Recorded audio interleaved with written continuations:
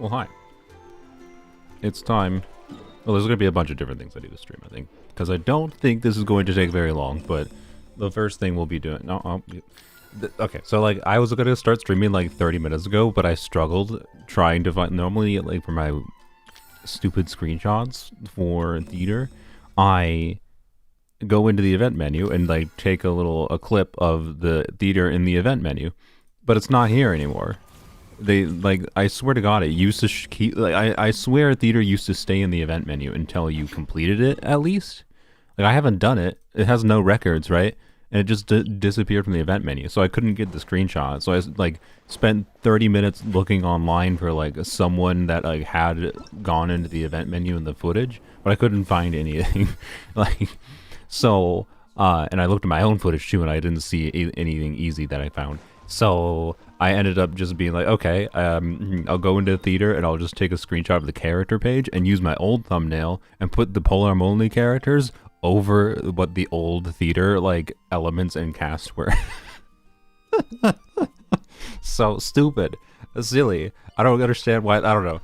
Does this mean Mihoyo, like, does this mean Mihoyo's strategy of trying to use theater to, like, get people to pull more characters is just completely failed? That they're not even trying to use it to push, like, pulling for characters anymore? Like, now it's just a thing that exists that they're like, ugh, well, it exists, so now we gotta update it. Because that's what it kind of feels like. If they're not even keeping it in the event menu, it tells me the strategy didn't work.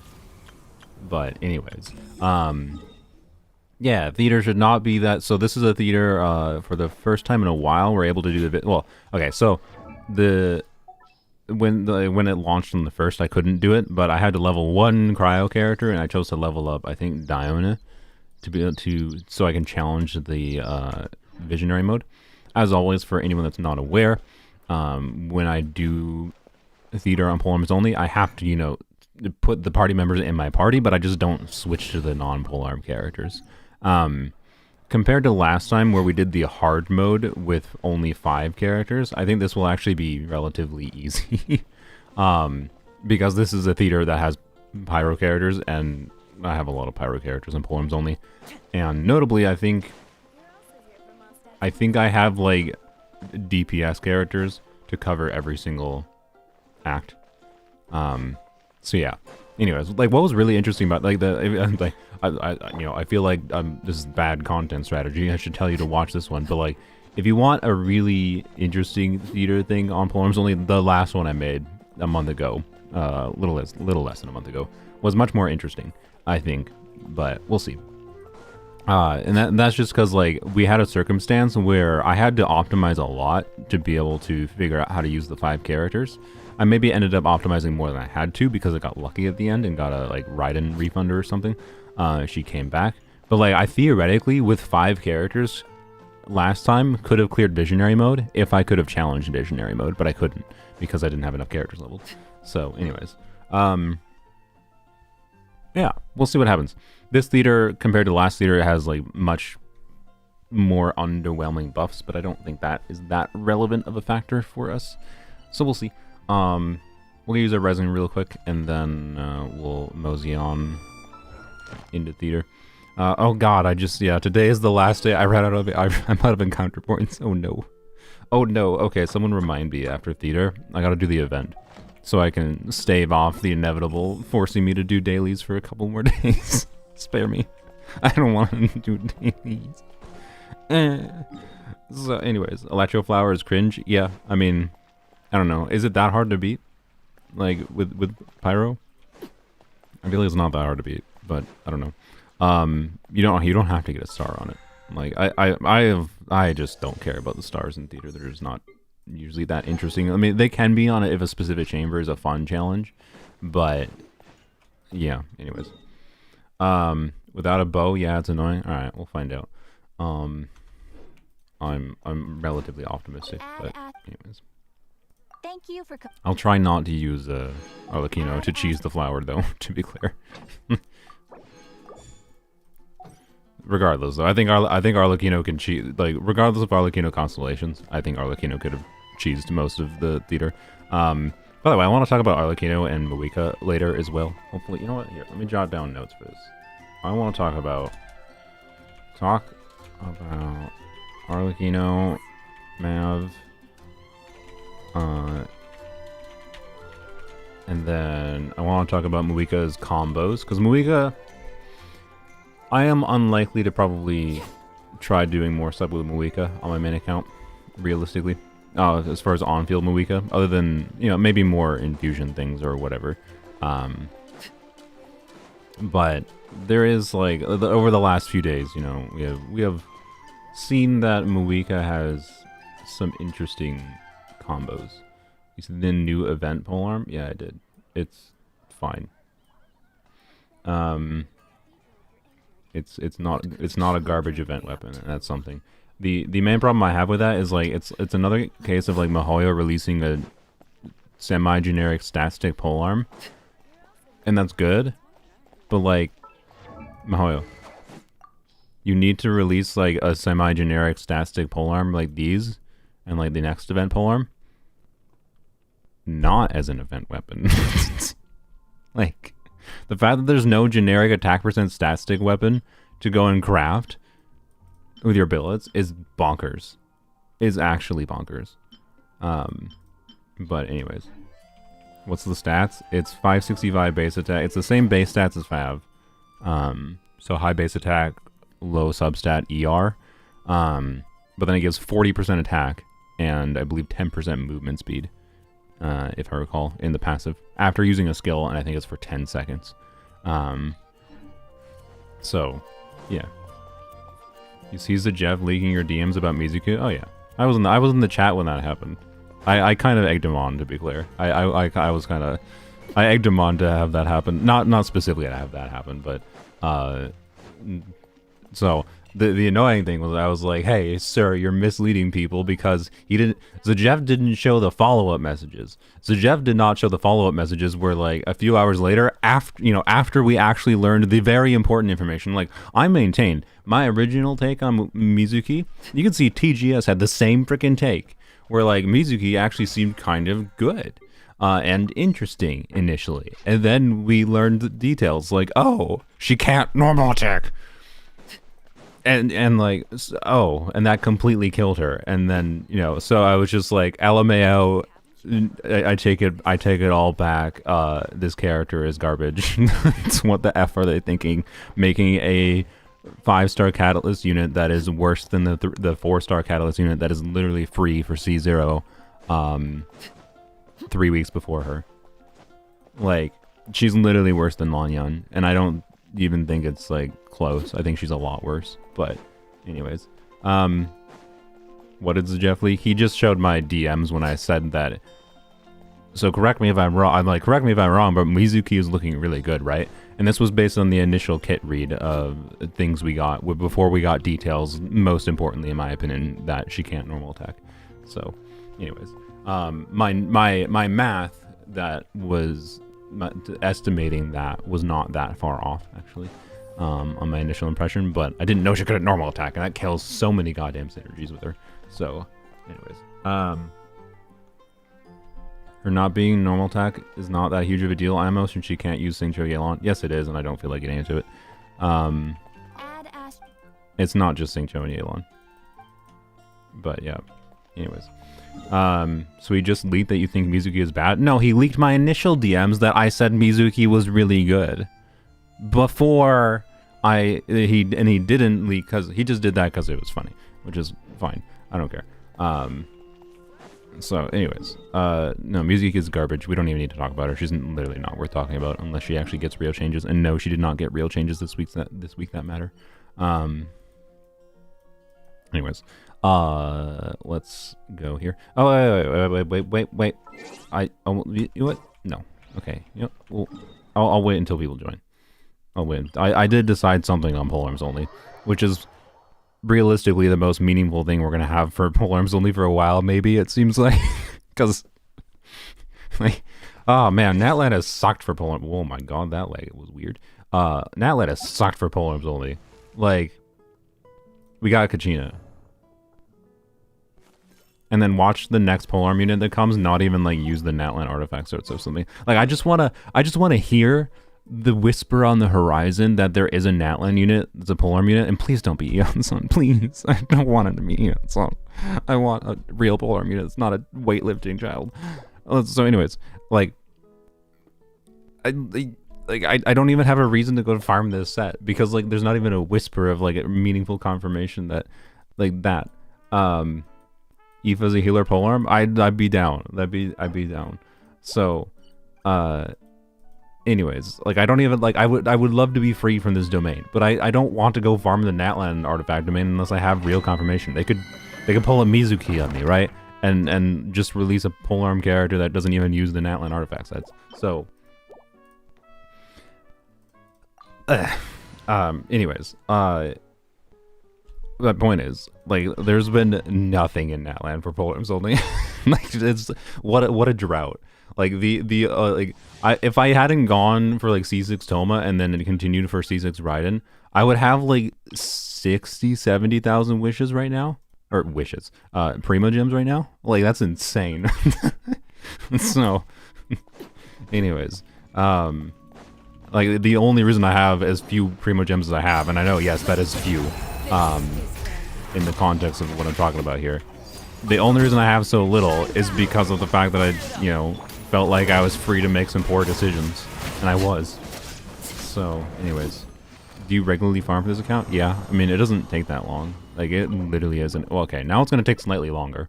I haven't had to do dailies in many months in this account, because I've had enough of an accrual of the long-term encounter point things to not have to do dailies just by spending resin.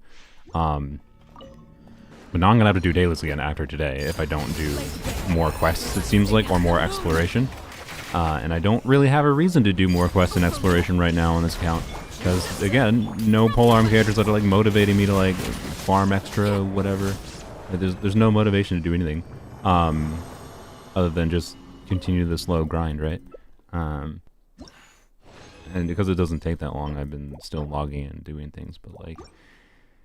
Yep. Anyways, which character will you borrow at theater? Nobody's. Well, I don't know. Maybe somebody's if I'm too lazy to like switch one of my character builds at all. But, anyways, there is at least one semi, not really that meaningful. But hey, it's a form of content, and it's a thing I've never actually done before. And I waffled for a little bit on whether or not I actually wanted to do it. But today I am doing it. I'm doing a thing on Polearms Only. I've never done it in any account. Crazy. We use C6 Rosaria this time. Oh, that is actually a funny thing as well. That'll probably just turn into a short, I suspect. Or no, actually, it'll probably just be like an inclusion in the Shenhe wishing video. Which the Shenhe wishing video is not going to be like, oh, what does $300 get me on the new Chronicle banner? Probably. It's going to be, is Chronicle banners worth it? It is what it's going to be. And I'm going to be like, okay, I'm wishing for Shenhe in this video, and I'm going to, like, talk about, like, is Shenhe still worth it? Is Chronicle Banner worth it? I'm going to talk about the problems of how capturing Radiance makes Chronicle Banner substantially... Capturing Radiance and the weapon banner changes makes Chronicle Banner so much worse than it was before. So... And I'm going to do what I did last time and encourage people to only wish in Chronicle Banner if they have enough to guarantee the characters. But... Yeah, it's just like, I don't know, Rosaria on Arlecchino banner though is like something I will probably include at the end of the video, because Rosaria, the first polearm character I got in this account, is like, she's still C3. This character, since I started this account, has never had a banner where she ran with the polearm 5-star. And it's just by luck. It's just by luck for Mihoyo to troll me. And for the first time in like, it'll be 3 years in March, or no, sorry, 3 years in May, when starting this account, that the first time she is running on a polearm banner in like almost 3 years is with Arlecchino, a character I already have C6. Like, actually comical. And I have a guarantee right now. For those who don't recall, I tried to farm to get C6 Raiden, and I lost a 50-50, and I was like, okay, I guess I have C5 Raiden.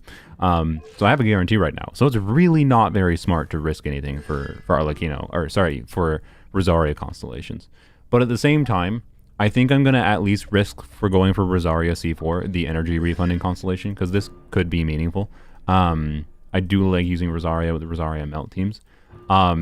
If I lose my guarantee to Arlecchino, that'll just be funny because of the fact that I did spend a little bit of money for Arlecchino, and I'll just use that as an... Honestly, you know what would be tempting?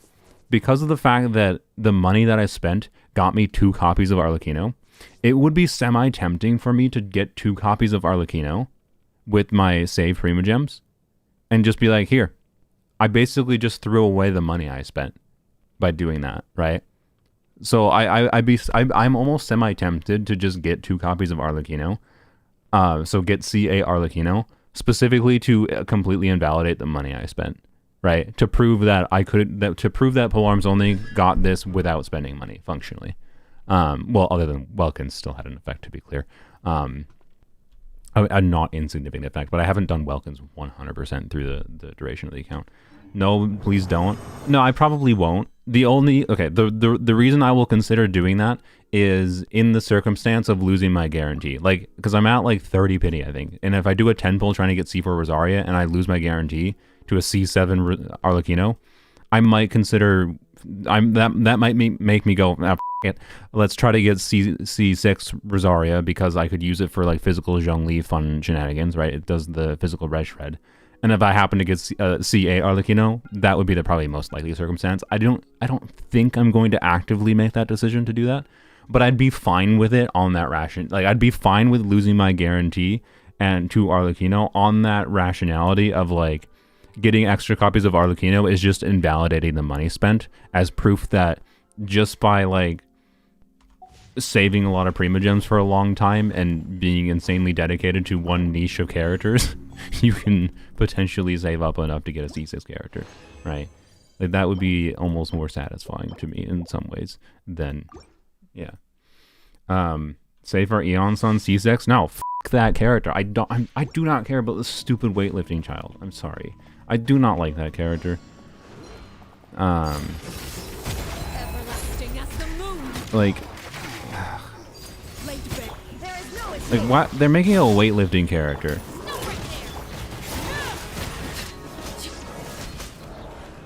And she's a child.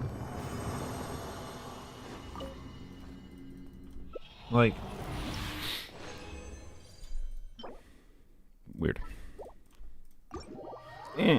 So, anyways, when was Rosaria's last banner? I don't know, but I don't know if she ever had a banner in period when she was featured on a Polearm banner. But, anyways, yeah,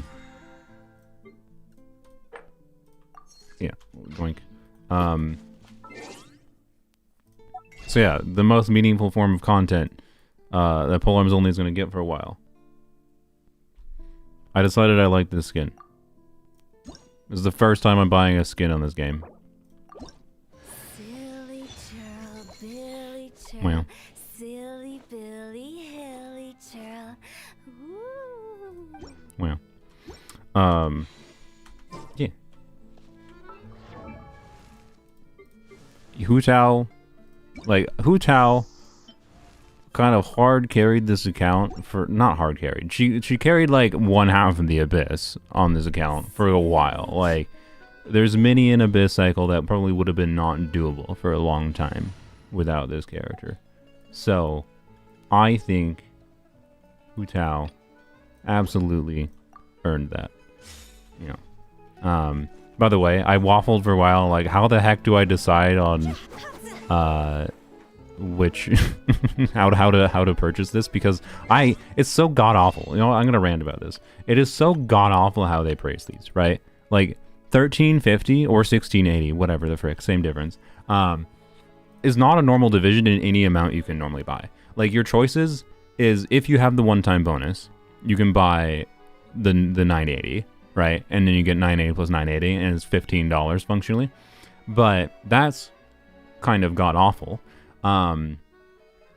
Relative, even with the bonus. By the way, without the bonus, I believe you cannot. No, can you? Is this enough without the bonus? I don't remember what it gives with the bonus. Without the bonus, I think it only gives like 200 additional. So I'm pretty sure this, even without the bonus, or without the bonus, I don't think this is enough. So like, if you have no Genesis crystals and you wanted to get it immediately, ignoring Welkins, you'd have to buy the freaking $30 one. It's so god awful. Like, why?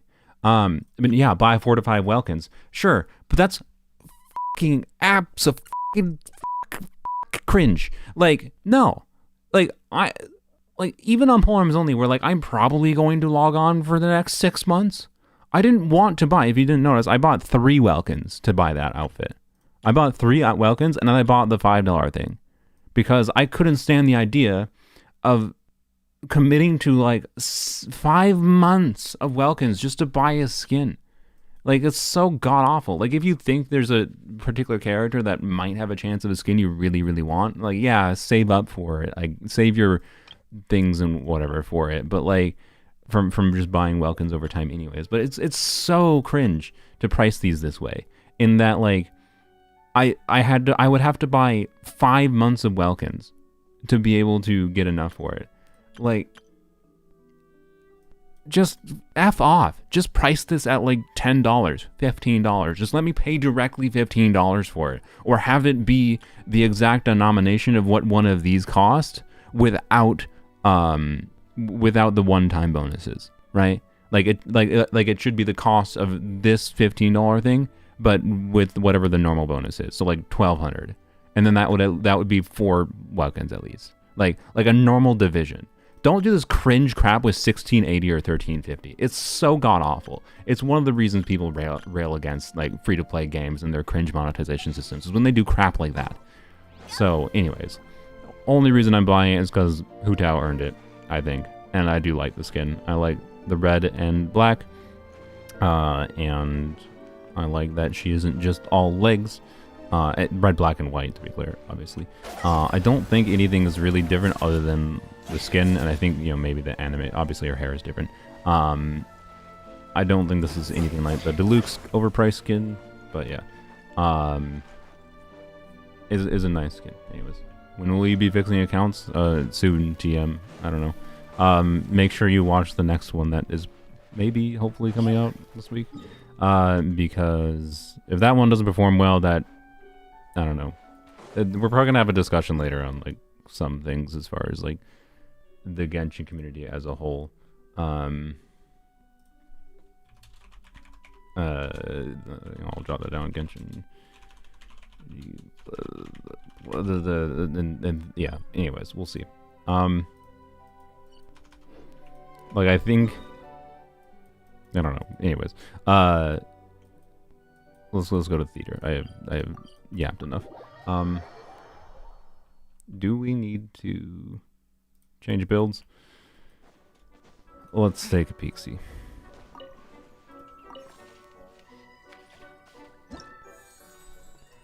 Yeah, as far as how much I actually use Hu Tao now, the skin is not very worthwhile. I just think she earned it, and I like the skin enough that yeah, frick it. That was basically my mindset. I don't know, like even though like right now like the amount of Prima Gems I have in Polearms Only is right on the line of I don't necessarily think it's super worthwhile for me to spend the extra like I don't need those extra Prima Gems that badly. That's part of the reason I didn't want to buy 5 months of freaking Welkins, right? Like ugh. And then, like, it's so cringe the Welkins are so god-awful. And they're hyper predatory as a monetization scheme to force people to log in daily to claim them. It should not be legal that they can't give you the full value of those. Like, if you don't log in a day, it should just delay it, right? Like, oh, you don't log in a day, it's not that you lose the 90 Primo Gems, but you just, now it's just delayed a day, right? So, yeah. Like, they literally don't give you what you pay for unless you log in every single day. Anyways. Equipment config. So, there's the hamster, there's the Vishap, and there's the Regisvine. Why did you go to Amber? I'm not really gonna worry about you. So, as far as, like, DP... How many DPS do I have? I have Rosaria, Xiangling, Arlecchino, Hu Tao. Oh boy. Okay, this might be slightly harder than I expected. 1, 2, 3, 4. Do we turn I don't know. I think the most compelling one we can build for damage is Chevreuse. Chevreuse could probably clear some early things. Who do I start with? I don't start with a polearm character, do I? That's a little annoying. We might have to RNG a little bit then for starting with one of our DPS units. The ideal one, sadly, the ideal one would be to use Chevreuse, but we don't have electro units anyway, so it's not that big of a deal. If we can use Chevreuse on her own to clear the early chambers,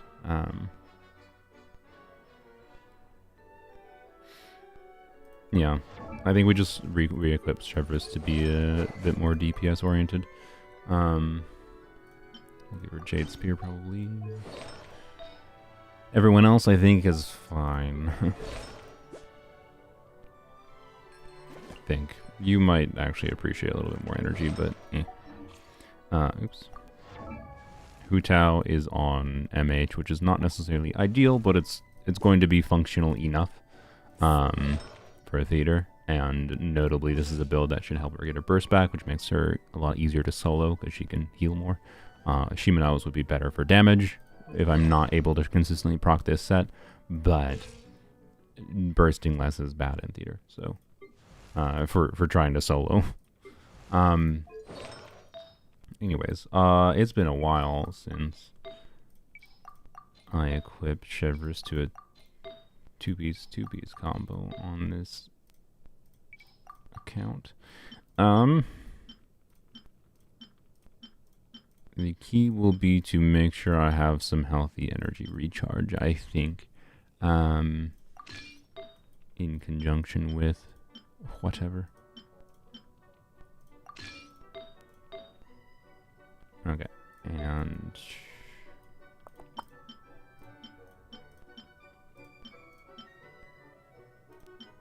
I feel like a crit damage cycle would be better. Either want pyro damage bonus, okay, pyro damage bonus, or two-piece attack. Two-piece combos is what I'm looking at. Two-piece attack, two-piece pyro. Okay. What do I have for Shimenawas? That's not very exciting looking. Those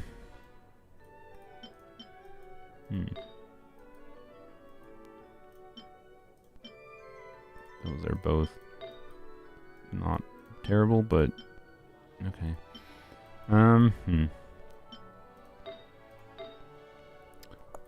What am I doing? I gotta figure out the timepiece then. That's the real question. Ooh, what the frick did I just select? Def? No.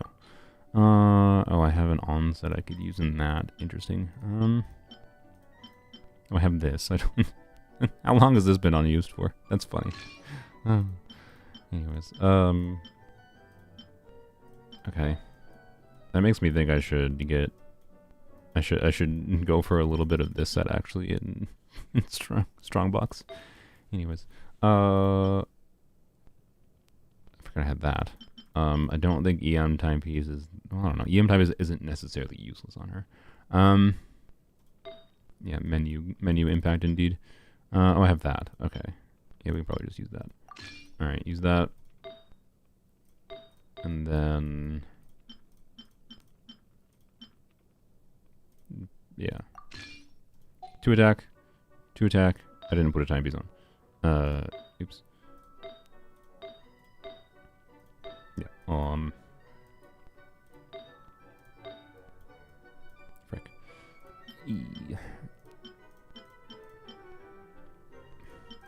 I have too many pieces on this account. You know what? I think this is... Yeah, here we go. I think this is actually the highest CV. 142 ER. 80, 180. Alright. Do it like that. Might need more energy recharge, honestly, for soloing. Or burst is... I don't know. Actually, do I just do an ER timepiece? Like...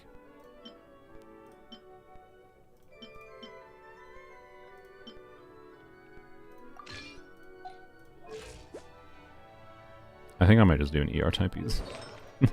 Like... I don't know. Does it feel bad? And there's our attack stat way lower, especially with like no attack substats? Yeah. But at the same time, bursting is going to be a lot more damage, I think, on her. And like we don't have our burst, we don't get our C4 either, right? That's a notable factor too for the extra skill shots. So let's run it like that. All right.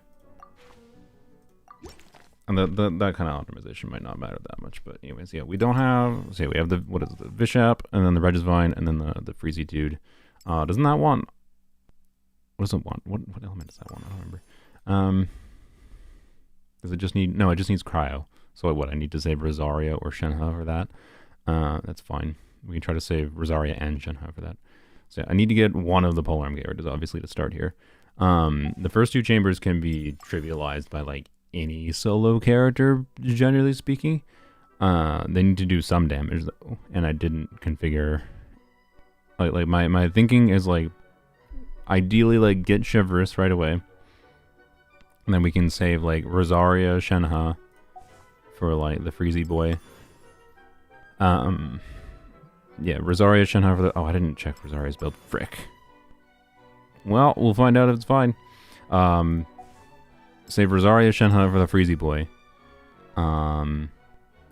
Arlecchino can solo anything. Hu Tao, I think, can solo basically anything. So it's got to be either Arlecchino or Hu Tao for the Regisvine, of course. And then we have Xiangling. Actually, Xiangling could probably solo the Regisvine, I suspect. So yeah, it's just a problem of, I think, who do we use for the in-between chambers, but more importantly, the first two chambers. I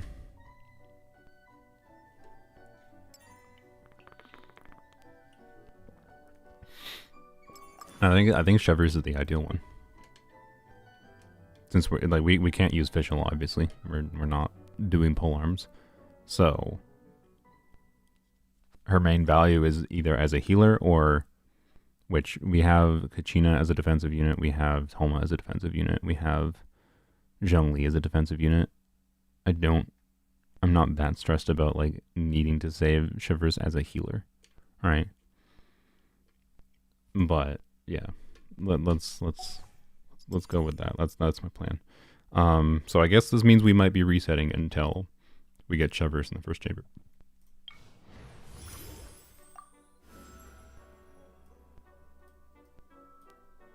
Wow. Okay. Companion Geo. I mean, if I wanted to solo with Zhongli again.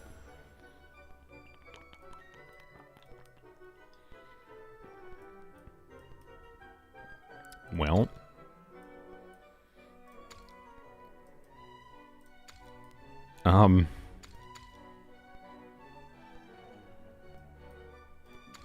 The Chevreuse?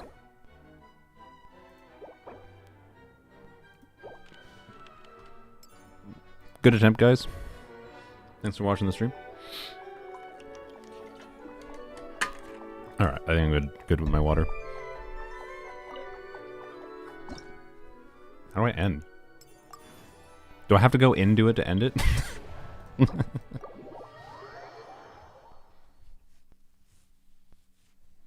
Kachina defensive unit? Yeah. EM bot, indeed. Someone enlightened me, by the way, recently to her being a much better defensive unit with her C6 because of the fact that she automatically... her C6 basically makes her keep up the crystallize a lot more consistently for her crystallized shield, which is interesting. So her true defensive... That seems to be the true value of Kachina C6, is for a defensive utility, but... And...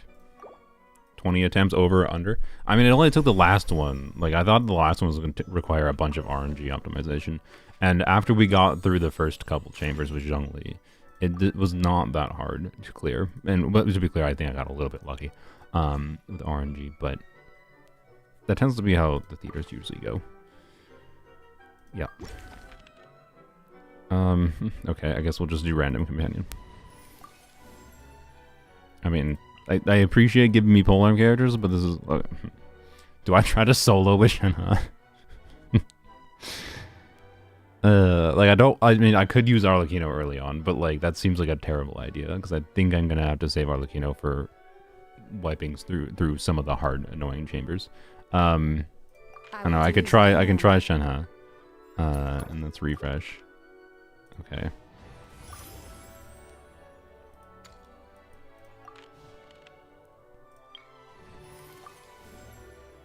Well, I mean, 2 Polearm characters to start is good. But yeah. Anyways, well, Shenhe can get melts against these. Wait, these are the ones with Pyro, right? It says Pyro characters have an advantage. Excuse me? Pyro characters have an advantage against the... Maybe those are not the ones with Pyro on them. I don't remember. Why do they look the same? Oh, you gotta do better with your things. I think these are probably still better with Shenhe. Alright, I don't know. We'll try it. Are these more annoying? I don't know. It doesn't really matter. I think... Oh, okay. Ruin Drake, Ruin Grader. Okay, these have, like, easy to dodge attacks, though. But also we're doing, like, physical damage for... Liquid is Pyro. Okay. Alright, I don't know which one of these is more annoying. I think these ones' attacks are way more annoying to dodge. So I'm gonna do this, I think. Might regret. It's fine. This is not my ideal circumstance, but we'll see what happens.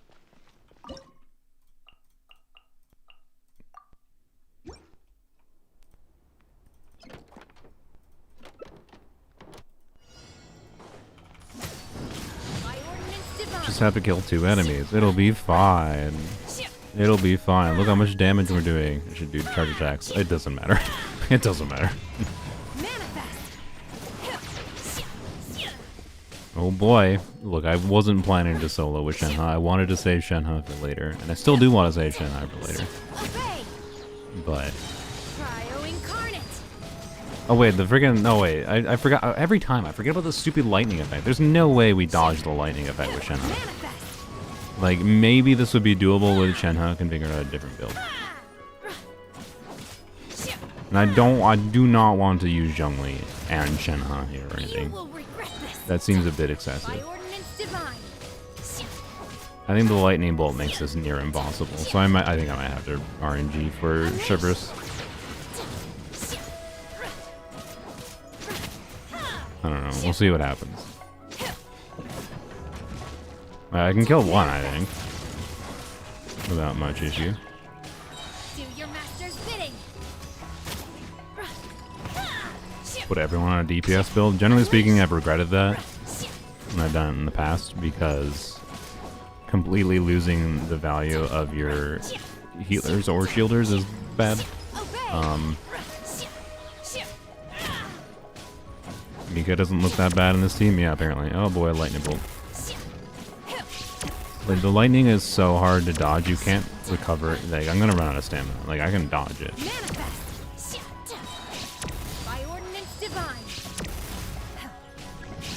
If I had Sitlali, I could probably dodge. I'm not sure of this, but one thing I noticed with Sitlali, by the way, when I was messing around with her... I'm out of stamina. I'm not even gonna kill the one. Okay, I think solo Shenhe is probably not a thing. I just got a shield. Where in the world did I just get a... Where did I get the Noelle shield from? What just happened? No, like, actually what happened there? What? Noelle has a passive that puts a shield up? I didn't even notice. I've never noticed that before. Whatever. Noelle is cheating then. See, this is why, yeah. I don't know. It's the best I can do. It's the only way I can actually clear. Sometimes you're going to be passive. That, I guess, takes an effect.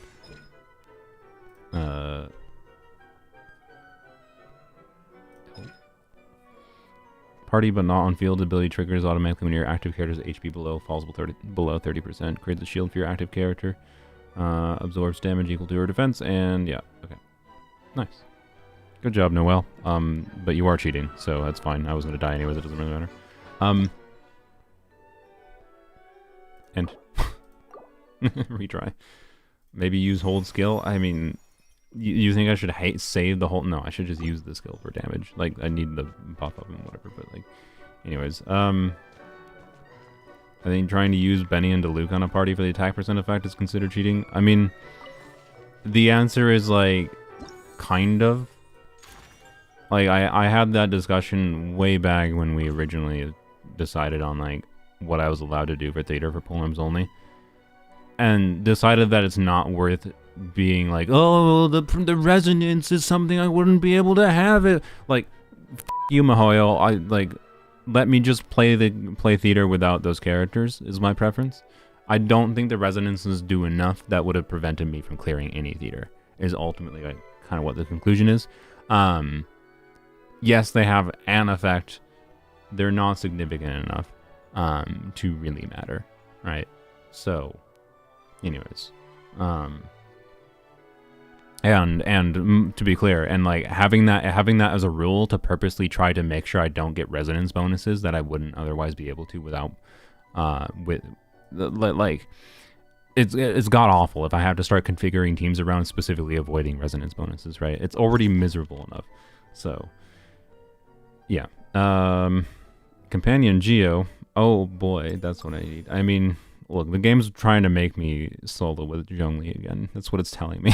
It keeps on being like, here, have a Geo character. Solo with Zhongli. I mean, look. If I cannot, for the life of me, get Chevreuse for some reason.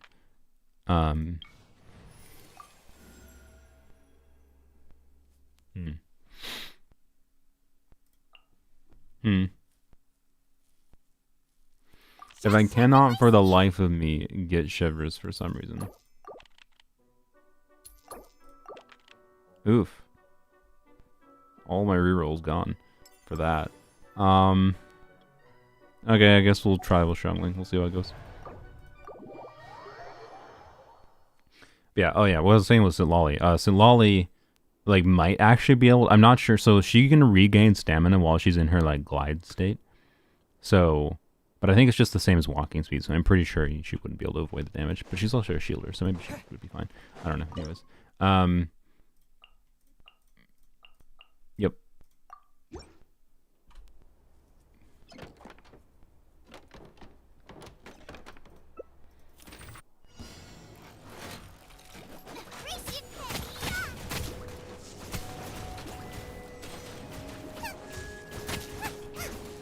Yeah, what just exploded at me?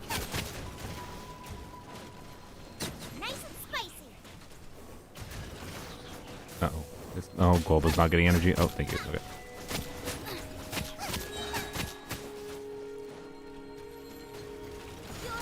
Stop these freaking dogs. I've never had to pay attention to what these dogs do before.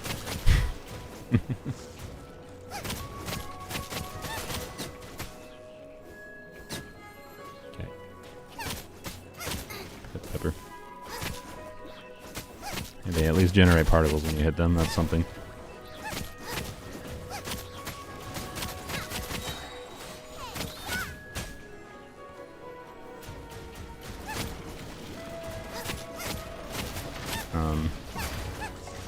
You not. This was the only enemy choice, right? I don't think I had any other enemy choice. Or was I stupid in choosing this? I think this is the only enemy choice. Oh boy. Yeah. Oh, Noelle's giving me a shield again.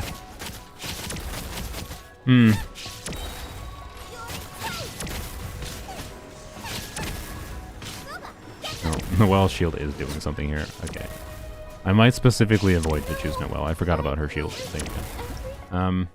No, we don't do full stars. Full stars are cringe.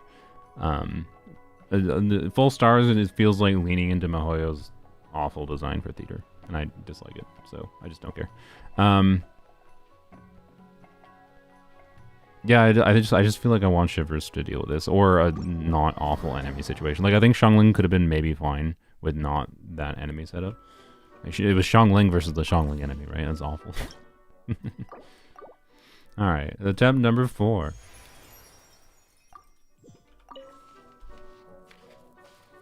Kaya would indeed be useful, if only he learned how to pick up a polearm.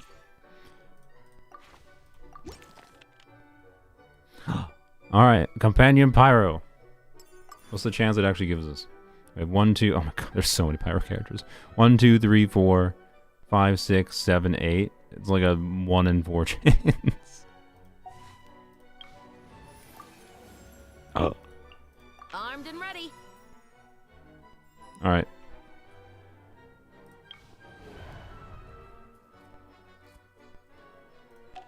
Now we gotta be smart. Are these the best ones? I think these are probably the best ones.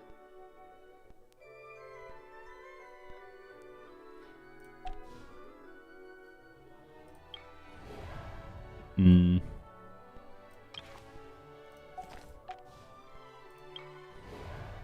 I don't know, these could be trivialized by Chevreuse though. But we can also like actively stun these ones, I'm pretty sure. Actually I'm not 100% sure. I don't remember where Chevreuse aims for these dudes. I don't know if she can actually do it. We'll do it though. It's not choosing Noelle this time. Well, I mean, Noelle I don't think it matters this time because we have Chevreuse healing, so. Alright,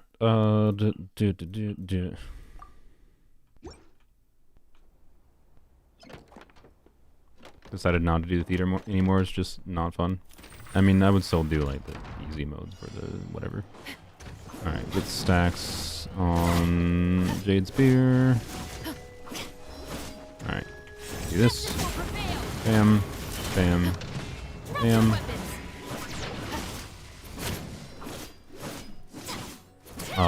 I think I needed more than 190 energy.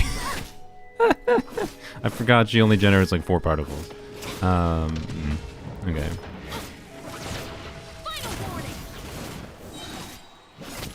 Okay. Oh, you know, I probably shouldn't have done that. Okay. Well, I might have to actually optimize this a little bit. Yeah. Also, I forgot to like try to stun it with its eyeball, but oh well. Okay. Why can't you change your build in theater? It's so like, it's one of the things that makes theater so unfun, is the fact that they don't let you change your builds in it. Stop right there.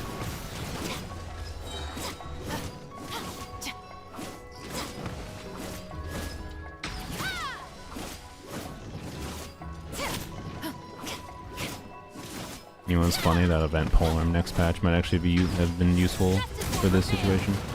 Alright.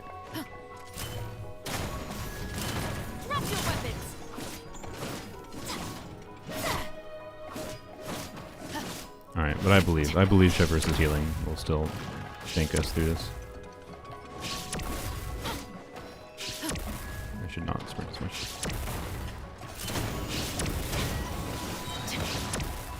We're saving build the next 15 seconds, or 8 seconds, skill cooldown.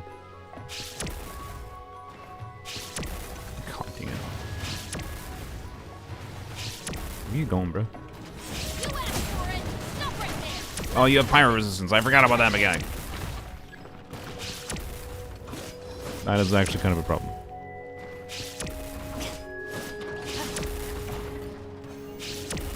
Oh, wish I had my skill up.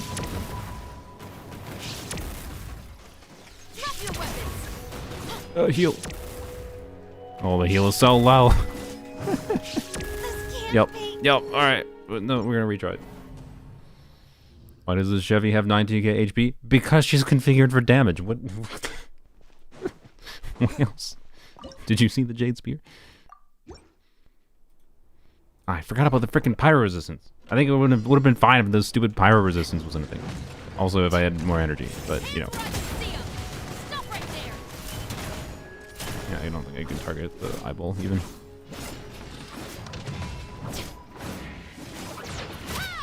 Why did I gain so little energy this time? What happened? Like, why do I have so much less energy than I had last time?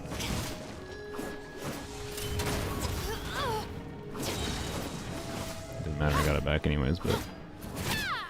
It's very rough having to use 2 skills to get her burst back. Like, if I had her configured to get burst back in 1 skill, or if I had, like alternatively, like, it would have been better in this case to...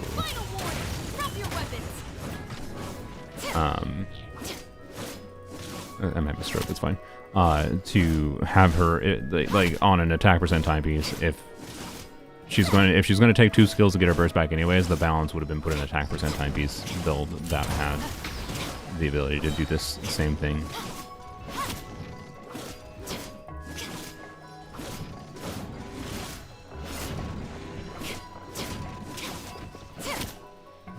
Okay.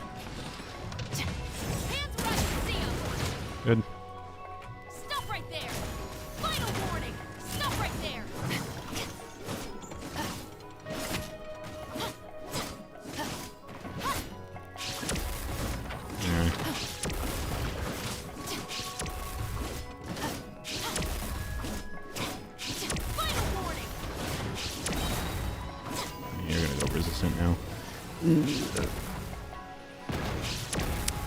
Oh boy. Oh, that's so awkward. That is so awkward. Justice will prevail. Drop your weapon. Stop right there.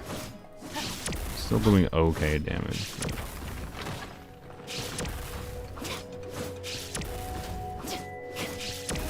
Hell, that does so much. Drop your weapons. If you could just cease your pyro resistance, that'd be nice.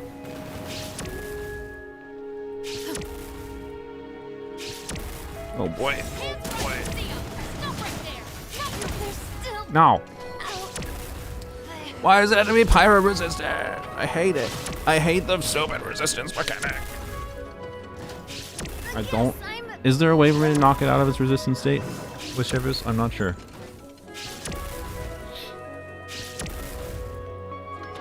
Why not use someone else? Did you look up Polearms Only? Polearms Only. Polearms.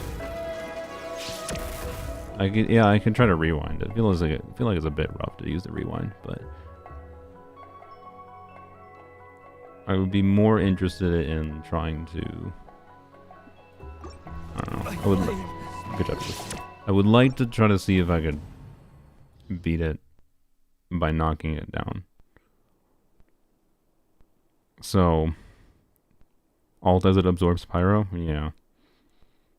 Let's try that. We'll try that. If we can't get that to work here, we'll rewind. We can't rewind until Act 3. Oh, kill me. Oh no. Well, I guess we're in this then.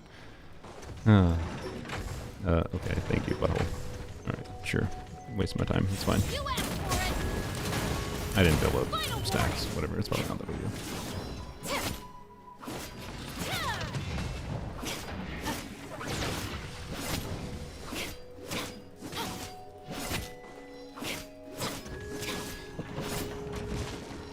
Drop your weapons.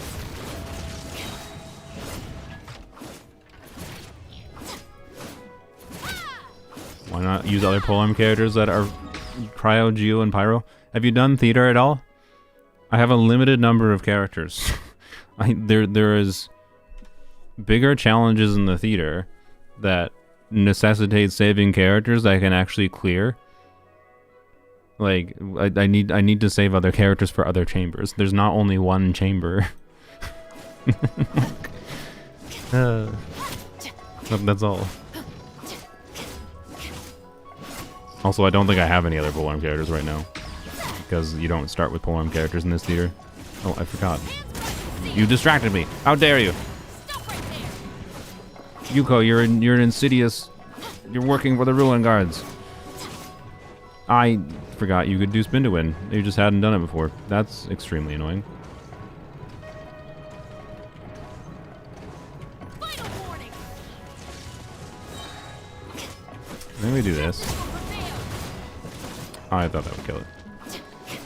No. Okay. I regret doing that.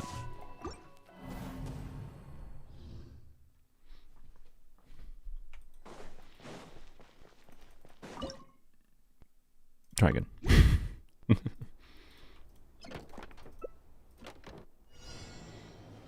Alright. Don't be a butthole. See ya. Stop right there. Stop right there. Final warning.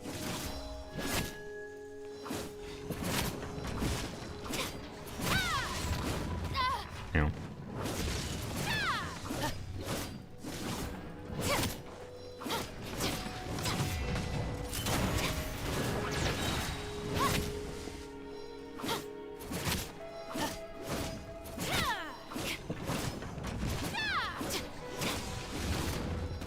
Ew. You asked for it. Of course, the initial hit didn't crit. Stop right there. Final warning.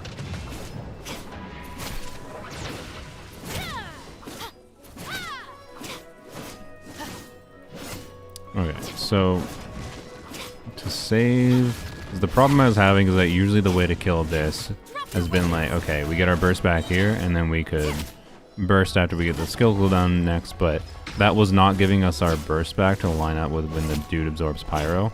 So I think I just kill this dude slowly here, which is not good for a lot of reasons, but...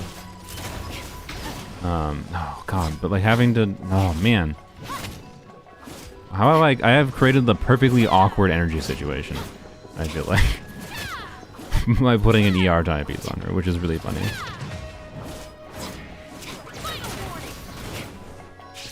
Okay, like having the lightning start at the start of this is so bad. And no, he's not even gonna start absorbing pyro though until I hit him with pyro hits though. So that strategy doesn't even work. Right? Or does he absorb pyro even if...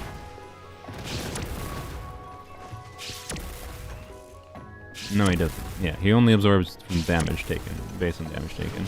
Your crimes are...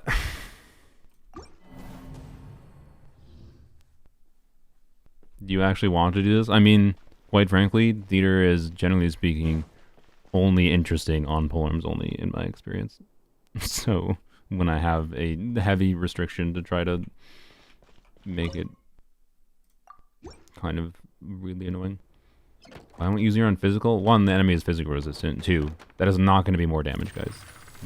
You see, like, me getting, like, 80k damage. Probably not 80k. Like, 60k damage from her burst in 3 Es. I think it's more than that, actually, if they all crit. And you're like, oh, use physical? That's your conclusion? I need to amplify the 500 damage here to 700 damage in sacrificing, like, 3,000 damage? That's the gameplay plan? Actually, no, I think 80k was accurate. I think 80k was accurate. Physical is not the game plan. Just because you're seeing a high frequency of physical numbers because I happen to be smacking with auto attacks does not mean it's doing more damage.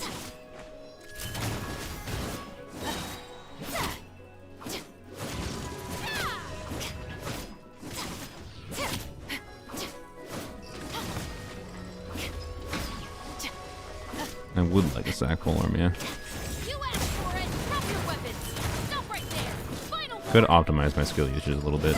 I think I should activate my burst like when I'm at like 2 seconds on the skill.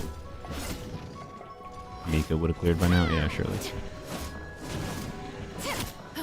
This might be another circumstance of where I should have just left Chevreuse on like a just left her on the healing build. Because maybe she would have been able to just heal through the lightning. But I don't know. She heals a lot on the healing build. Like for every single time I do this, I forget about that aspect of like maybe I can just fully heal through things. Okay, that seems terrible. I don't want the lightning to start here. Yeah, the fact that you can't change builds in theater, despite the fact that it is inherently RNG and therefore you don't know exactly what team you're using with a given character, blows my mind. Like, is Mihoyo that stupid? Do they not understand that characters have different build needs in different kinds of teams? And, like, you would have the need to potentially put more, and most notably, potentially put more ER on your character in a given situation. Like, not just for this situation, obviously it would be nice this situation, but just in a normal context, when you're playing normal teams, it's RNG, and you might want to switch equipment around. Like, no, you can't switch it. It will use whatever you have on when you started.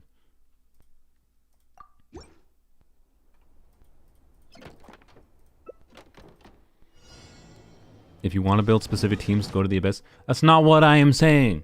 What I am saying is that theater is going to give you a random selection of characters. Like, semi-random. Like, you can control it to some degree. You can optimize around RNG if you really want to control it. I'm not saying that.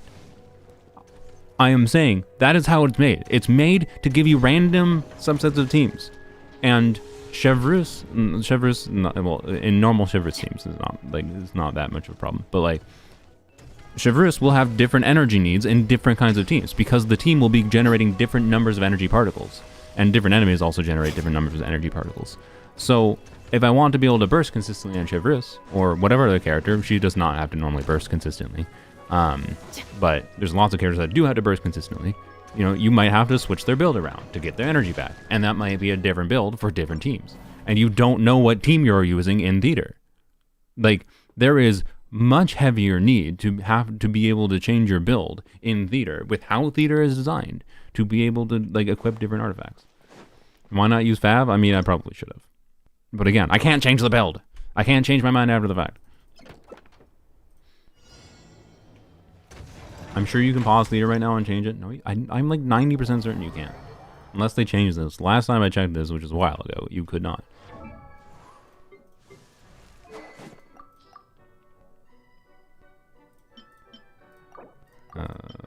Actually, we'll do R1. We don't need R5, I think. Yeah, that'd be fine.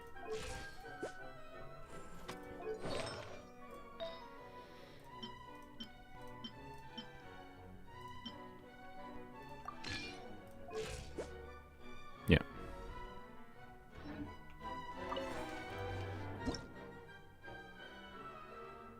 I mean, you can change the build. It doesn't change in the current run.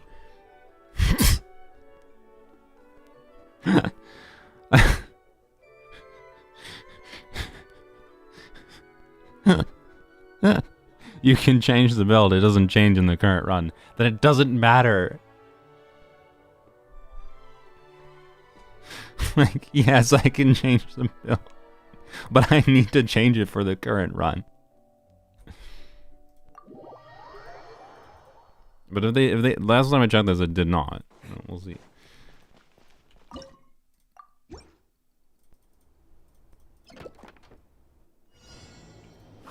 No. See, yeah. All right. Let's just reset. I'm sick of fighting this enemy. All right. Yeah. I don't know. Mahoyo could do many minor things to make theater actually kind of interesting and fun. Yeah, we'll leave the fab build on her. Who did I take this weapon from?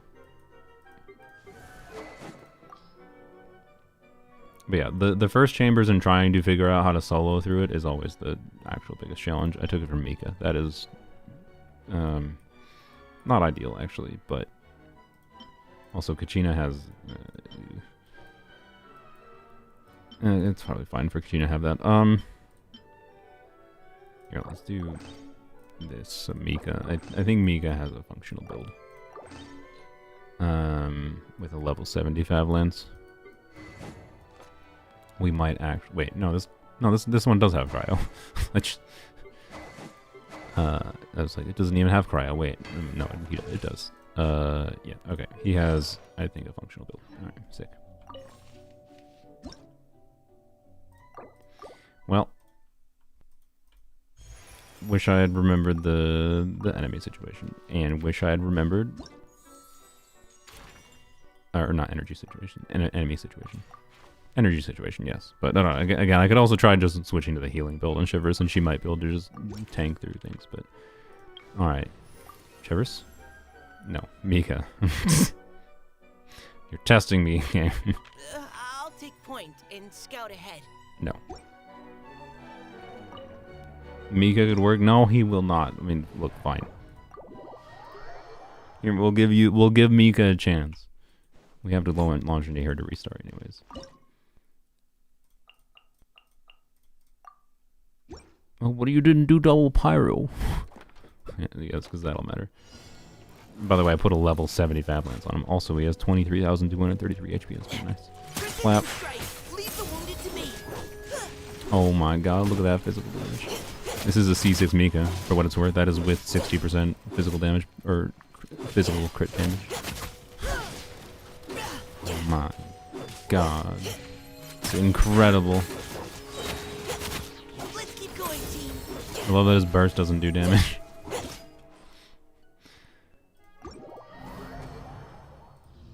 Double cryo for the crit rate. Oh, true. Yeah, he did have crit rate there. What level are his normals? Doesn't matter. Do you think his normals doing 10 times the damage? Well, maybe 10 times the damage would be enough.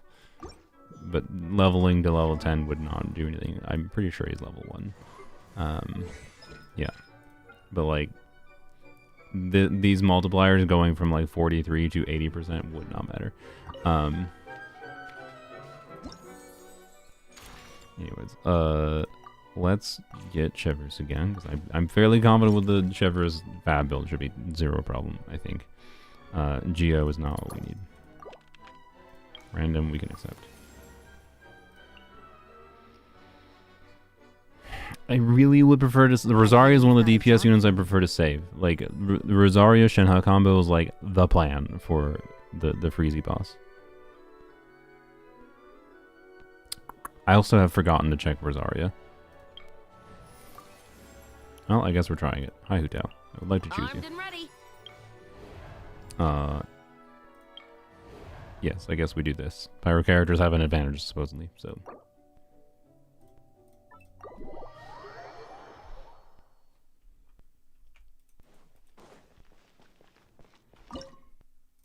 Alright, I believe.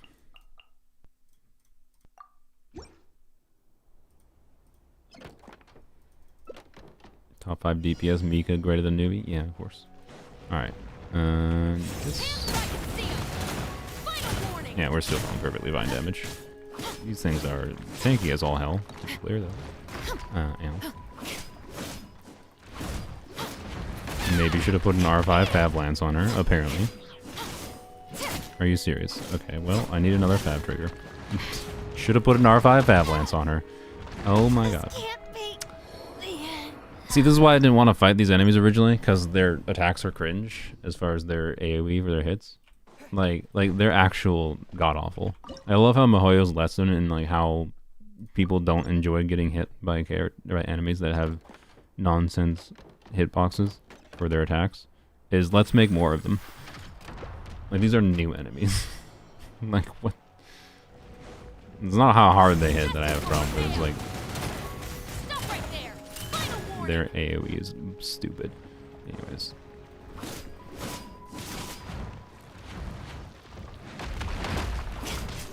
No, Halo.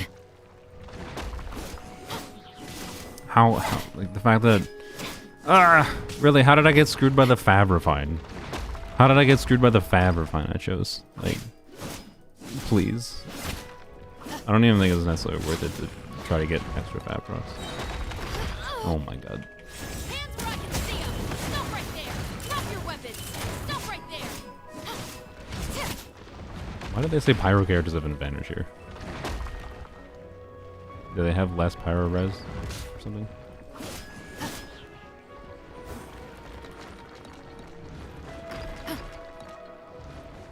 Drop your weapons.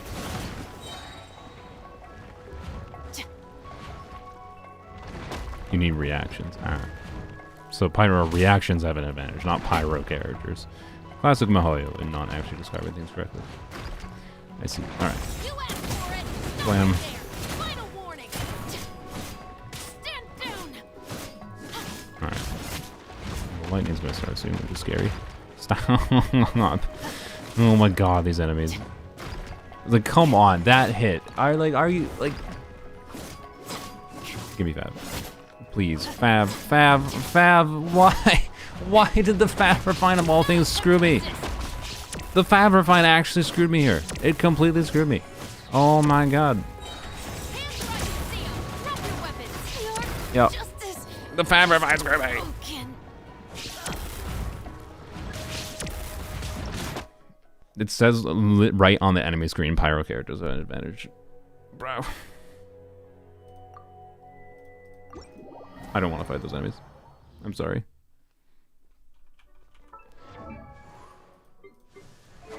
I cannot believe the Fab Refine is what mattered there.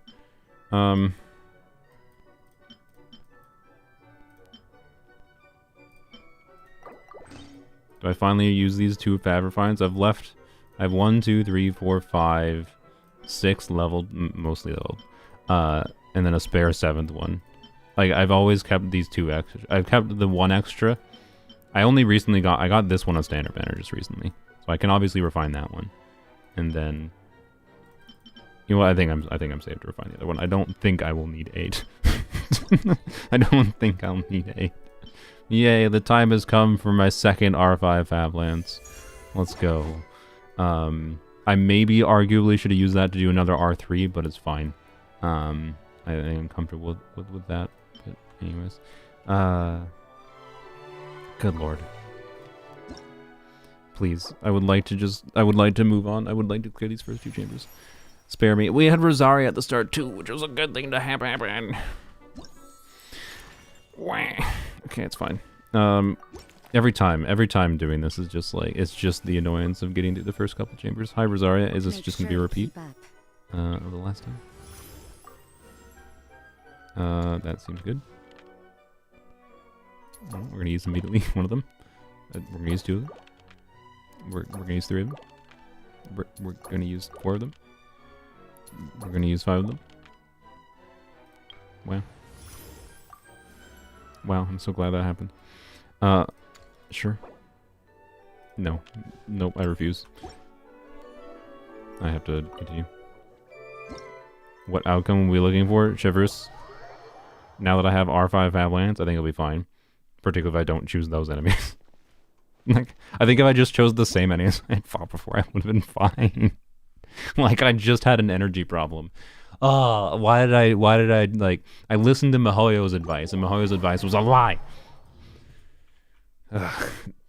Just DPS Kachina. No, I'm not willing to do that right now. Maybe if I had a full team, I would be willing to, but no. Oh boy. Anyways.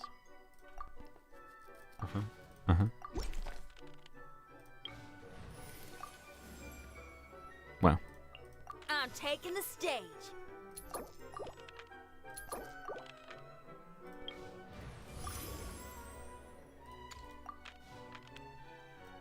Nope, wrong thing. The 2 polearm characters. I mean, look, the game's and it's trying to get me to do. God, I keep forgetting. The fact that I can't exit without going into it versus Sony. The game wants me to do solo Zhongli again, but I would rather save Zhongli. I want to prove that the Chevreuse plan is going to work at this point. But yeah. Good lord. No, I hit continue. Loading screens. Loading screen impact. Someone should sneak into Mihoyo and double all of Kachina's multipliers. They wouldn't even notice. You were correct, they wouldn't. And it also wouldn't make her very good, but it would make her more fun. Alright. Please. Oh, by the way, I got to talk to Jeff for the first time. I was in his chat, and I joked about... He was getting called by random people a bunch of times, and I joked that now I should call Jeff and sell him on Candace and Mawika. And I failed to sell him on Candace and Mawika because I wasn't prepared to do it, and it's also not really that strong of a synergy. So, you know, but specifically Hydro and Fusion Mawika, I should say. But anyways, that was fun. You can probably find a clip of that somewhere. I don't have it for you though, I'm sorry. It just popped in my head randomly. Let's go. Pyro!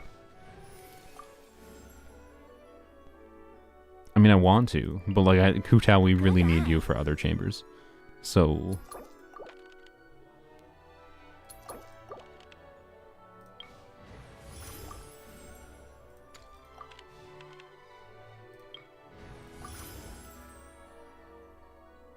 One more characters will be added to the setup lineup. That seems good.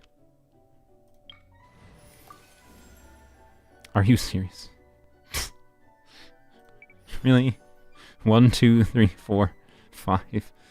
Come on.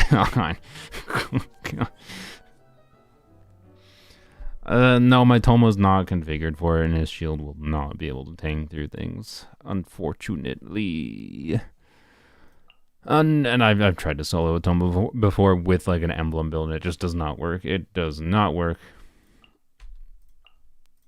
He was so dead inside while you explained the Candace team. Yeah, I know, it was funny. I guess the house. Jeff does not like fun, silly ideas. Anyways, he showed Candace as a vape support. Yeah, I know. I actually talked with him about that briefly. He explained the very simple combo that you have to do. I will probably talk about Mawika and her combos later. That's one of the things I wanted to talk about. But anyways. They gave Kachina the DPS tag in theater? Really?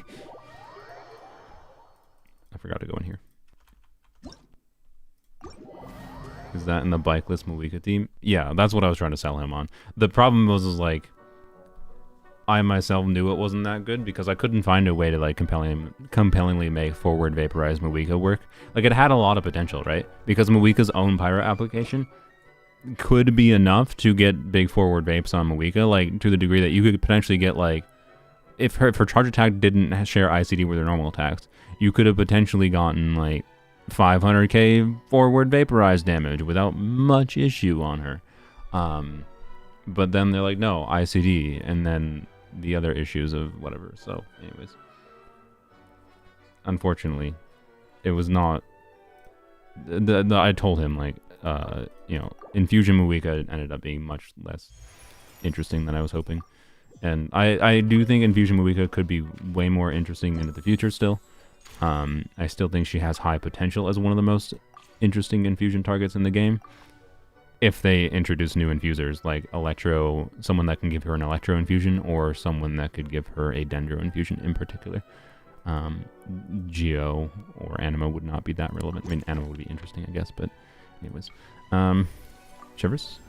Ah! Hi. All right, team. Okay. Let's move it out. I should have looked up what the enemies were before I selected this, by the way. Let's not that. Alright, well, oh.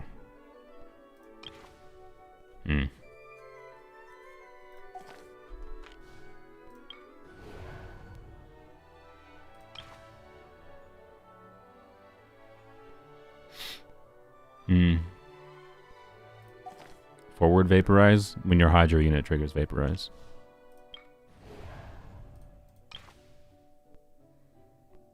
Yeah, Mulan. This is probably the easiest one, right? I have to imagine. Like, they have shields, which is annoying, and they have the healer, but I don't think that'll be that annoying. I swear to God, if I get screwed over by the enemies I choose again, like, this might be fine, but also might be annoying.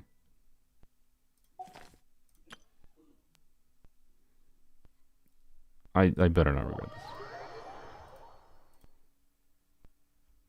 Oh yeah, the Hydro Somatril might apply Hydro to enemies too. That's true. You think you can 36 star with C0 4 stars? Yeah. Wait, no, C0 4 stars. Sorry, that's a different question. Okay, I would prefer the other dude come over here. Can you... My dude, why are you taking so long? Why are you taking a leisurely stroll? I hate you. Why? Okay, I love Mahoyo when they're awful starting situations. With C0 4 stars, can you 36 star? Like, at all? Absolutely, probably. Depends on the Abyss cycle. This current Abyss cycle, I'd say you really, really struggle.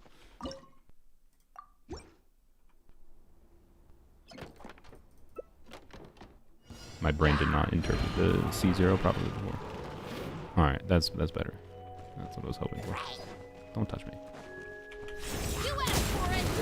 Final warning. Drop your weapons. Stop right there. Alright, see, this is what I told you the Fab would matter. Also, the Heliotros here give a lot more particles. That matters too. We're gonna wait for... No. Hands where I can see 'em. Final warning. Drop your weapons. What the heck just happened there?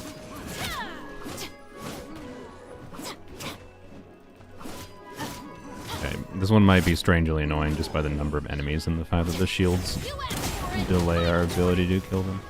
Drop your weapons. Alright. You need to apply Hydra to them, please. Also, I need to get their shield off, but, you know. Stop right there. Final warning. Why does your shield not burn away?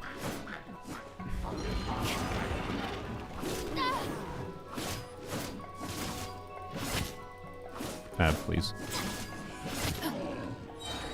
Justice will prevail.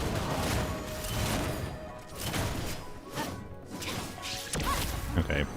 This is so much more hard than we thought it was going to be. By the way, like, a lot more hard. The shields are god-awful. The shields are actually god-awful. What is this theater? Why is every one of the enemy setups, like, actually just extremely awful? You just got your shield back, you actual...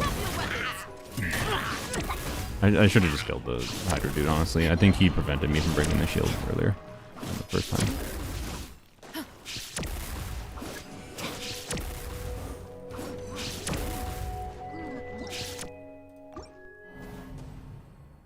Should you try healing Chevreuse? She was healing, yo.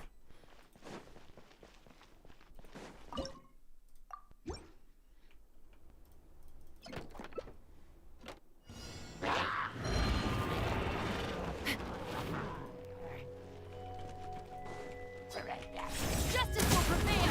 Stop right there. Drop your weapons. I hope as in delaying that, it extends the burning to... Yeah, there we go. Okay, that's what I wanted. Did not want to have to waste anything. Stand down. That's fine. You asked for it. Final warning. Stop right there. Not killing them with that second burst really sucks. It really does suck. Do not attempt to resist. Hmm. Hands where I can see them. Final warning. What? Drop your weapons. Thanks, I guess. I would prefer if you just donate me $1 through stream, but if that's the only way for you to donate, thank you, I guess. I really don't need pretty much everything in this account, though. You asked for it.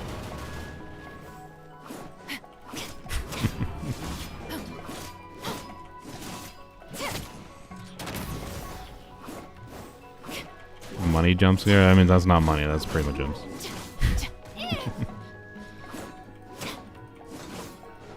Oh boy. Hands where I can see them. Drop your weapons. I'm here. Stop rocking away! Bro, I love enemies that run away from you. It just really makes this feel like a really sophisticated game sometimes.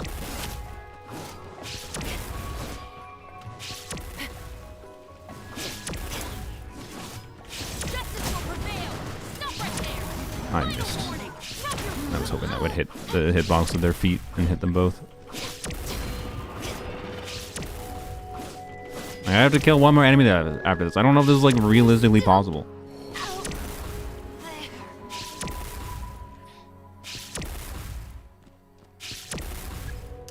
I blame the person in my chat that concurred with my opinion about trying the hilly trails. The hilly trails were clearly a terrible idea. I think it just needs to be the ruin enemies. Like those two ruin enemies that I fought at the beginning would have been perfectly fine with this build. I'm like 95% sure. But having to optimize around getting Chevreuse and then getting enemies that are not annoying is so god awful. The ruin enemies run away even more. Not the ones I fought originally. I'm not talking the stupid teleporting ones. I'm talking the ones I fought originally. We'll try one more time, but like we're not even able to get to the last. And if I could get to the last enemy before the lightning started, maybe. But like the fact that like in the second burst of Chevreuse, I can't kill the hilly drills, the first ones that spawn, these ones, really sucks. Like, the shield's completely F with my ability to quick turn. Stop right there. Final warning.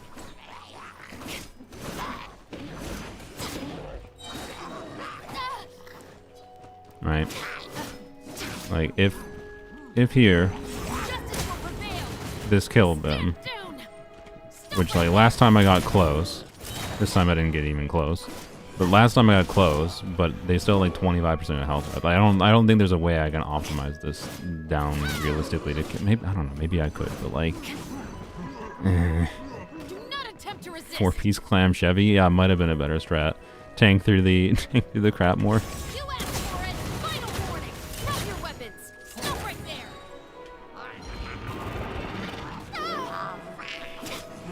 And it's possible utilizing this dude's hydro could be valuable.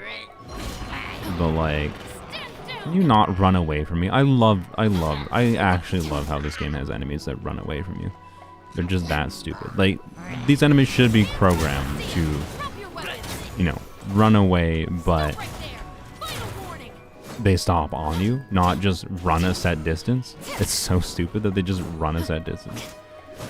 You asked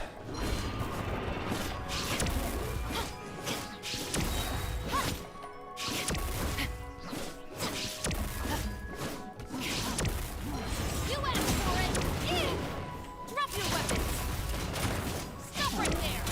Like...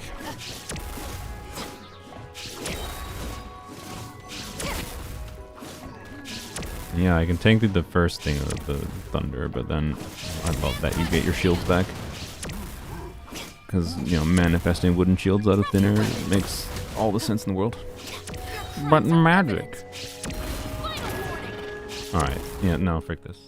I don't think it's realistically feasible without losing my sanity. Where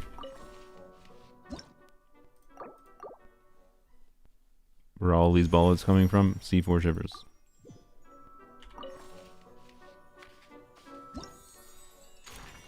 Alright, so what we want is we want Chevreuse. And then we want specifically the one enemy. Like, this one might be doable. I haven't tried this one with Chevreuse yet, to be clear. I'd be willing to try this one.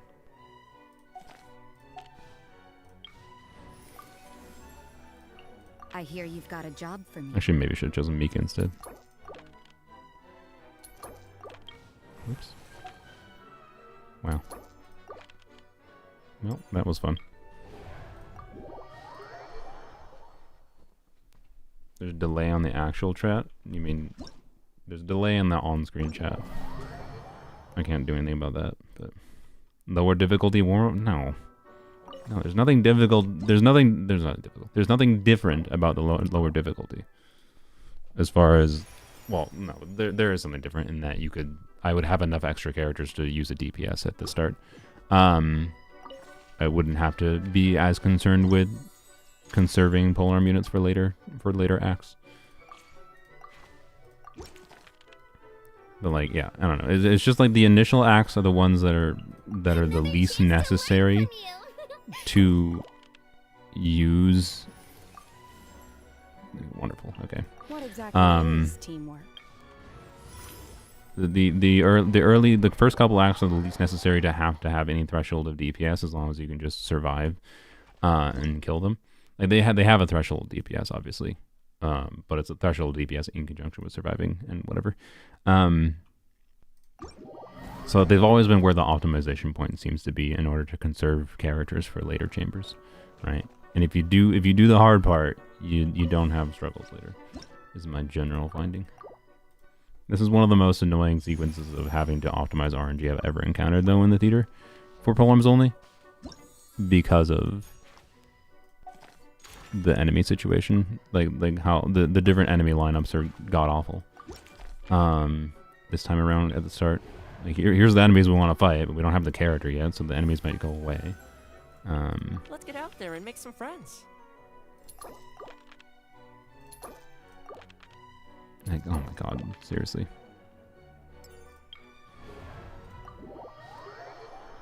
Is it fun? Theater? When is theater fun? Theater is rarely fun.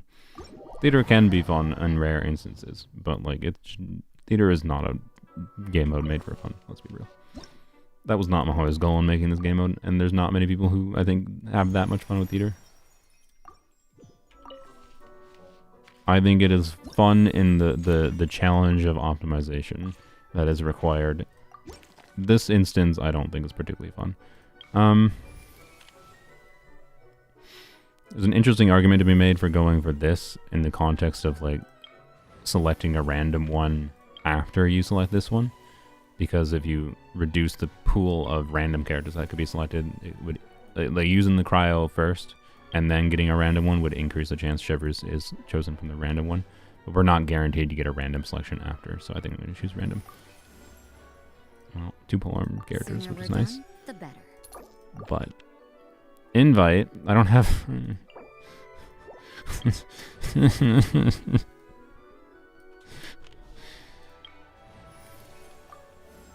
Oh, it didn't matter. All right, team, let's move it out. What does matter is the fact. Okay, I guess we get to try these.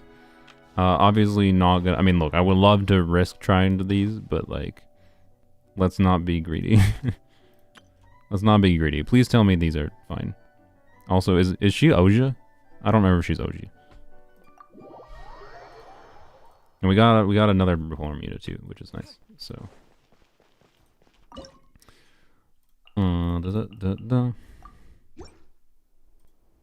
She's Oji? Nice. Alright, sick. She's Numa? Oh, okay. Not sick. Can I group these at all? I have no idea what the grouping of these You is asked like. for it. Drop your weapons. Final warning. Well, they got semi-grouped. Stop pooping bombs.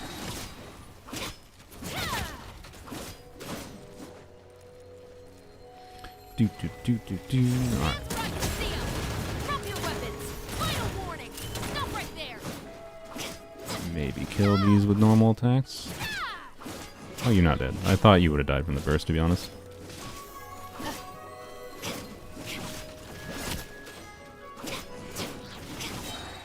Alright. Justice will prevail. Final warning. Drop your weapons. Well, these are definitely still annoying. I think if I optimize these down, though, I could have them dead before, like, this burst, right? And that burst could have been used for the next enemies. Warning. We might have to mess around with some grouping strategies on these things. Shouldn't have used a skill there. Do these just always just... Like, is there any way to... I don't think there's any way to group these cringe boys. Because they just sit their ass down and shoot at you. They move a little bit. But, like, the one little fuck all the way is not. And this boy is cringe. Bro, do I really have to optimize for, like, those specific... I don't know. I'm immediately getting vibes of, like, I feel like I need the one specific enemy card. Which is so goddamn awful. Is there any chance that I'll heal the lightning? Potentially, yes. Like, that might actually be the strat. I don't know. Is that what I should do? Should I switch to Chevreuse healing build and see if that works? Like, do I have Ocean Hue Clam? Ocean Hue Clam against the non-physical resistant. Was there non-physical resistant enemies that weren't the shielded enemies? I guess the pyro, the rock dudes. I don't know.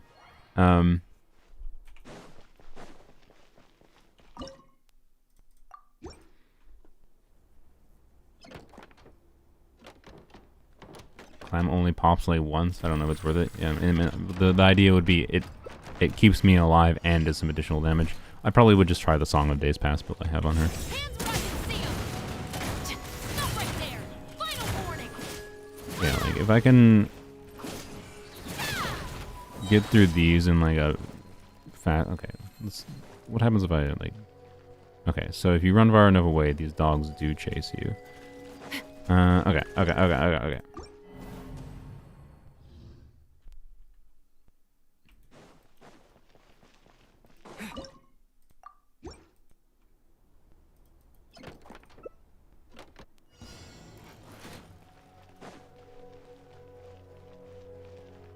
Can you not like spread apart slightly? What? The one dude stopped. Why did the one dog stop? Right there. Why? Why did you? Oh, I forgot to use the last heat. Almost didn't get it. All right. Also, that was actually still pretty bad because the cooldown got super not lined up.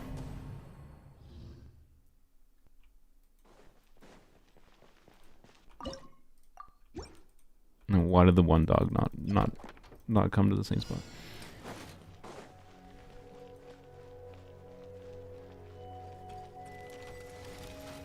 Why? Like so it's just RNG of when they get in within attack range of their ranged attack. That's what it is. That's why it stopped.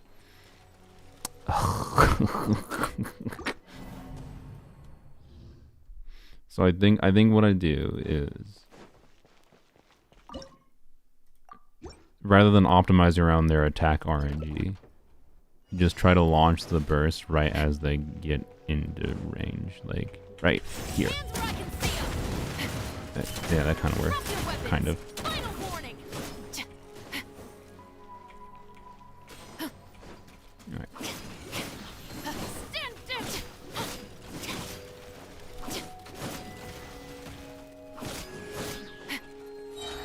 You asked for it. Drop your weapons. Final warning. Okay. You need to die, please.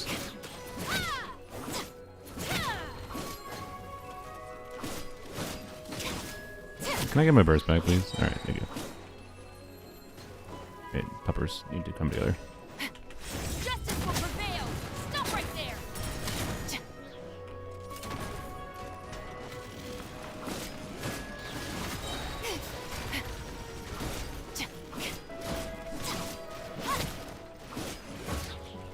You asked for Ooh, it. am I gonna get back in time? Oh, don't shun with me. Don't shun with me. Stop right there. Drop your weapons. By the way, it's absolute icing on top of the cake that the fact that Chevreuse is a Fontaine character, but she's the wrong type of Fontaine character to deal with these stupid mechanics. Justice will prevail. I mostly use that in the hope that it would hit the dude. I probably shouldn't have used it though. Your crimes are evident.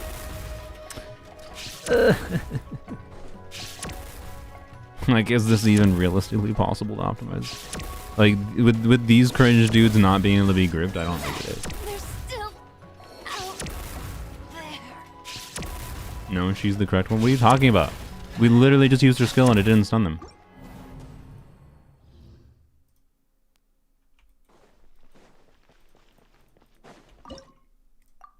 If it is the correct one, why in God's sake did they not get stunned? Stop right there. Yeah, she is. She is the right one. Why did they not get stunned? It did stun the big guy? Did it? Okay. Either way, I don't... Okay, well then even more than that, I don't even think there's anything we can do. Maybe try another start that doesn't include Chevy. What the fuck is the strategy? What I think I mistimed that, but whatever. What is the strategy without Shivers? Like...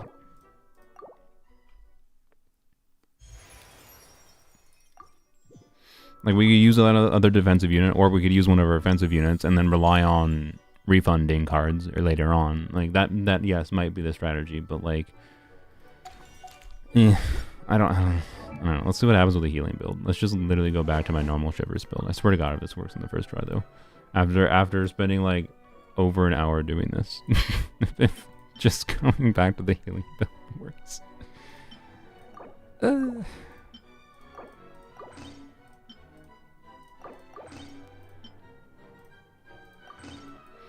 We'll see. Blap.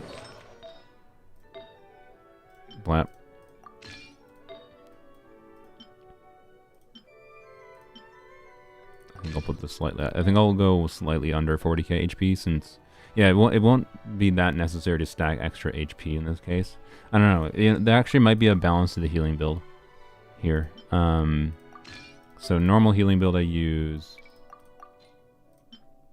is...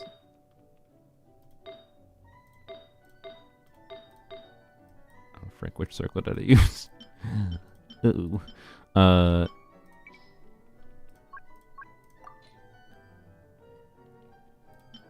Must have been this, I guess.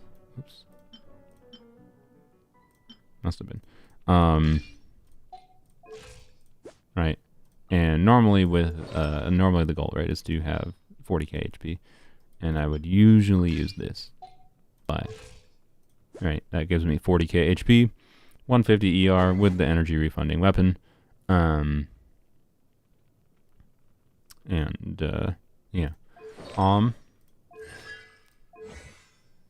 But in this circumstance, I do think it probably makes sense to sacrifice a bit of HP because we're not getting this passive anyways, right? We're not triggering overload, therefore we're not getting an attack buff. So it's irrelevant to min-max to 40k HP versus trying to just crit maybe a little bit more or have more energy recharge.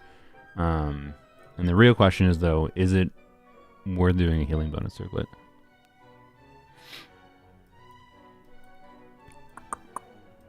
That, I don't know.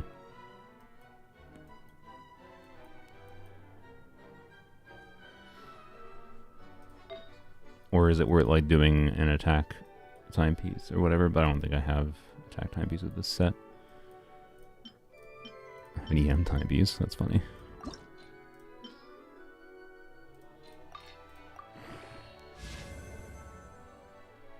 I mean, I don't think it's relevant for us here, but... Oh yeah, I rolled this yesterday. It could still be an okay piece, but I looked at my other pieces, it's not relevant. I mean, wow, wonderful. Thank you, game. Okay, yep, I think we'll just try it like that. 26% crit rate, chill crit, occasionally.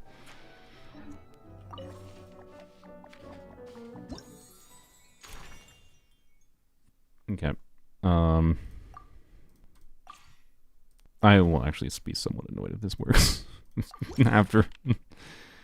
Yeah, whatever. Let's just get her and find out. Yeah, sure. I mean, it's not bad, I guess, to get one of these early.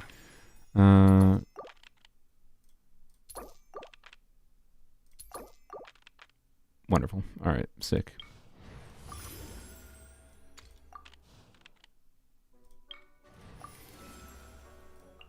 What exactly is teamwork? Hey, look, it's the enemies that wanted before. Classic. If only I had gotten Chevreuse. You do Zenla's main story? Not yet.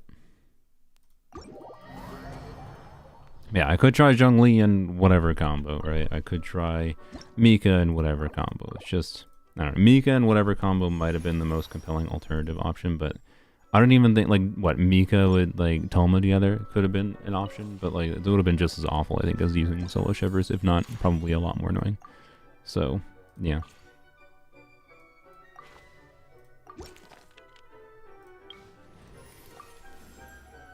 Well. Sure.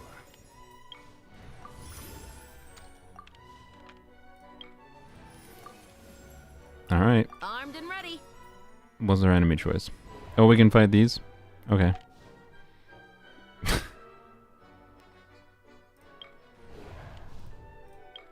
mean, I regretted these last time because their damage is god-awful. So, yep. I guess we fight these. And you know, the irony of the fact that I was confident that with the damage build that I just was running with Fav, would have been able to deal with this, but I couldn't get this enemy lineup with Chevreuse. But now I put her in the healing build. If I can't do it with the healing build, like, just please free me. Please free me. No, Pyro Traveler does not count. I am not allowed to switch my Traveler element. I also haven't completed the story, so that is not what I wanted to do. I do not consider it within the rules of Polearms Only. From the moment I got another Polearm character, I do not allow myself to switch to a Polearm character unless or a non-Polearm character, unless the game forces showing them, right? Okay, I'm gonna be crit. That's fine. Hands where I can see 'em. Drop your weapons. Should I... when does the flat buff apply? It seems like the flat buff just hasn't applied. I feel like this is not gonna work. I feel like I need the damage build, guys.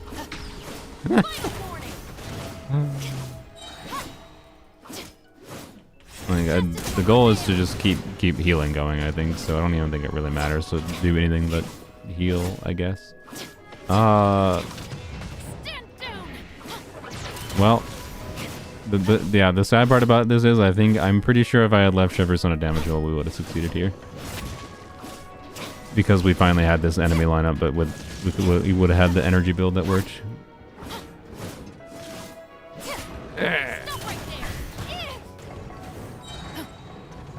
You almost forgot this account exists? Bro, it's been like 2 weeks since I played on it. How short term is your memory?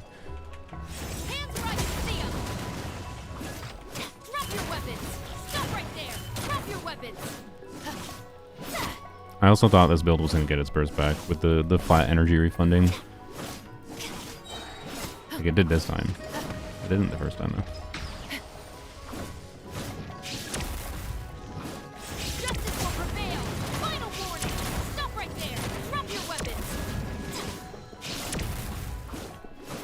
Well, moment of truth will be when we get to, I think, level 3 Thunder. Is level 3 Thunder the max? I don't know if there's a max.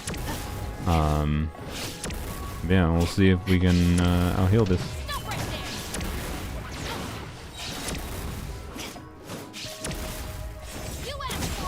I don't think I had clam artifacts.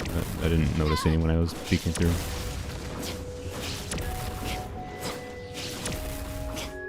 Okay, well, on the upside, I think I might have been right. Yeah, we did not heal enough. I mean, well, I don't know. On the upside... Oh, no, it doesn't end at 3. Okay. I might have been right about my fab damage build being good enough. Or I was right about this not being the right play. Which is something. Well, we haven't died yet, I guess I shouldn't say that, but... We haven't killed an enemy, and we're at Thunder thing 4 or 5. So, also that hurts. That... Okay. Level 5 is max? I don't know. Do we bother trying that again? I'm pretty sure. No, that would not work. And I don't think Clam would have helped that much. I don't think that would have been enough to out heal that. Okay, well, back to DPS build. Unless, I don't know. Do we...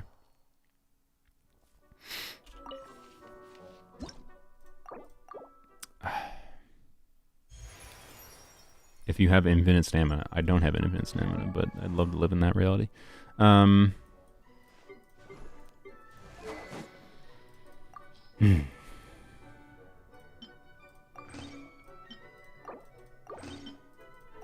just trying to think if there's any other strategy for like a 2-unit combo of units that I can spare that isn't like, I don't know.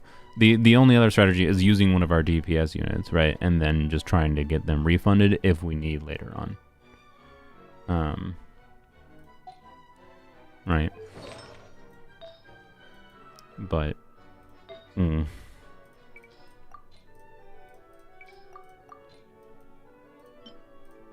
why are you doing this when it's clearly not fun for me? Why do you, I mean, look, what? Yeah, I'm so hyped, Kai. Like, I'm sorry, I'm not, like, I'm never hyped about things. Like, what, I'm not, why do you guys think I'm not hating this. I think it's interesting. I think it's annoying that we are having to optimize this much around enemies. But I'm not, like, actively seethingly mad. Like, if you watch me at all, you've seen me actively seethingly mad at things. Like, this is a challenge that I think is interesting to work through. Why do you think I'm, like, actively being like, this is shit, game is shit, fuck this guy? Like, I'm not saying that.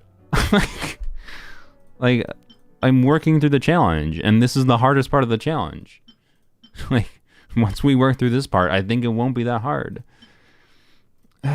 Whatever. So, like, please F off with saying I'm not having fun. This is not something I am coming from because it's interesting to do a challenge. Not because, like, I think it's going to be the most fun thing in the game. Because this is something I've done with Polearms Only multiple times since Theater has come out. Where I try to clear Theater with Polearms Only because I think it's interesting. And it's not just you that was, like, yelling at me, but, like, you and other people were, I think, were saying, like, oh, why are you doing this? You're not having fun. It doesn't even have anything to do with fun. It's that, like, it's just a challenge. And I do find the challenge fun on a holistic level. Is it specifically enjoyable in this specific instance? No. Doesn't mean I'm just going to give up completely. I think that's against the spirit of the challenge to just give up here when I clearly see the path. It's just getting to the path is annoying. Anyways, what was the piece I used before? I think it was this piece? No, it was this piece. Or do I use this piece? Maybe I should use this piece, honestly. The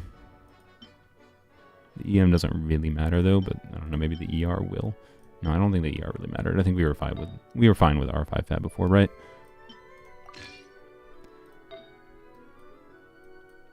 Anyways, we'll see if it was actually fun in hindsight ultimately.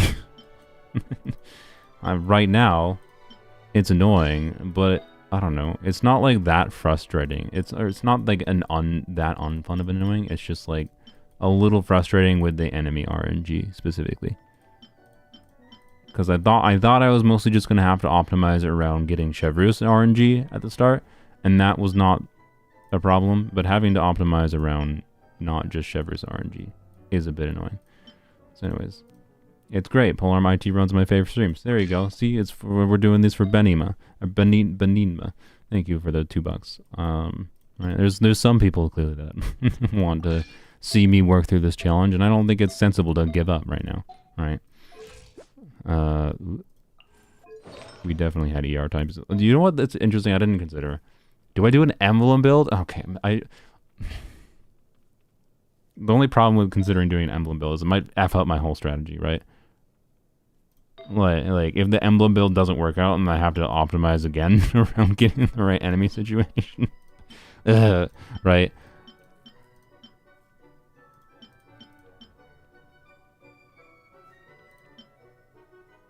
Yeah, I know the skill damage would be lower, but like it's not no skill damage though. Like we're losing two-piece attack, two-piece attack. We're losing 36% attack for the skill damage. That's certainly not nothing, to be clear.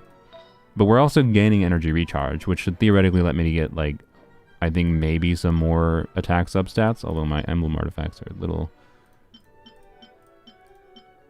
goofy, maybe. Let's see what we have for stats on an emblem build. So what we're comparing to is, where's my ER? I think I used this timepiece before, right? So this fab build with that ER timepiece was getting with 1444 attack, right? Yeah, this was the build I used before. So if we do an emblem build, one question is, what just happened? One question here, let's filter. Because we will almost assuredly still use our offset goblet.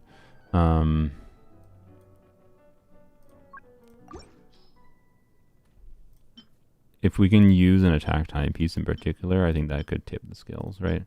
But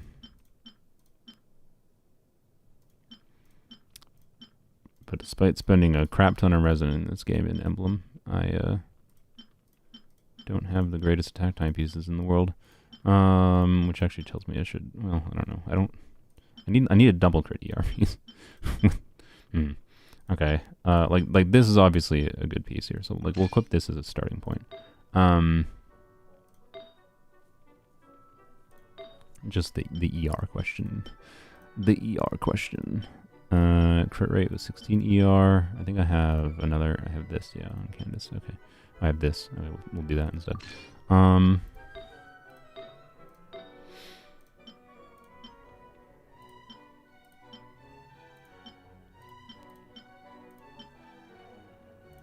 I don't really want to take the Shungling piece because Shungling doesn't need her artifacts. Yeah, maybe we'll take the Candace piece again, and then maybe we take the Candace piece again. What's that? 80. Well, it's so much less crit damage than I expected.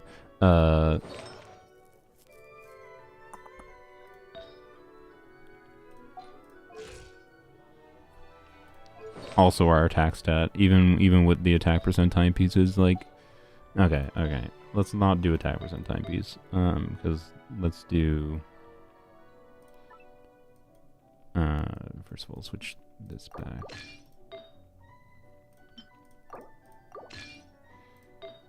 Let's do ER timepiece. And I love the artifacts system in this game.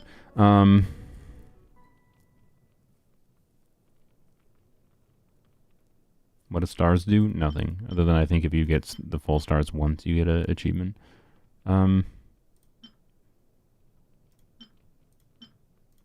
let's just take that. And do that. Let's stick with that. I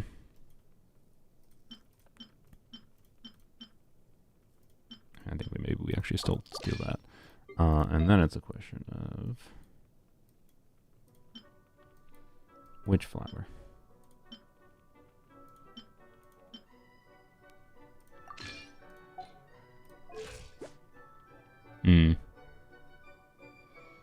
This is weird. This is weird to evaluate. I don't know.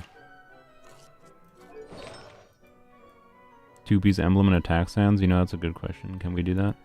That I don't know. Is like, I feel like the 200 ER build we had before with an ER sands on two-piece attack was decently, like, was well balanced and like right about where our energy needs were. Like, we were having to do fab normal attacks, right, to get our burst back sometimes.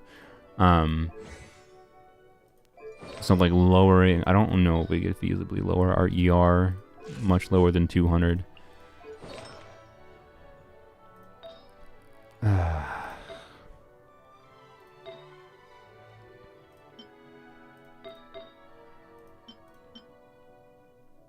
could do this, but Is this the play? 1500 attack, 67, 137, 200. I don't feel like this would be better with this crit ratio.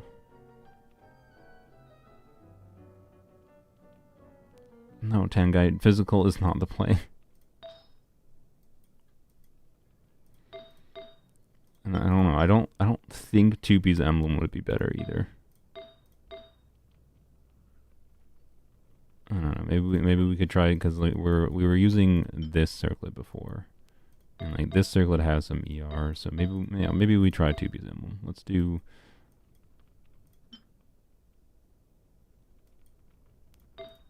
Yeah, I mean it's a bit less crit value, but let's try that, and then try that,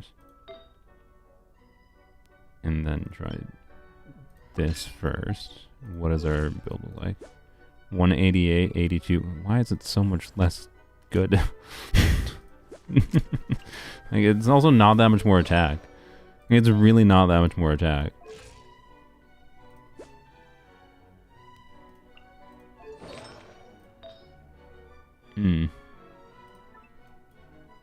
Right.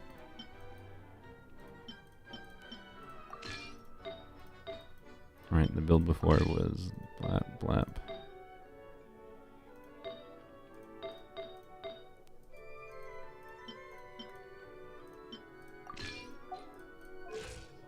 Yeah. Like, I don't really think there's much better I can do. Gravera crit polearm with emblem? No. No. Jerry, you might have missed earlier, but when we tried Jade Spear earlier, no. Her energy needs are ridiculous without Fav when they're trying to solo like we are. This is a weird, highly hyper-specific optimization problem. I don't know. Like, it's a problem I don't know exactly what her energy needs are. We could try to do the math and figure out exactly with like 2 Fav procs and her skill what is her energy needs in like a 20-second rotation. And that would help us optimize this. But I think it's probably going to be pretty similar. Even if I have a slightly better build, I think it's ultimately going to end up pretty similar to what I have currently. Based on the stats I was looking at there. Is my estimation of things. So anyways, that was a long sequence of the conclusion. I hear was you've got a job for yep. me. You know what I should have considered? I was choosing Mika there actually, because I think we could sacrifice Mika maybe in conjunction with Chevreuse to help out some things. Get like at that initial melt on the burst hit maybe, but we'll see if that's even relevant. Watch, it's gonna give me Chevreuse, and maybe it would have been relevant. No, I mean, okay. Well, I'm out of flour, so it doesn't even matter. Oh boy, what a weird optimization problem. I did not expect this theater to have this annoying of an optimization problem for the first acts or first couple acts. Again, I think as soon as I solve this with Chevreuse in the first couple chambers, I think we're kind of clear.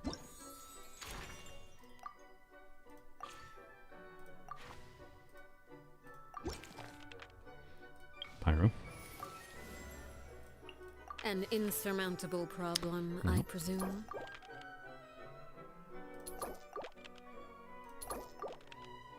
Wonderful. Alright, sick.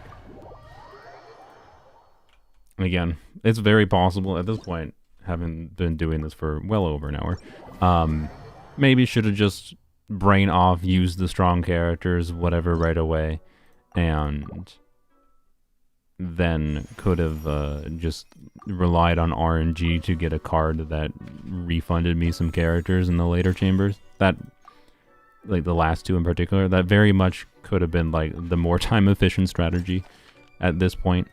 I did not expect at the start that was... I did not expect that at the start was going to be the time efficient strategy, but that is what I kind of feel now. And now I'm like, you know, a sunk cost fallacy as far as... as far as this strategy.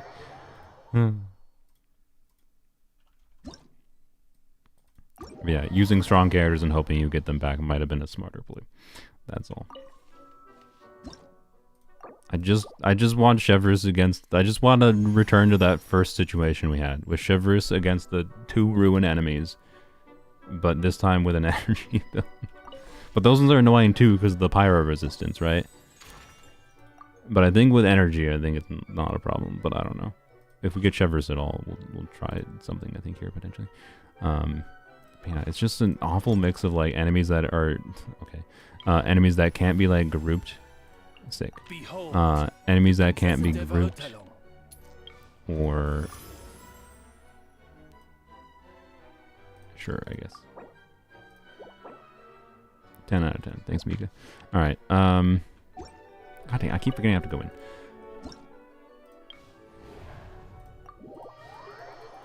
Yeah.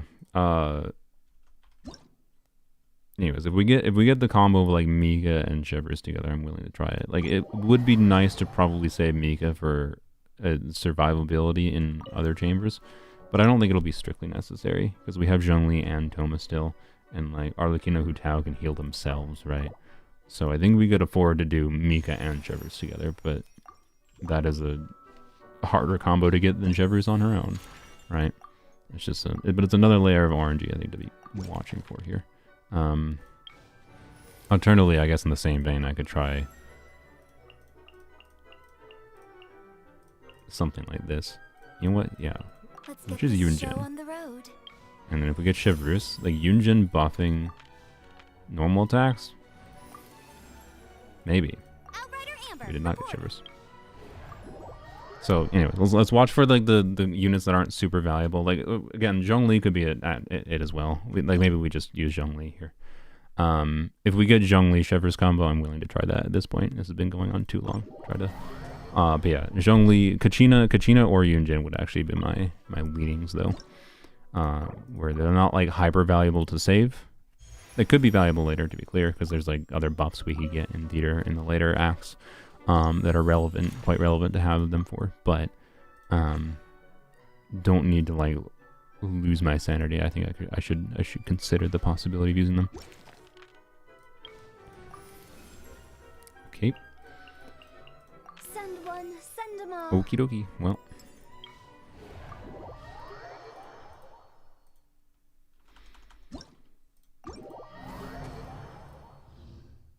Yunjin had Fab, right?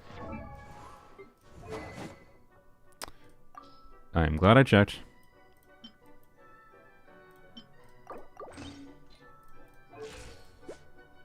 Alright. I'm glad I checked. Boy, would that have made me annoyed if that ended up ending a run.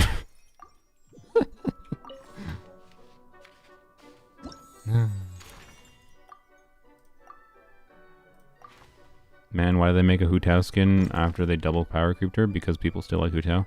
That's a weird one. I mean, we'll try it. It almost gave me all polearm characters, by the way. And now I don't get to... Okay. Oh my god. No, I've already tried that before. Alright, we'll try it. Candace has been so nerfed. I mean, at least I don't have to use Candace here.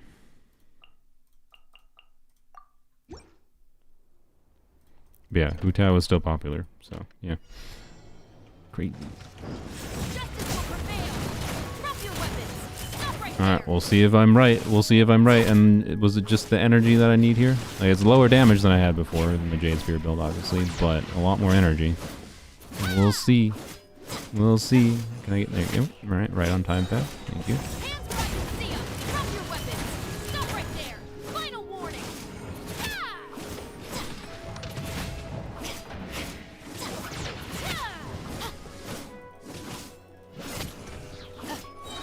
Yep, we're getting our burst back actually on time. This is what I was hoping would happen. Alright, one more burst sequence. Don't laser me.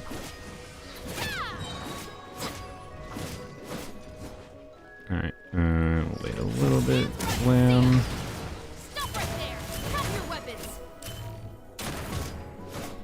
Alright. Hopefully we'll get our burst back and we can try to stun him. Do I wait to burst? Okay, that's the real question. Do I wait to burst for when he does his thing? You gonna do your thing, bro?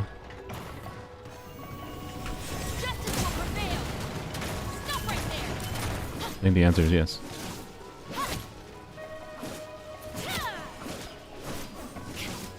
I was right, by the way. Well, I should not say that yet. I think I was right. Where all I need was high energy build against this. That didn't crit. That's a little annoying. A little well. The lightning is still annoying, so I shouldn't be too gung ho. Also, he's gonna get his resistance. Frick. Okay. So I might need to still optimize this a little bit. Is the answer.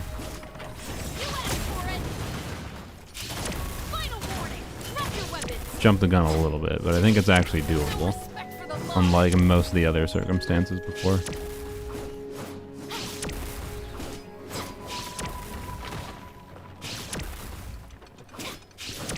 Yeah.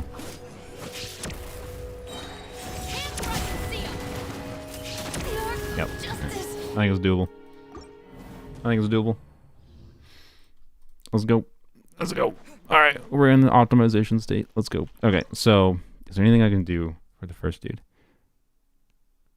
I don't know. I think it's just being smart with my timing and my skills. I gotta launch. You can launch your whole skills really fast. One problem with her like C4 is if you're using all three skills, that causes that misalignment with her skill cooldown and her burst. So I think I just gotta launch them as soon as possible. Double cryo for crit. Am I allowed to do that? I mean, I think we already established that I am allowed to do that. That actually might be relevant. Is it that relevant? I don't know.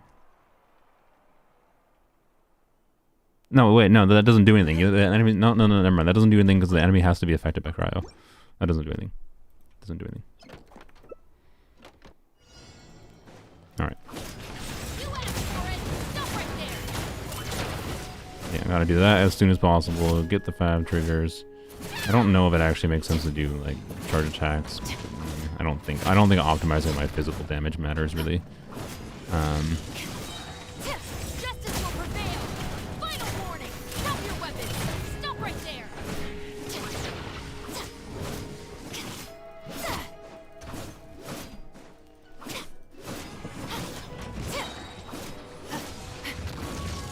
See, there's a slight problem with C4 here, where there's a slight misalignment of these abilities. Yeah, if we could kill this dude with like that burst, if that killed it, that sequence, and not having to do another burst would be so valuable. But I don't think that's something that's doable.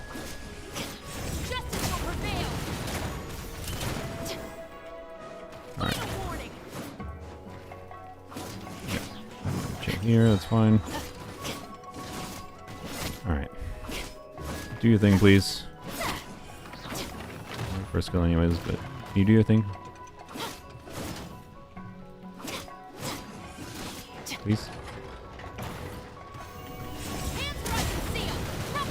Uh-oh. Oh, well, frick. I guess... Oh, I did a tap skill there too by accident. Well, frick. Okay. Well, let's see how it goes. The lightning hasn't... lightning started. Like I think we did better on time than the previous time, but so I don't think I really need to should conserve stamina here.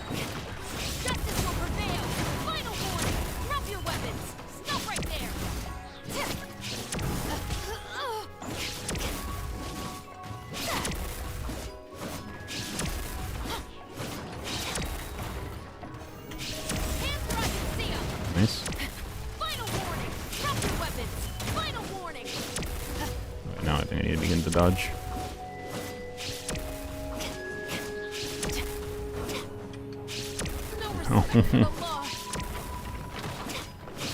Please, Fab, you can't do this to me.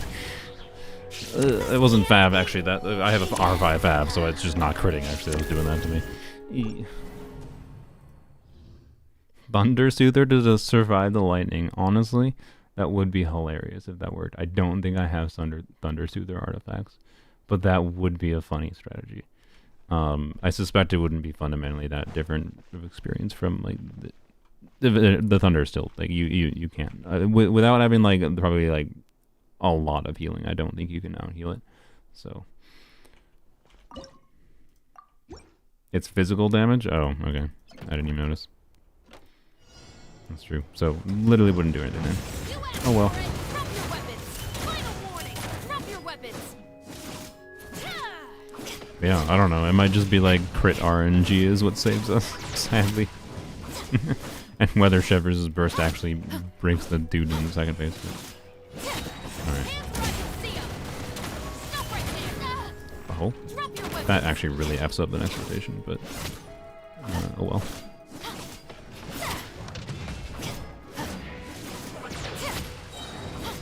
We have to wait. Yeah. Stop right there. Drop your weapons. Final warning.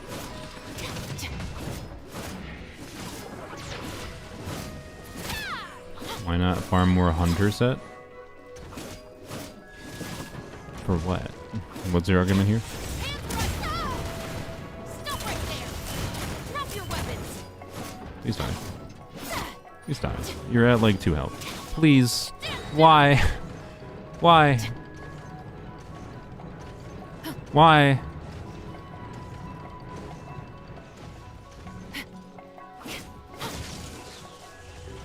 That makes me so annoyed. I think this could have been like a really good attempt. Ugh. Okay. Mara should say like for just taking damage, I guess, and proccing the set. Maybe. I have good MH artifacts. I don't know if I have the right conjunction of energy recharge though. So I don't know. Maybe, I guess. The problem is like the domain is just not that relevant. Like, what does skill damage do for me, right? For the other set, but maybe I can strong boss for more MH for the right conjunction of ER stuff for a situation like this in the future. Drop your weapons.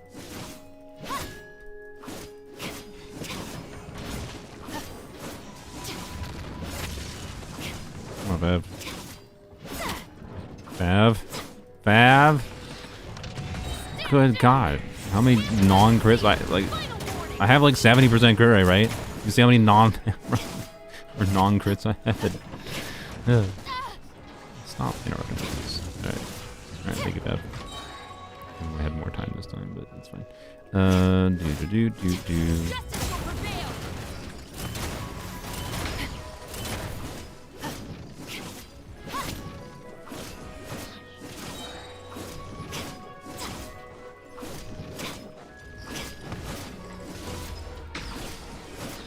You asked for it. Drop your weapons. Stop right there. Please. Please, thank you. Alright, so in this situation, which is good, do I save my burst? I think I do. I think I don't. Hands where I can see 'em. Drop your weapons. Final warning. Maybe I should have. Well, whatever. Like, it's gonna get its resistance eventually anyways, was my feeling, so it was just kind of like, is it actually worth the time? You asked for it. Stop right there. Final warning. I don't think I lose an incredible amount of damage from it gaining its resistance. Hands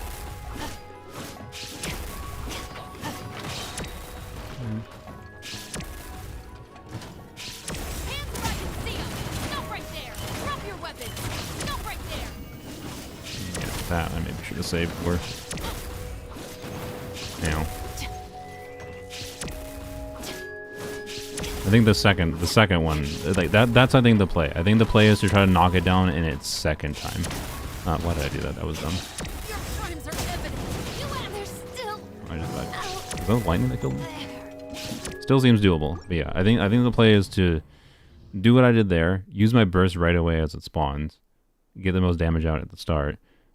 Oh well, it'll have its resistance up for a little bit, but then try to break it the next time, get it stunned the next time it goes into that attack. Whatever the big absorption attack is. Charge of attack. Have this in the background as you test DPS at lolly teams for fun. Zajev refused to acknowledge... Okay.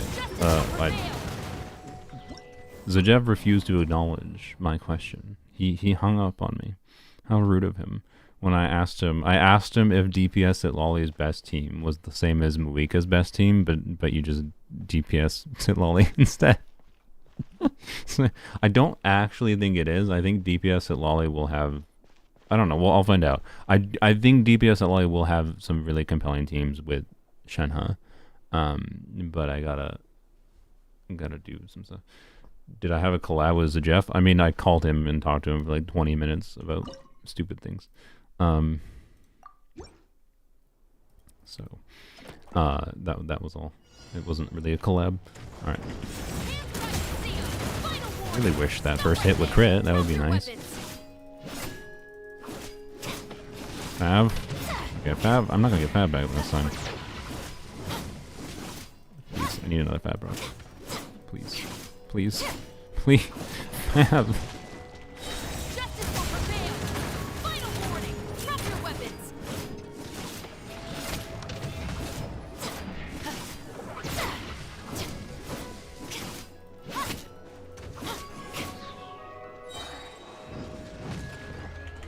You asked for it. Stop right there. Drop your weapons. Okay.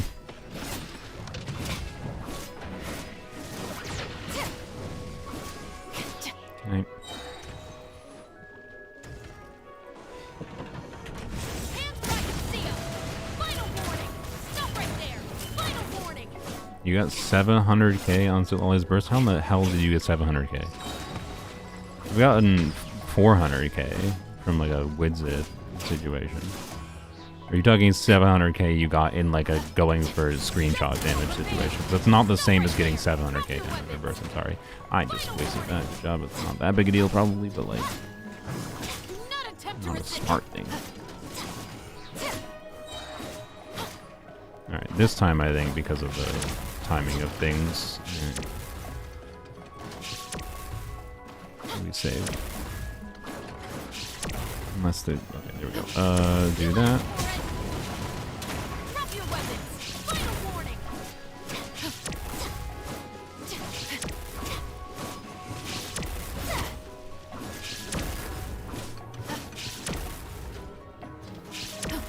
Stand down. No respect for the Okay. law. I think this is a dead attempt. Drop your weapons. Stop right there. Oh my god, freaking lightning is so god awful of a mechanic. Oh. C100, 700k sounds like C2. C2 doesn't do anything for Simali's burst damage. The arc of justice. It was versus Scaramouche. Okay, yeah, okay. Versus Scaramouche makes more sense, yeah. Like my experience, by the way, I like, if I can ever be free from Polearms Only theater, I will probably go and talk a little bit about DPS at Lolly and how, because of the fact that, you know, instead of like doing things like sit Lolly on scroll and Shalonen on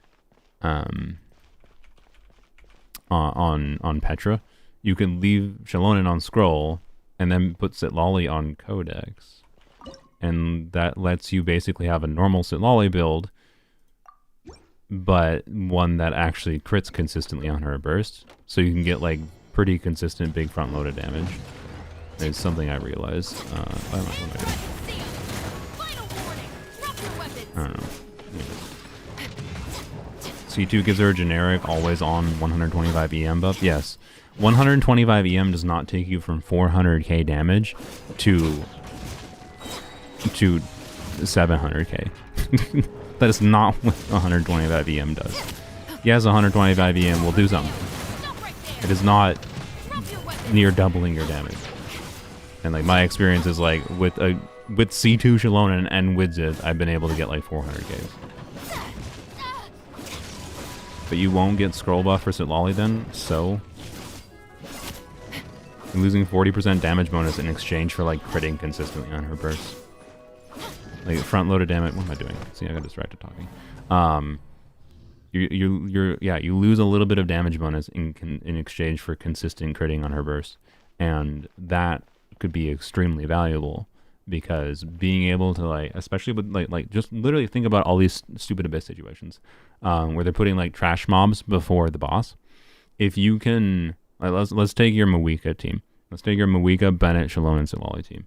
If you can use Sitlolly's burst to consistently annihilate those mobs but and therefore avoiding you from having to start a rotation where you burst with Moika and use Moika's massive big damage on her initial burst hit to deal with the trash mobs. Instead, you save that burst for the actual boss that spawns. That could result in functionally much faster clear times. So like unironically, there is an argument to be made, I think, for putting Sitlali on Codex in some situations if someone else is on scroll. She has slightly higher ER needs on Codex, but you can still do sack frags on Codex. like sack frags with Codex on a DPS build is pretty compelling. So anyways, but yeah, scroll is still the universal option for her, to be clear. I feel like Moika gets her burst pretty fast, though. What are you talking about? It's 18-second cooldown. That's not pretty fast. That's like normal 20-second rotation.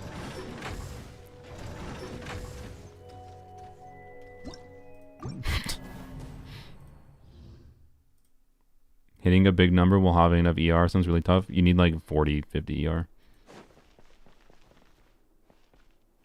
That's it.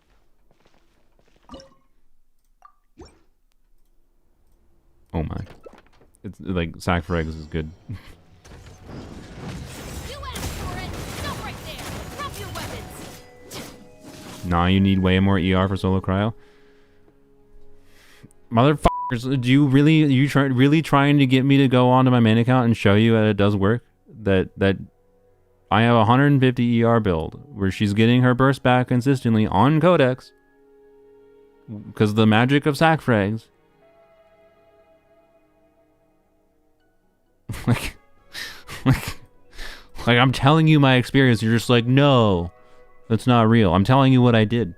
I'm just telling you what I did. I can show it to you later, hopefully. Like, why are you so resistant to it? Why are you so resistant to the idea of critting more on Zitlali?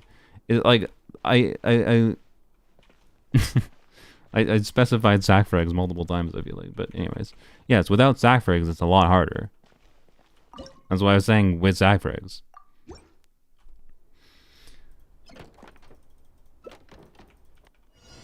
I only have a Codex build for her right now. Yeah, and it's probably better than you might expect if you're already using someone else with scroll. But anyways. So yeah, it's just a weird finding. A weird finding that I have. Is sack frags has been surprisingly compelling. Alright, I'm getting to the point, I don't know. Do I...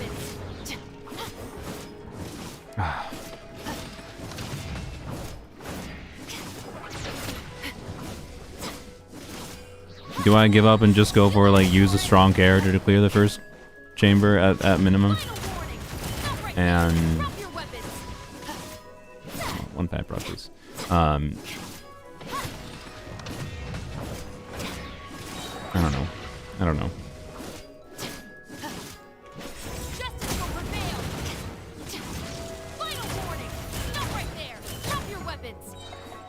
Okay.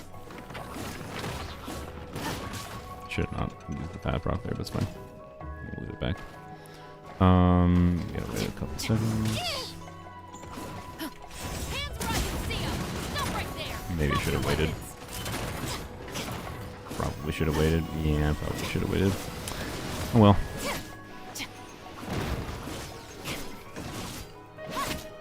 You've been fighting the same enemy for almost 2 hours? No, I have not. This has not been 2 hours of fighting this enemy. I've been fighting this enemy for like 20 minutes.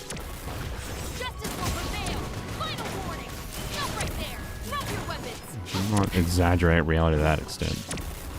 We've been trying to clear with Chevreuse for like almost 2 hours, probably.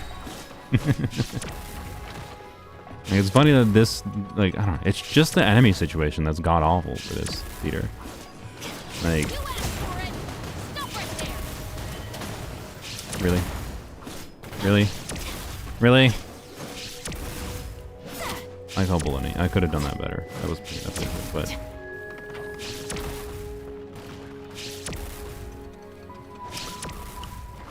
like, it's so... like, I know it's doable, though.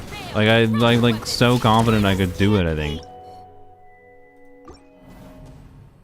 But yeah, just a Mika and a Chevy is exactly what I was thinking. Like, Chevreuse plus Mika, Chevreuse plus Yunjin, Chevreuse plus... Because, like, literally just Yunjin flat buff that will make her physical damage actually do something. But, like, it's doable right now is the thing, right? Like... But do I give up and continue the optimization of RNG for... gambling for 2 specific characters? Can you not? Ah... let's have one real attempt that I feel like if I have one real attempt that feels good, really, that I think justifies continuing or justifies the optimization, whatever. Fab, please trigger. Thank you.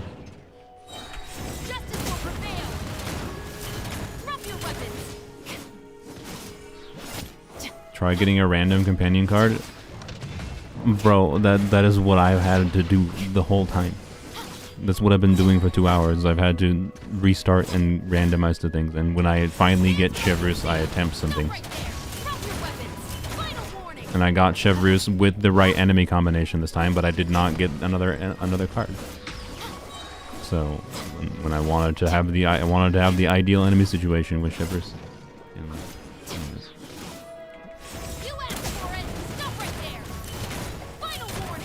Oh, that was so close to really good.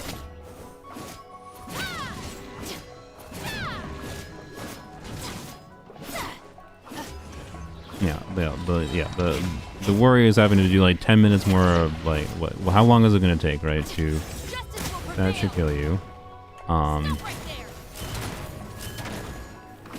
critting there sucks. The worry is like how much time would it take? No, I didn't land. No. I waited for it and it didn't even land.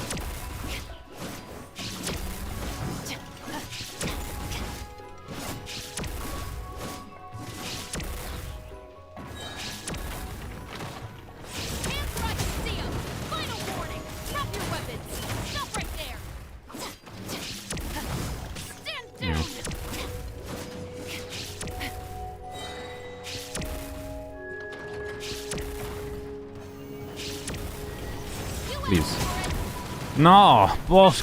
I think I did a little late to be clear, but like I was focused on trying to dodge, dude. Forgive me.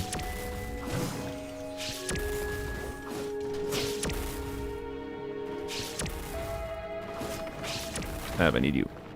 I need help, Fab. Fab, okay. Oh boy, oh boy. Like it's so doable. I feel like it's so doable. It's so doable. But like it's also like yeah it's so doable, but if I just had Kachina, Mika, Junjin, it would probably be like easy. That's the frustration here. It's like I finally got the combo of like the enemy and the build and with Chevreuse. But do I just I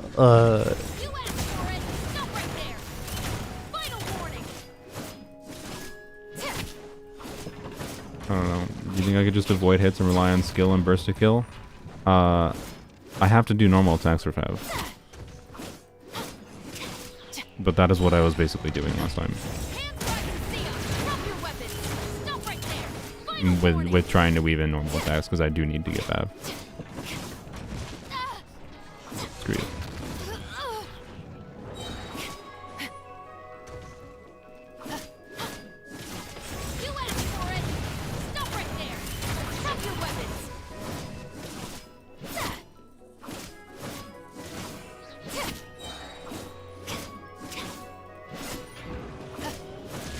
Okay. Oh, we're fine. All right. This is bad, bro.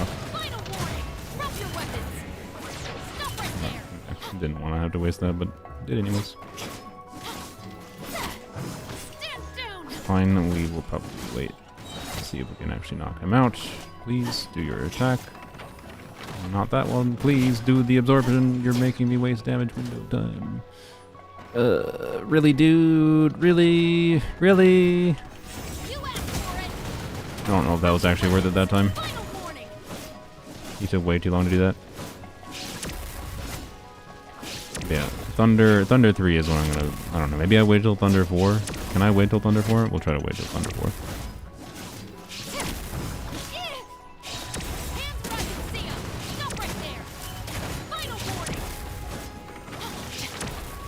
Yeah, we could try tap skills as well.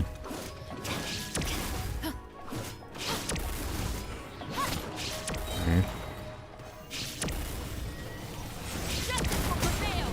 Yeah, Drop your weapons. that's too late. I don't even know if I had my burst back in time to do that properly, but... Is it Thunder 4 yet? I didn't pay attention.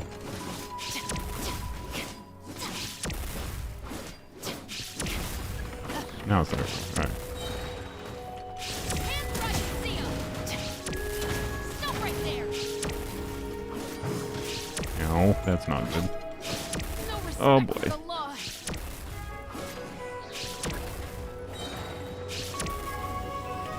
Justice will prevail. Nope, nope, didn't get it back soon enough. Final warning. Drop your weapons.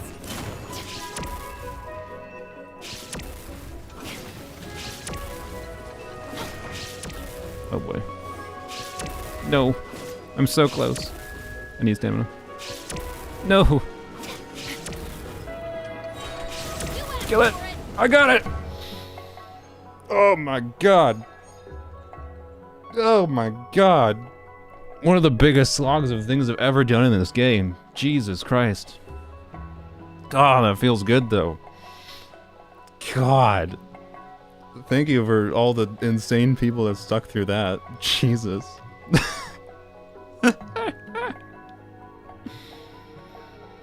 Yeah, click next, please, yes. Hey, Zhongli. Actually, I should make sure I choose some other non-Polearm characters too. A slight issue can have sometimes happen if I choose too many Polearm characters is being forced to use Polearms when I don't necessarily need to. But either way, Zhongli is probably nice.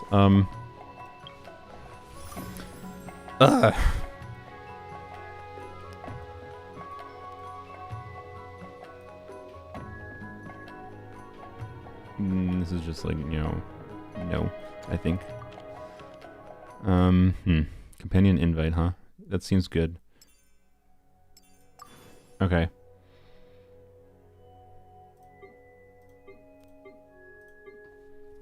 God, I can't. God, like that was kind of locked in with trying to conserve stamina in the right way with dodging the stupid lightning. Oh boy. Oh yeah, Chevreuse can handle these probably. Yeah, you're correct. The little buttholes though. Is that a problem? I don't know. That might be a problem. The only problem is I would really like to do the companion invite. That's a pretty strong thing to have. I think we do companion invite, right? And we could choose potentially, like, there's a good chance we'll get either Yunjin, Kachina, or Mika, right? And any one of those should help us, I think, significantly here with whatever enemies. The statues, like, if we get these again, Kachina could help with the statues. So, like, I think the smart play is to choose this. Okay, we have Kachina, Mika, or Xiangling. I don't want to use Xiangling right now, so I don't think we choose Xiangling. I think we choose Kachina or Mika. Kachina is on an EM build, and she does buffing, right? I think she's probably the smarter choice. Mika is just healing, and then a little bit of cryo application, which might do something, but like, yeah, I think it's you. Okay, we could still choose those. Do I risk those going away? Is this annoying? I don't think either of these. I don't know. That seems kind of annoying, but I don't know. We should be able to deal with that with the pyro application. So yeah, I think it's fine to choose this.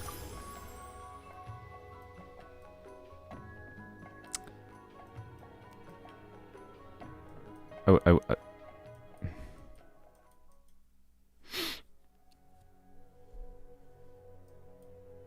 Well, I kind of don't want this. Like, I don't think this is ideal. This is just a worse. Like, my interpretation of this is just like worse than having the choice of after the round itself. the only benefit is I get it now. Could have used Zhongli for the statues, it's true. Well, we're gonna have defensive utility from Kachina. We're gonna have healing from Chevreuse, so thanks. Thanks. Appreciate it. Wonderful. Alright, sick. Is this still a play? I think this is still a play. Like, worst case scenario, we use Zhongli, right? And we'll get vaporizes.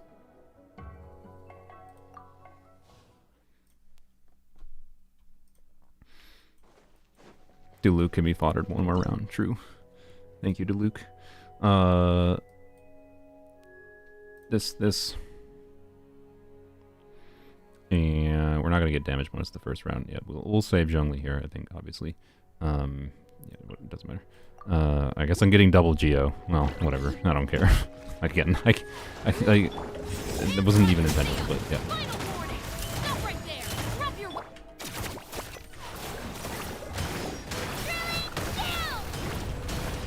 It's so much less damage than these than I thought it would.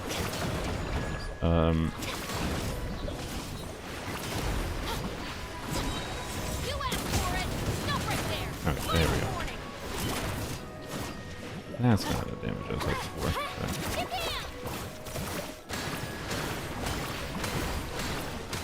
Good job, Kajina.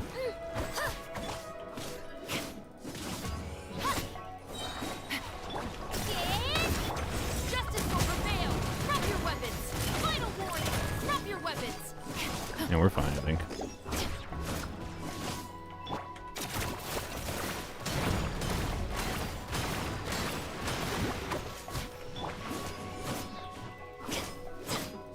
Well, I should have been maybe a little bit smarter with bad triggering on Chevreuse.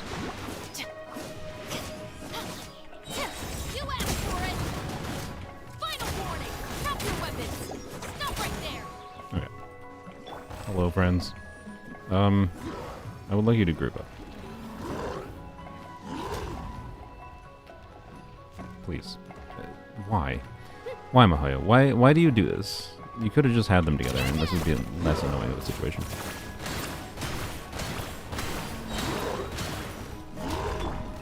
Okay.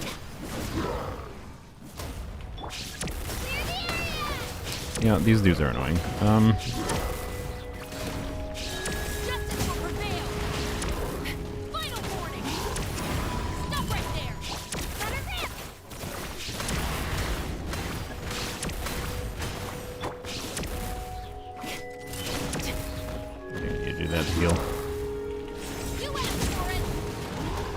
Yeah, these dudes are more annoying than I was hoping for.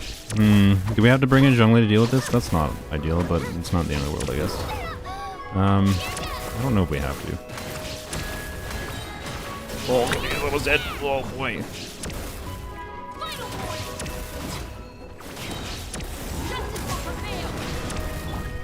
God, they're so annoying. Why don't they stay stunned longer? I mean, they stay stunned at a decent time, but like,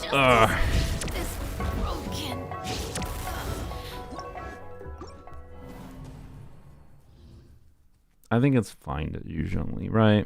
Do I use Zhongli and Kajina, though? Or do I save Kajina? I probably save Kajina.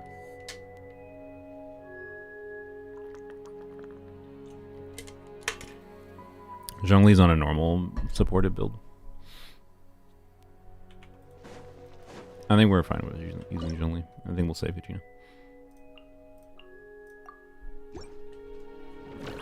Yeah, and it'll kill the water ones faster too, yeah. Stabilize. You asked for it. Stop right there. Drop your weapons. Final warning. Order guide you. He has Fab, right? Yeah, he does. Okay. There might be a way to grip these guys, by the way, as well. I'm not actually sure. I should check that. Potentially, but we'll see. Well, this is not ideal. Oh, frick me. You know what? I guess we're gonna restart. I want to see if I can group them. You can. Okay. That is probably worth doing then.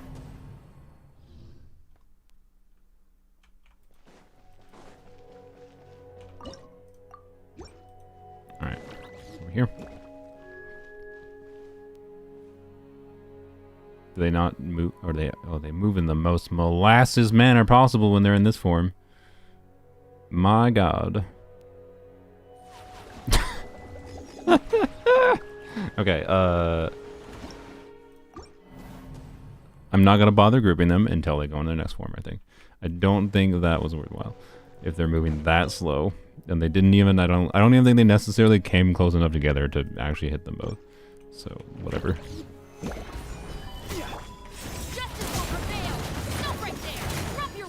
I not trigger Vab?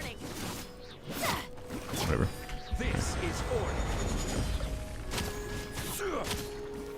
Stabilize. I'm gonna do this, I think. Let me do this. Yeah. There we go. Okay. Solidify. I should have put the pillar here. Whatever. Order guide you.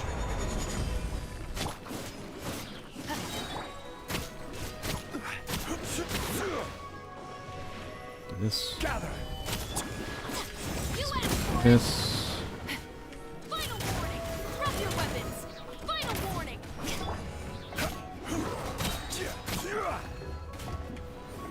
Stabilize. I will have order. Justice will prevail. Oh, I don't have my skill back. Ugh, I might get that still. Stop right there. Drop your weapons. Okay, yeah, it's a little bit misaligned, but it's fine. Order guide you. I hate how much these enemies were designed around Zhongli's existence. Who else were they designed to incentivize? I don't, like... Drop your weapons. I think maybe they were designed technically to incentivize Navia, but they didn't do a good job at that. Navia is okay at dealing with them. Like, Zhongli is the real way to deal with it. Alright, yeah. Well. Actually, wait. We have... Was it next? Okay, we only have Kachina and Zhongli, so yes, I think we choose Hu now.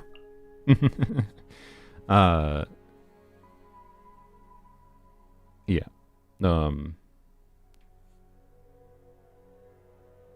Just trying to plan out the rest of the chambers a little bit, but yeah, let's choose Hu down. Okay. Wait, yeah, let's do... We'll get 125 for... Ow, I just bonked my mic. 125 from this, that'll leave us with 160, so I think we do companion invite, makes the most sense here. Who, though? Do we choose... I think I should choose Mika, funnily enough. Mika as the backup to... Like, I think I'll try to solo this with Hu Tao, basically. But I can choose Mika as the backup if I need an additional healer. And his on-field healing will also enable MH full uptime on Hu Tao as well. Yunjin might actually do more as far as buffing, but I think Mika is actually the smart backup play. Funnily enough. Yunjin might be better as far as just killing the thing faster, though, so I don't know. I think I'm going to choose Mika. I know we still have like Zhongli and Kachina too, though, for defensive utility, so that's actually the weird factor.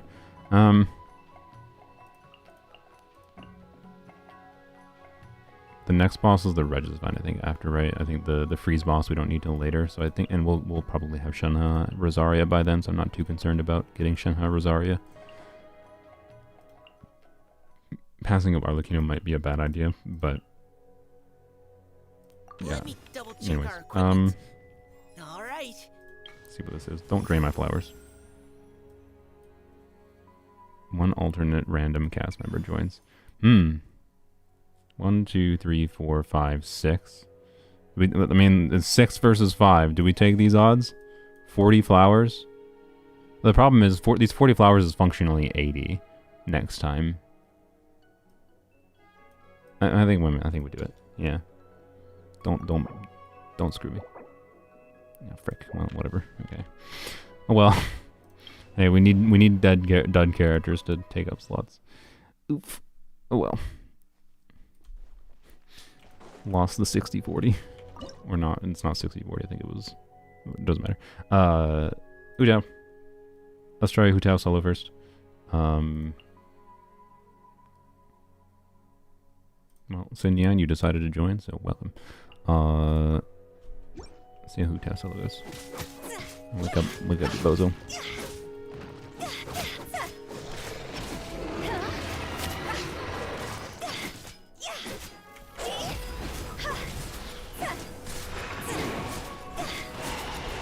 Yeah.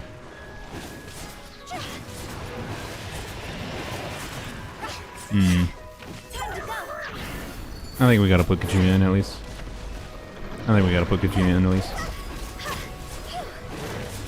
I think it's possible I could do this with solo Hu Tao, but like I don't think it's necessary.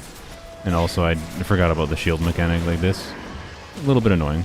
But Kachina will just solve that problem. So let's just use Kachina. No, not wrong button, Jesus Christ.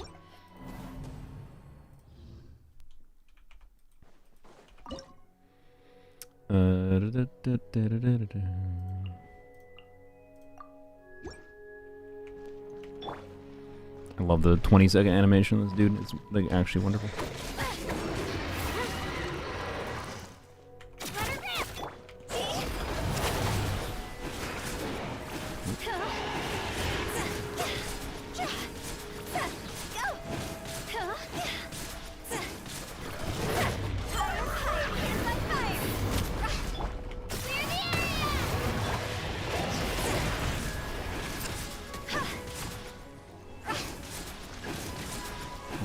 Crystallized shield. Hit me. Hit me. Hit me. Hit me. Get back.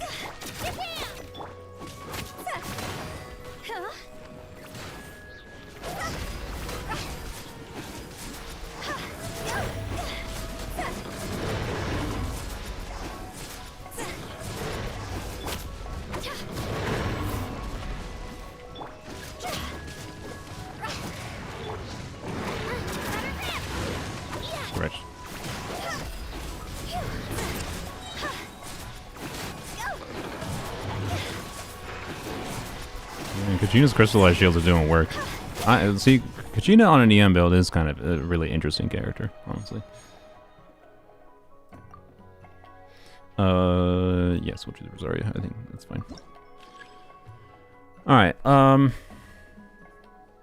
Do we choose some buffs now? That's an interesting question, actually. So we have 1, 2, 3, 4, 5, 1, 2, 3, 4, 5. Well, 5 chambers left. 1, 2, 3, 4, 5. We'll get all the characters that we like. We get all the characters just from the in-between chambers now, the in-between acts, right?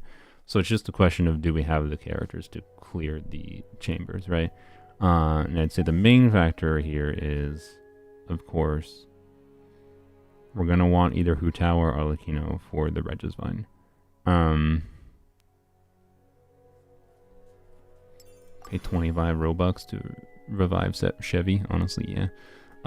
So yeah, that's the main factor. This is the point where it actually would be kind of nice to have Xiangling. What is the challenge here? Is this? Oh, it's defense. Oof. It would be kind of nice to have Arlecchino.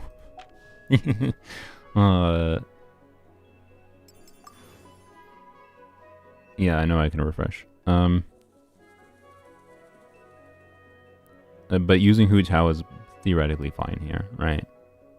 But let's refresh at least once. Okay. This is probably the best one to get though, right? With Hu Tao solo, right? I think you can lure these dudes away pretty easily. Lava Avatar is also stallable. Okay.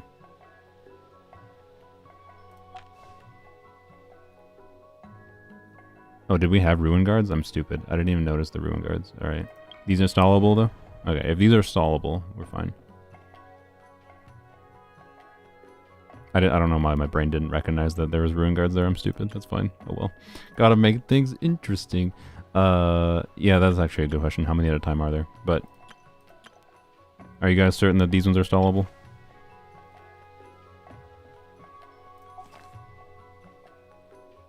Because I don't think I'll be able to kill these ones. It should be. Alright. Alright, Mika. I believe in you. Or do we use someone else? No, I think we use Mika. Alright. Hello, friend. There's only one?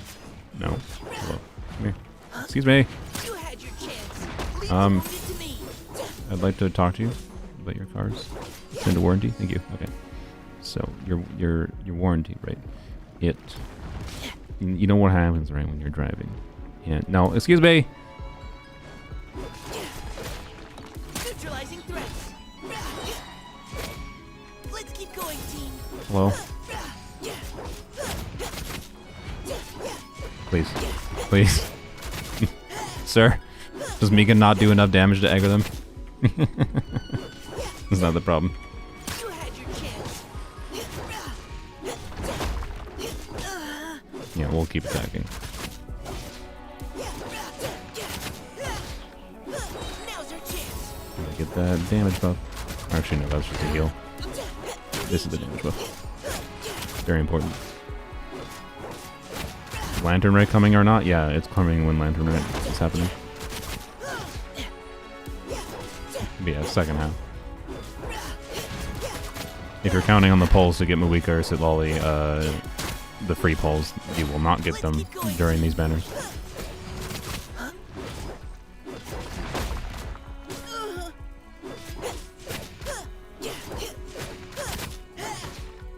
The Ruin Guards pretty much ignored you this time around. Maybe they changed the Ruin Guards to be annoying. That's fine. This is content indeed. Right.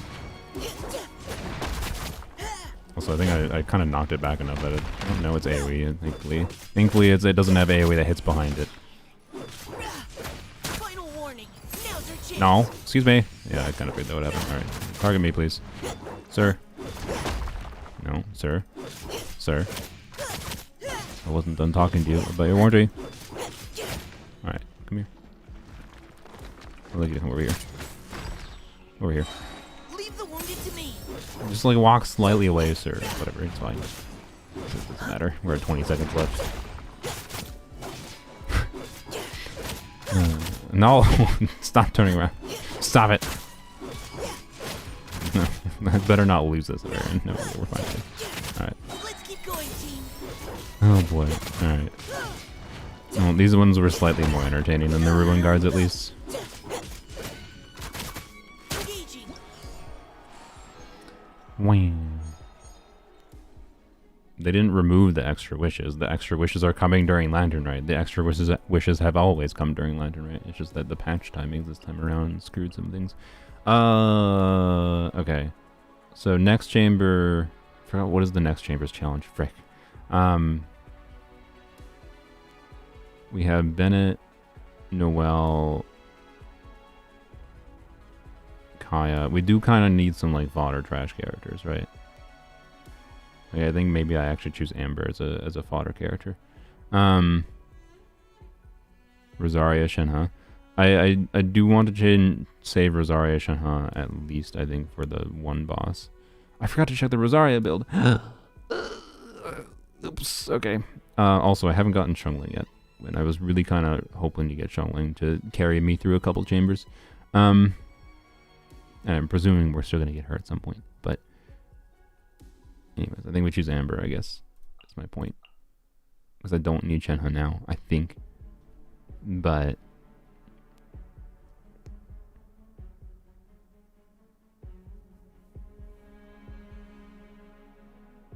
maybe I choose Shenhe just in case.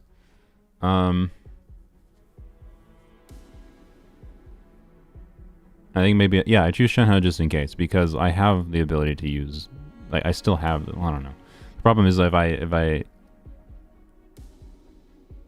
I'm going to use at least probably 2 of the 3 fodder characters I have next, right? But I think we choose Shenhe just in case. Oh boy. Okay. So defeat as many opponents as possible within the time limit. Oh yeah. Okay.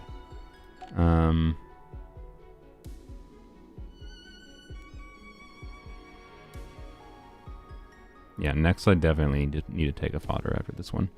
Actually, no, I need to get Arlecchino. Or no, I have Hu Tao. I think Hu Tao should be fine for the Rider's Vine, I think. Oh, I have Bennett still. I forgot I have Bennett still as fodder too. Okay, yeah, I think we're fine. I forgot about him.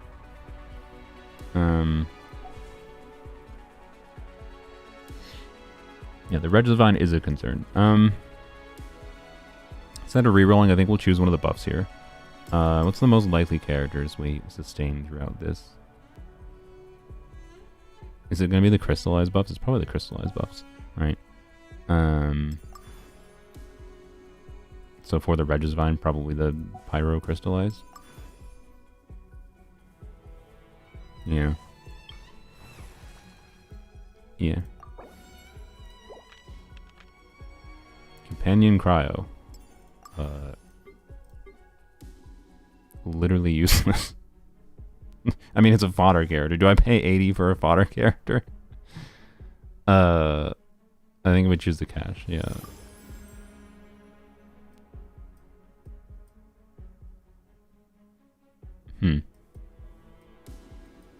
That's pretty valuable potentially. But no, it's probably, I don't know, it's not that valuable actually. Never mind. What's the other one?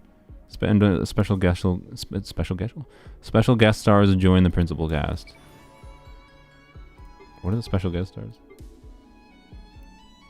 It's one of the. It doesn't say alternate cast. What is the special guest stars? No, the special guest stars is one of the trial characters, right?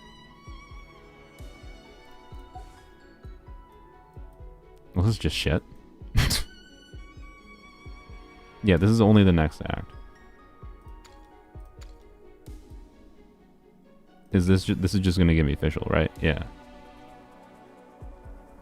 Oh, it's the off elements, so it's gonna give me official. So it gives me a fodder character.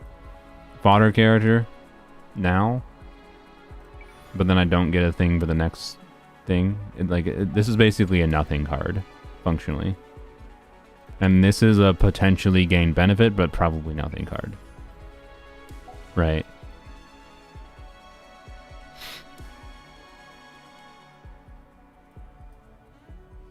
Left one if you can heal? That's actually a good question.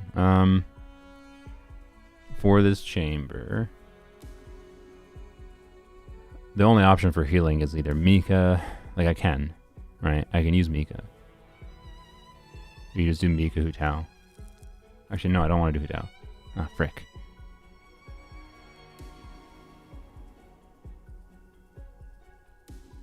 Is Mika Rosaria enough?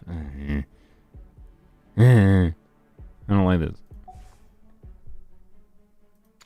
I think I just choose official. I need the fodder. Just choose official. Sure. Does that matter? I gained 70. I don't think this really matters. After selecting the Brilliant Blessings cost 10 more. Okay, I mean, this is like, I would like to get more blessings probably, but like, what does this do for me? I feel like the 20 fewer flowers probably won't matter, but maybe it will. It would be really annoying if it did matter. It's a 1 in 4 chance we get Chevreuse back into the alternate cast, so I think we do that. Oh, okay, that's fine. Alright. Do we buy the melt buff is the real question. We didn't get Arlecchino. That's a little annoying. I don't know if the melt buff is that relevant. Yeah, maybe it is. What does it do? We're getting 70, right? So we spend 60.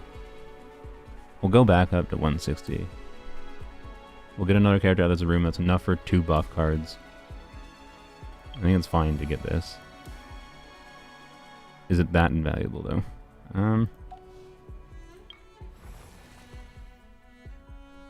It potentially is. I think it's worth getting 1 copy of it at least. Alright. So we have 3 different enemy options. Defeat as many opponents as possible. So this is the elite enemy thing, right? Am I wrong?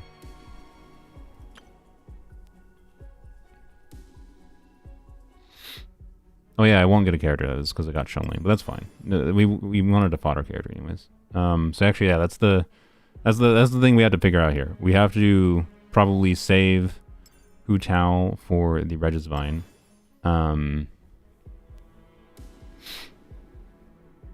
So I would like to beat this one with, I guess, Rosaria. Do we do Rosaria?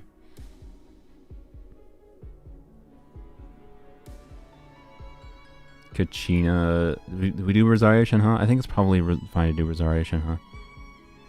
We could do maybe Rosaria Shenhe Kachina. That will maintain a lot of fodder. It might be enough damage. And like and then we can just save Rosaria Shenhe combo for whatever.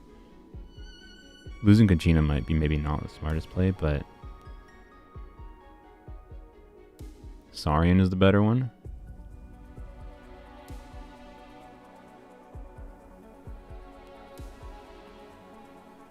Do with less characters first? No, I know. I can try less characters first. I'm just trying to like what enemies, right? With what characters we have options for. I think the Rosaria Shenhe is probably what we gotta most likely go for. Because we can't use Hu Tao. Yeah, I don't love wasting the off-field cryo. But what other option? We're gonna have to do some damage in this one. I don't know. We can try.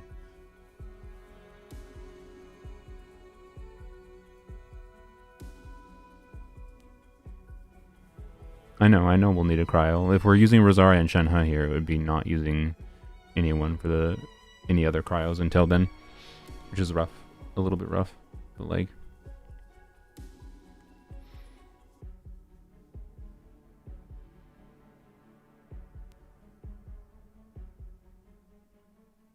Is Zhongli enough damage, do you think? We do Zhongli Kachina? Oh no, Kachina wouldn't have anything to react with. Zhongli Kachina Mika. That's wasting our defensive units though. We're using 3 defensive units? No. Probably may need to use Arlecchino for Regisvine. I mean, we'd have to get it through buffs next. It's going to be RNG if we do that. I sure hope Hu Tao is enough on her own. Like, I feel like Zhongli Hu Tao might be what we need for... We might even need Zhongli Hu Tao Kachina. Actually, now that I think about it, for Regisvine. The Regisvine, I think I have to do Rosaria Shenhe combo. I think that's what it's leading towards. It sucks that we don't have Chun-Li here. It really sucks. We've gotten a little not... We made an incorrect decision in not choosing Arlecchino earlier. But then we wouldn't have had... Try solo Rosaria? Maybe.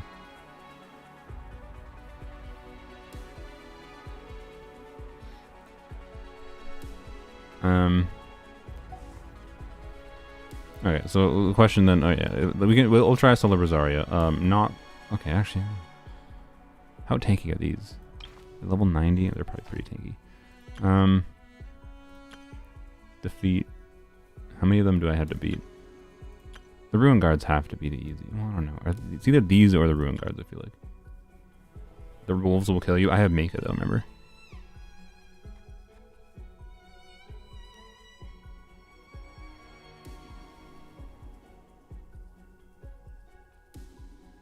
Yeah, I mean, if we need to, we'll rewind and try to get Chun-Li. Yeah, I would prefer not to have to rewind, but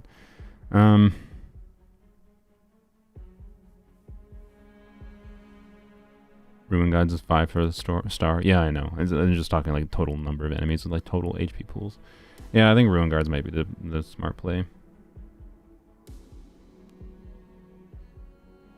I'm worried about how many of these I'd have to kill for the total number of them is spawning in different spots, and their movement might be and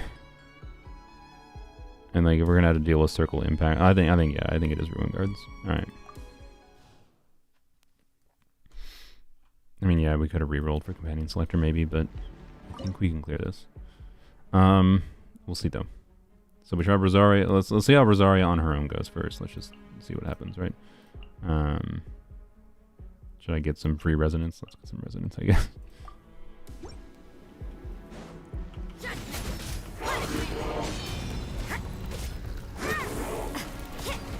Okay, ow.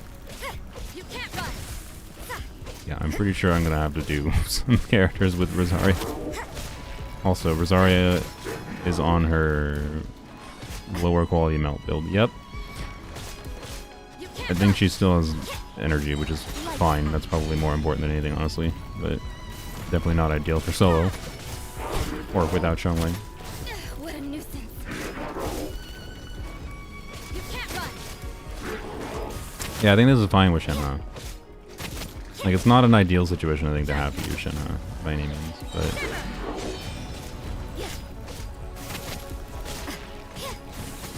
Also, wait. No, I was gonna say, should I do 3 different elements in the team for the passive? But I think it's already passive at that active, the EM passive on this weapon. But also doesn't matter, because wish I had like that's annoying. Things are getting interesting. Wish I had put deathmatch on her. That's for sure. Like the melt build is theoretically perfectly fine in the alternate reality where we had Xiangling.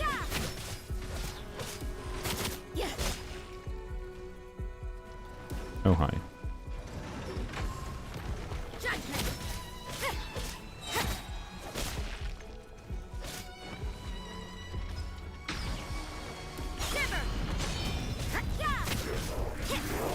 You're firing. Oh, yep. If I had to guess, this is probably not doable with Shenhe or Rosaria alone. I have to defeat 4, yes.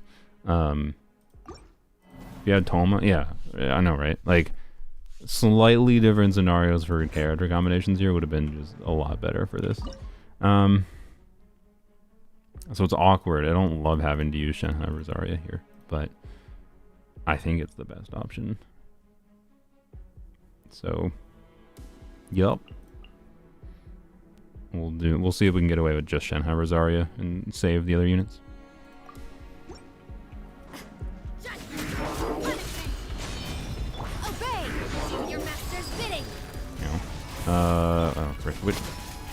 Which one of Shenhe's abilities is it's a tap or hold that? We'll just do tap. I think that'll get us more buff anyways.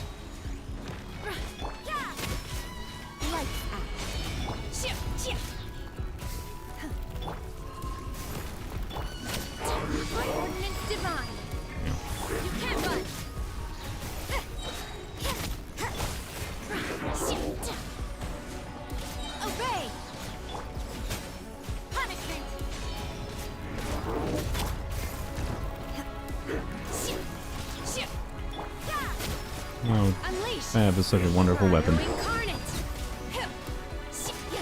Yeah, I think tap even for the I don't remember which one gives the burst damage bonus on Shenhe, hold or tap for her passive is what I was saying before. I should finish my sentence now.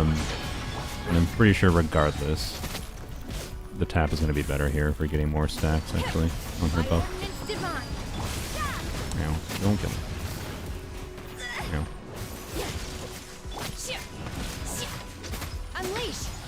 No.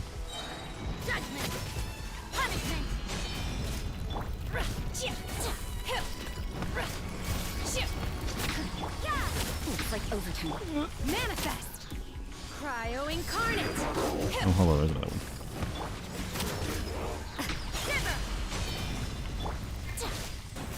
Obey. Yeah, we did it. Can we get the star? Might be able to. No, we died. Manifest. Do your master's bidding. I don't think we're going to. We're not going to optimize for the star. We might be able to, but that would be silly. In fact, I'm pretty confident we could optimize for the star, but no. Alright. Tap does skill burst, hold does normal charge attack. Alright. Yep. Alright. Companion cryo. Oh, yay. Okay. So do we use any of our 3 rerolls? Right. I think we do use some of our 3 rolls, like probably at least 1, to see if we can get like Arlecchino just in case, to trivialize the flower.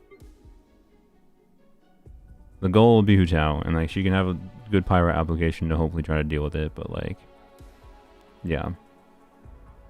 So like we start with like Hu Chao, Kachina probably, and then add in other things if we need. I need some discardable characters. Oh yeah, that's true. I guess I should just do that. I can just get Diona as a discard. And I assume it won't give me Cryo as a companion selector if I get Diona anyways, so sure. Let's get Diona. Geo, huh?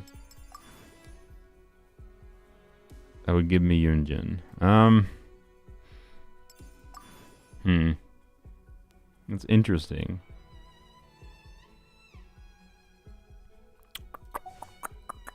Boy. I think we reroll at least once. Oh, that doesn't make things easier. No, Yunjin is not on Petra. She's just on a buffing build. Frick. Okay, we're gonna do one more. I guess we get Yunjin. All right. Well, no, thank you. Thank you for the companion random. Now I appreciate that. All right. Shenhe, Yunjin together? Yeah, maybe. Yeah. Okay. So yeah, let's see. We'll see how it goes. We're gonna just try this at the start.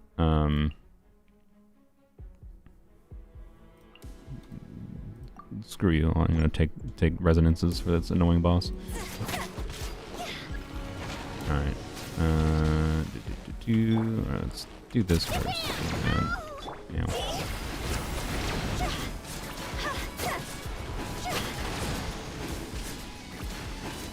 I love that I can't target this properly. It's like kind of brilliant design, honestly.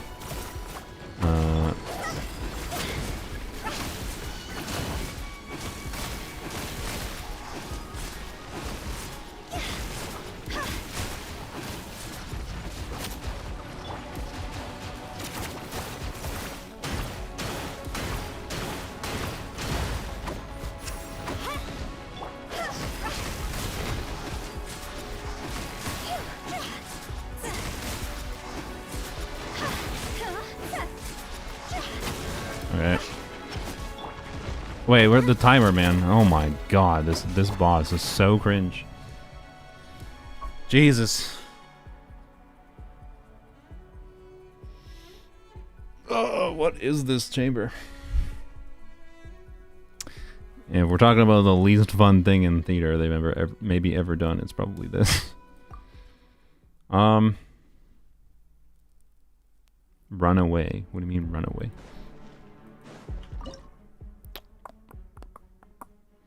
So Mika is Mika? No, I don't know. Like Mika's gonna be able to target its head, I think.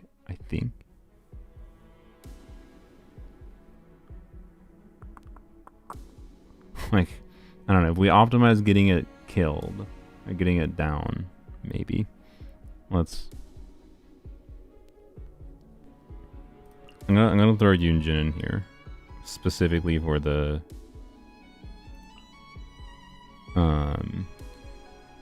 Yeah, specifically just for when we get it down, it might give us a little bit of extra damage. You can pillar up to Zhongli to hit the head. Okay, I mean, we'll do that if we need.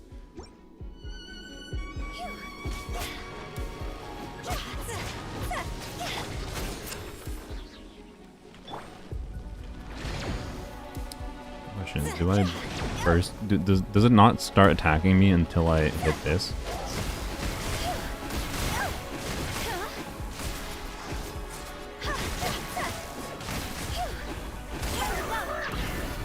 I don't know if I hit, but...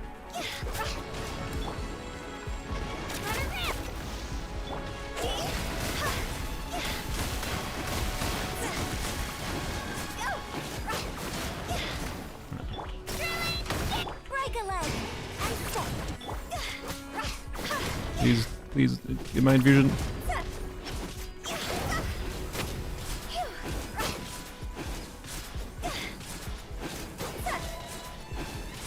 No. Oh god. Just kill me. Oh my god. Oh my god.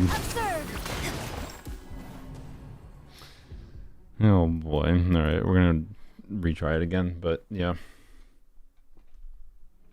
Break the flower thingy on the floor. I know. It's a problem of like, you gotta realize, me using my abilities to break the flower. Actually, I don't know. What does Yunjin do to it? Oh, Yunjin can break it. Oh, that's actually really good. Okay.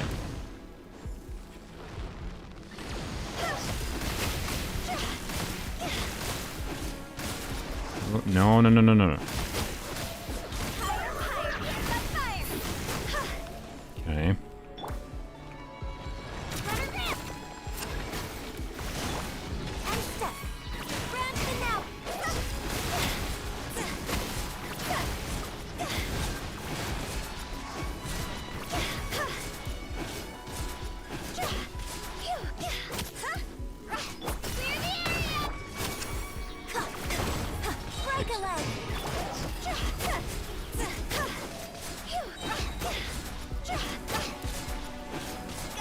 No. God damn it. Alright, I mean, well. I think we in optimization phase.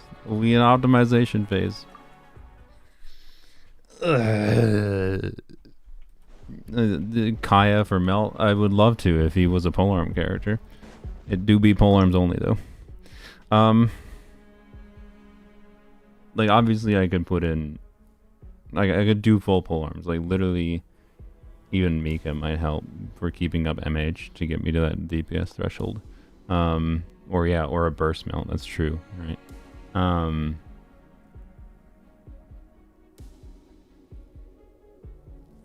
I just don't know if I want to use all those characters. It's a problem of mapping out what I'm doing in the next chambers, right?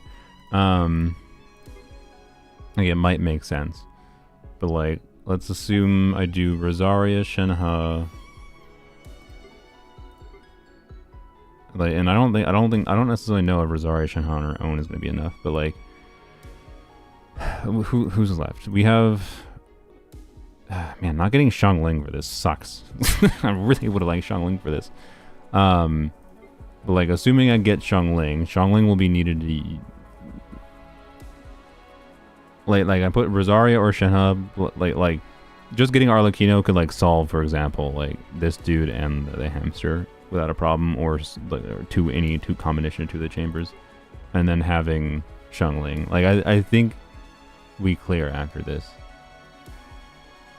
So do I need Mika?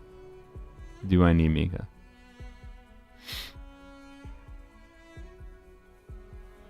Dendra boss moves a lot. Yeah, I know. My intention is not to take Rosaria Shenhe to the Dendra boss.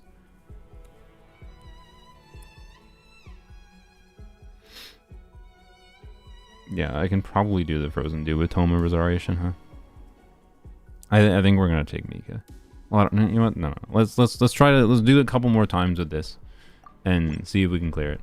Because like it was close, right? It was close enough. Also, like maybe even like this additional damage at the start, is that worthwhile? No, I don't think it is. I definitely don't think it is. All right, well we learned that. That's fine. I don't see where you would use Mika. A tiny bit of extra cryo application will get it stunned slightly faster. He also enables MH uptime for Hu Tao, and also his one instance of cryo application when it gets knocked down could be used to do his cryo, switch to Hu Tao, use her E, and then use her burst right away, which is not optimal obviously, but getting that melt might be worthwhile to start.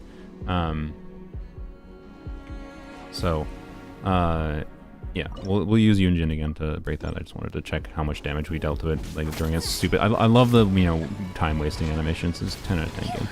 All right, do this. All right, that was dumb. Well, that was definitely dumb. I thought it was gonna stay for some reason. I'm stupid. Oh, that's fine.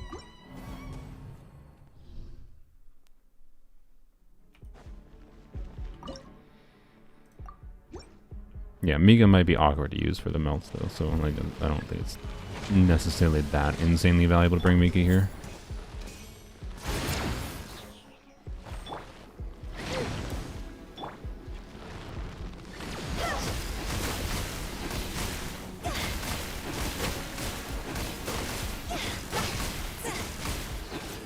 No, freaking targeting baloney. Ah. Your grand finale. Unleash. I switched to Bennett. Oops. That is not allowed. Not allowed on a Polearm Only account to switch to Bennett. Also, I'm pretty sure I could knock it down with just Hu Tao's skill when it's down. Am I gonna hit this? I did. Okay.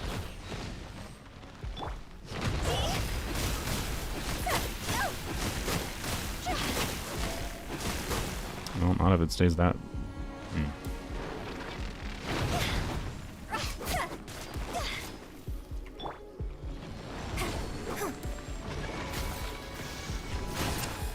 Strike is one.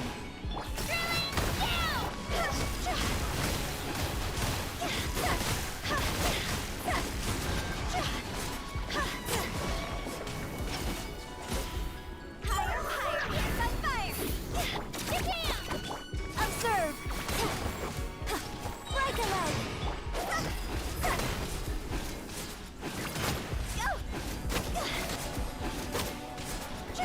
Nah.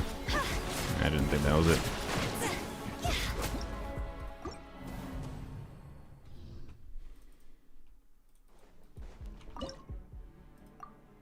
That's a lot of non-crew Hu Tao. Yeah, that's part of the reason I wanted to consider bringing, what's the bucket in. Flags up. This was not the ideal strategy I was hoping to set out with this boy.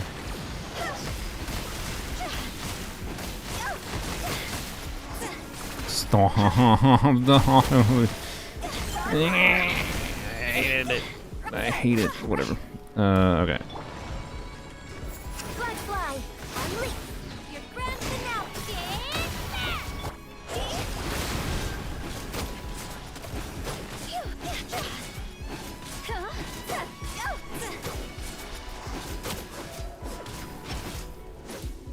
Unleash. Please. Break a leg. Well, shoot. Yeah, this is ridiculous. Alright. Yeah, I don't think this boss was designed for Moiga, but I don't know. Does Moiga is Moiga even that good at dealing with this on her own?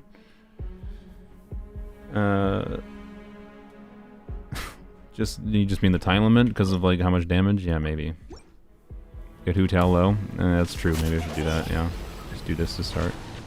If it comes back by the time it is down, that is probably fine. But why did I switch to Bennett? Brain.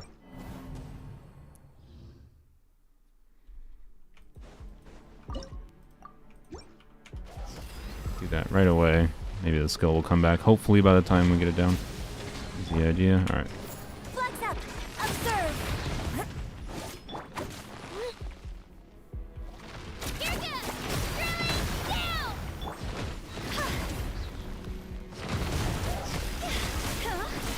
Down. No, stop with the targeting. Stop. This game.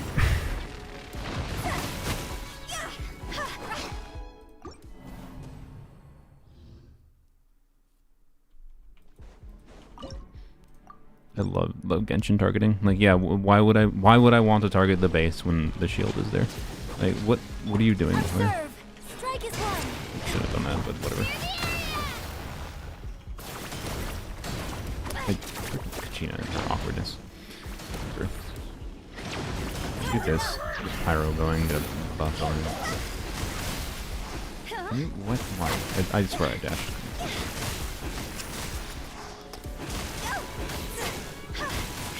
Yeah, I'm like very confident if I do that well, I can get it knocked down right there, which might be all I need, but it also might not. I don't know.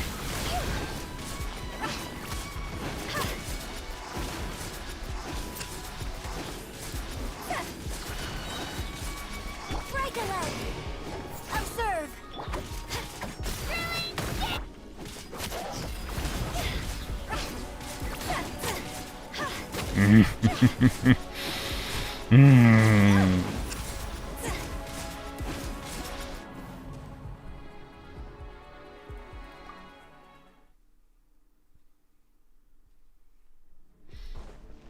Alright. I heard they made changes to targeting in 5.3, and they probably didn't admit it worse. I forgot to do this.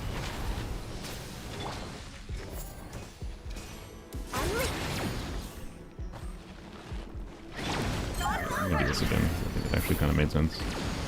Actually, no, I don't think it did. Whatever. What am I doing? I needed to go attack it there. I need to do the laser attack and then try to get it down during the laser attack.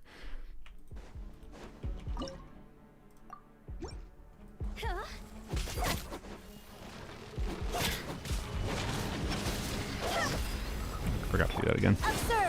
Alright, whatever. I don't think it's that big a deal with it. Do your laser attack, please. I don't have my skill back.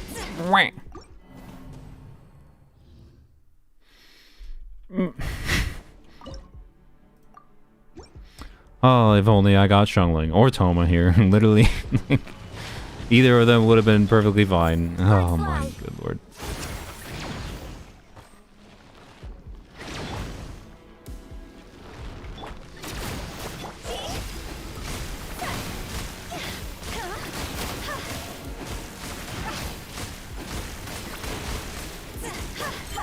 No, it's that bad. I also just shouldn't have used it because of the HP restoral, but.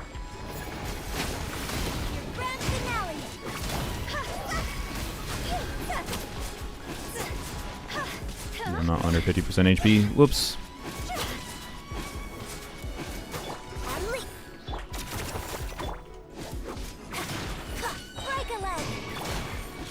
Didn't have that back anyway, so it's fine. It's not fine is that it got back. Yep. Yep. Nope. Nope. Bad.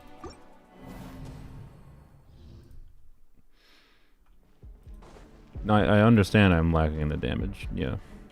I do understand that. But if I don't know, yeah, I don't need to worry about the bringing it down that much. But yeah.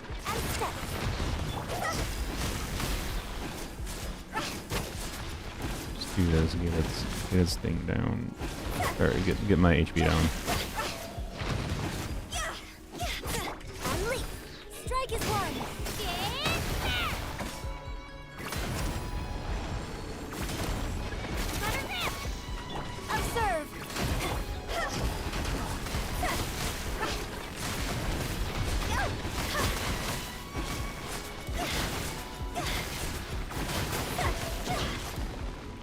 Well, this was not the run.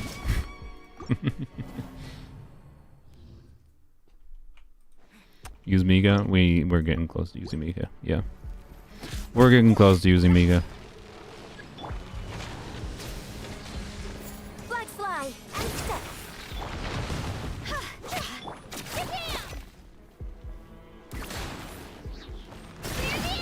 Alright, thought I was gonna swing lower for some reason. I was trying to use Kachina's burst application to hit that.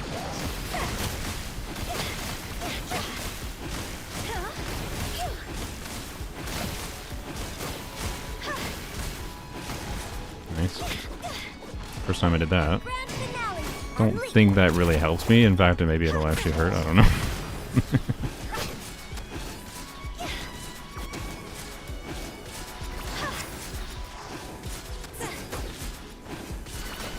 Please. No! You. Alright, but maybe we have enough time to kill it. Still. I don't know.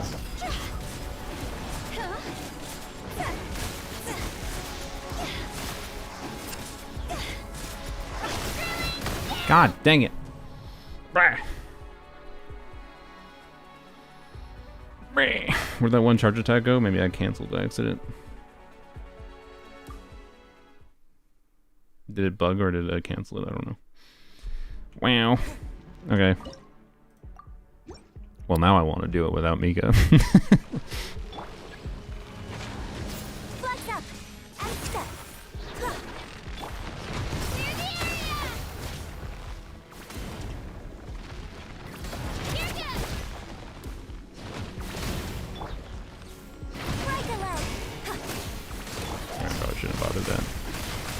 I don't think it stays down enough in that phase for that to be good.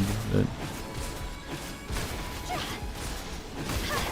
No, I didn't. I'm stupid. Whatever.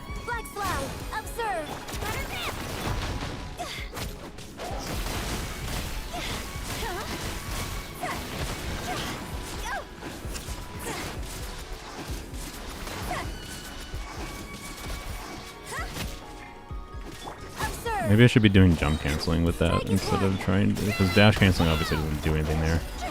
I don't know, it's just weird to figure out the value of. It's just weird to figure out the value of Yunjin here. So I'm mostly just doing normal-ish things, but using N2 seeds for max pyro app. That's what I believe I was trying to do.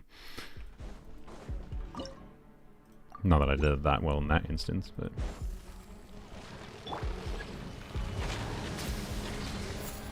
Should recharge that probably, but I don't know if it matters that much.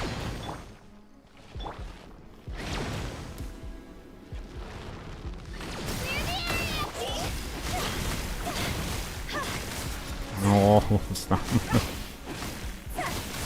Stop, guy. I'm so bad. I'm so bad. I'm so bad.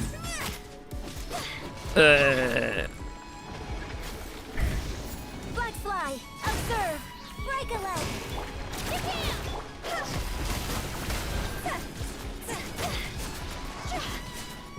Oh my god, I'm so bad at jump canceling. It's fine. Oh my god, what is happening? Why are you going that way? Why? What happened there? Oh my god. Also, I never trigger Fab on the first hit, but whatever.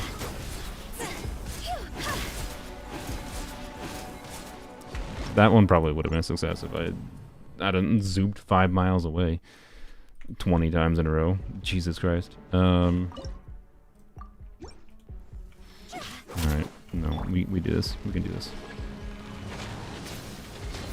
I keep not pre-charging that. We're gonna not bother with Kajina in favor of as soon as it does, yeah.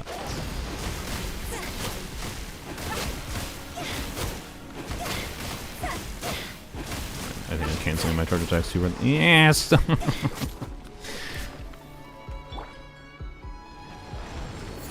fly, observe, break a leg.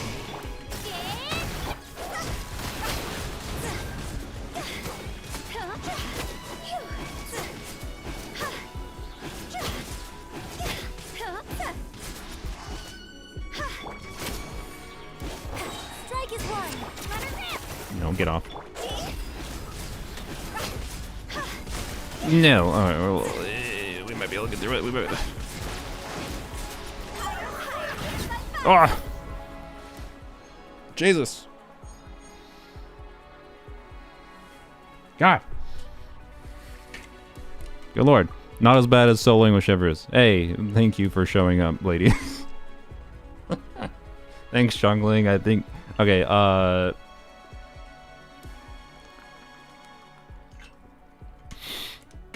Okay, we gotta think through the next chamber. I don't remember what the challenge for the next chamber is. Ugh. But we have Zhongli, Shenhe, Yunjin, Rosaria, Mika. I think we choose Xiangling realistically.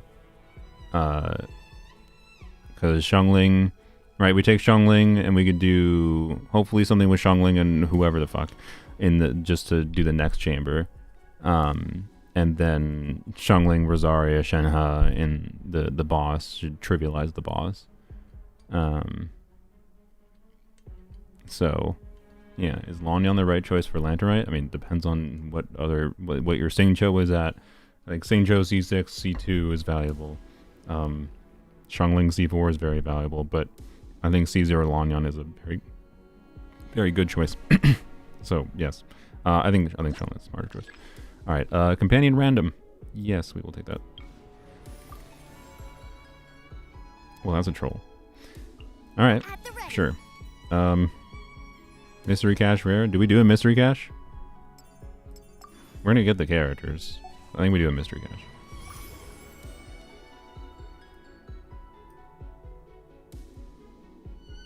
I don't know if I can easily get to 0 Fantasia Flowers, so I guess RNG. Hey, sick. All right. We could choose Geocrystallize.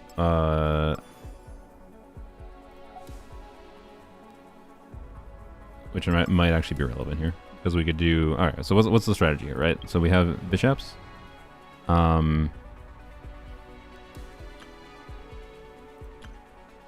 Beasties. And mech things. We do have Zhongli, indeed. We do have Zhongli. I don't think we greatly need... Oh, we used up Yunjin. No, wait, did we? No, we still have Yunjin. Yeah, okay. Okay. We're not going to do cryo in this instance anyway, so this buff is kind of, I don't know. I don't know about this buff. Do we need fodder characters? 1, 2... Yeah, we kind of did need fodder. No, we have plenty of fodder characters, I think. Max are probably the easiest for Xiangling. Yeah, because you can... the only... My worry is the ones that don't have the ability to be grouped. But probably... So we do Xiangling.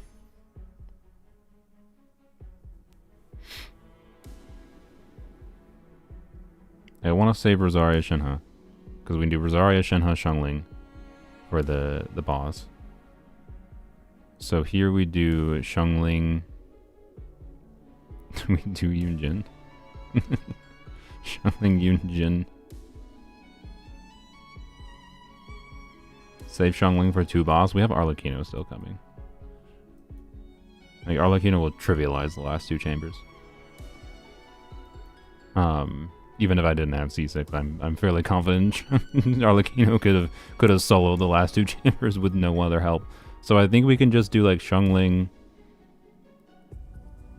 Like I don't think I need to super be worried about like surviving against the boss.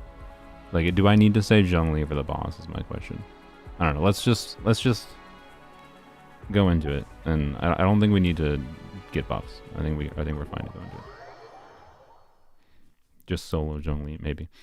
I think we're clear here basically at this point. I think we have gotten past the hump. Yeah, theoretically I could save Shenhe or use Shenhe, sorry. I don't think I have to.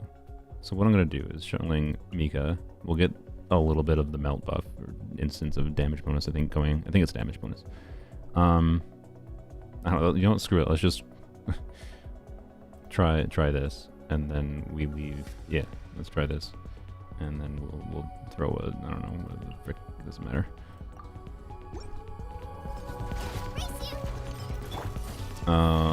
Keep your cool. You had a chance. Now's your Grand finale. Xiangling has the most crit. Look at that physical damage.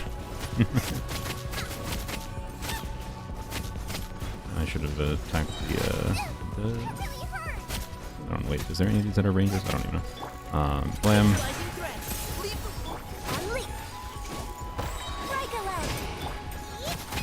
I didn't try to get melts there. Oh well.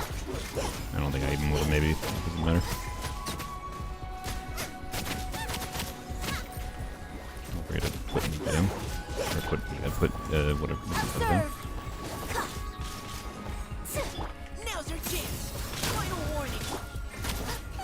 Really? Really? Your grand finale.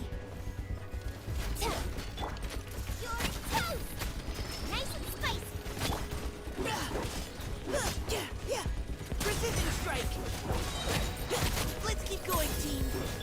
And step. Break a leg.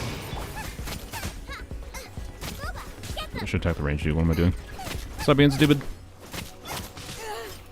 You had your chance. Observe. Really? Leave Okay. the wounded to me. Strike is one. Unleash.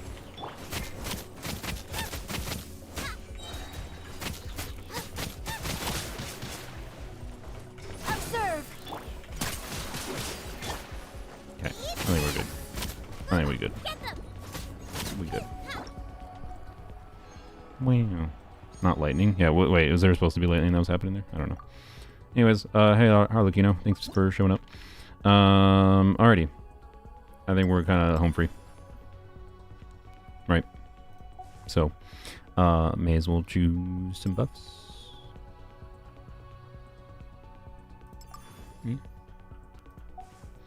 Alright. It sapped your HP. Ah, I see. We're fine because we had the Mikas. Let's get this. Why not? How exciting. Okay, well, cool. Wonderful. Sure. Let's choose this. Let's get Tomers. I lied. Let's go. Sorry, Toma. I tried. I wasn't trying to neglect Toma, I swear. Has Toma shown up at all? I actually don't think Toma has shown up at all. I'm sorry, Toma. I'll use you in the next chambers. Alright. Well, let's go.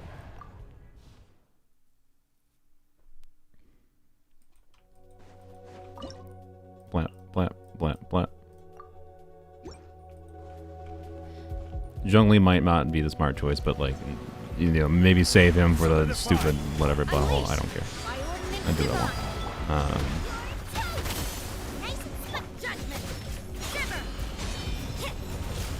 This is order. You can't run.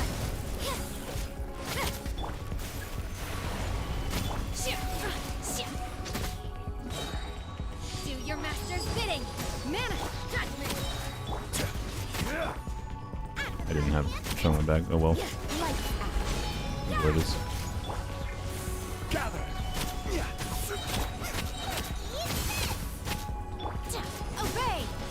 Judgment. I will have order. By ordinance divine. Punishment.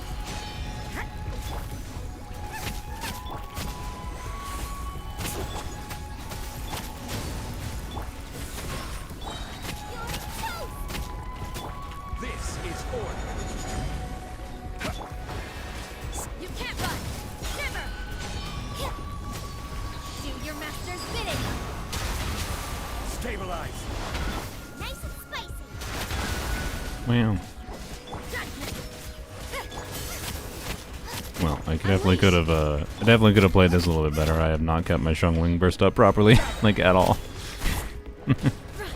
Please give me my Shungling burst.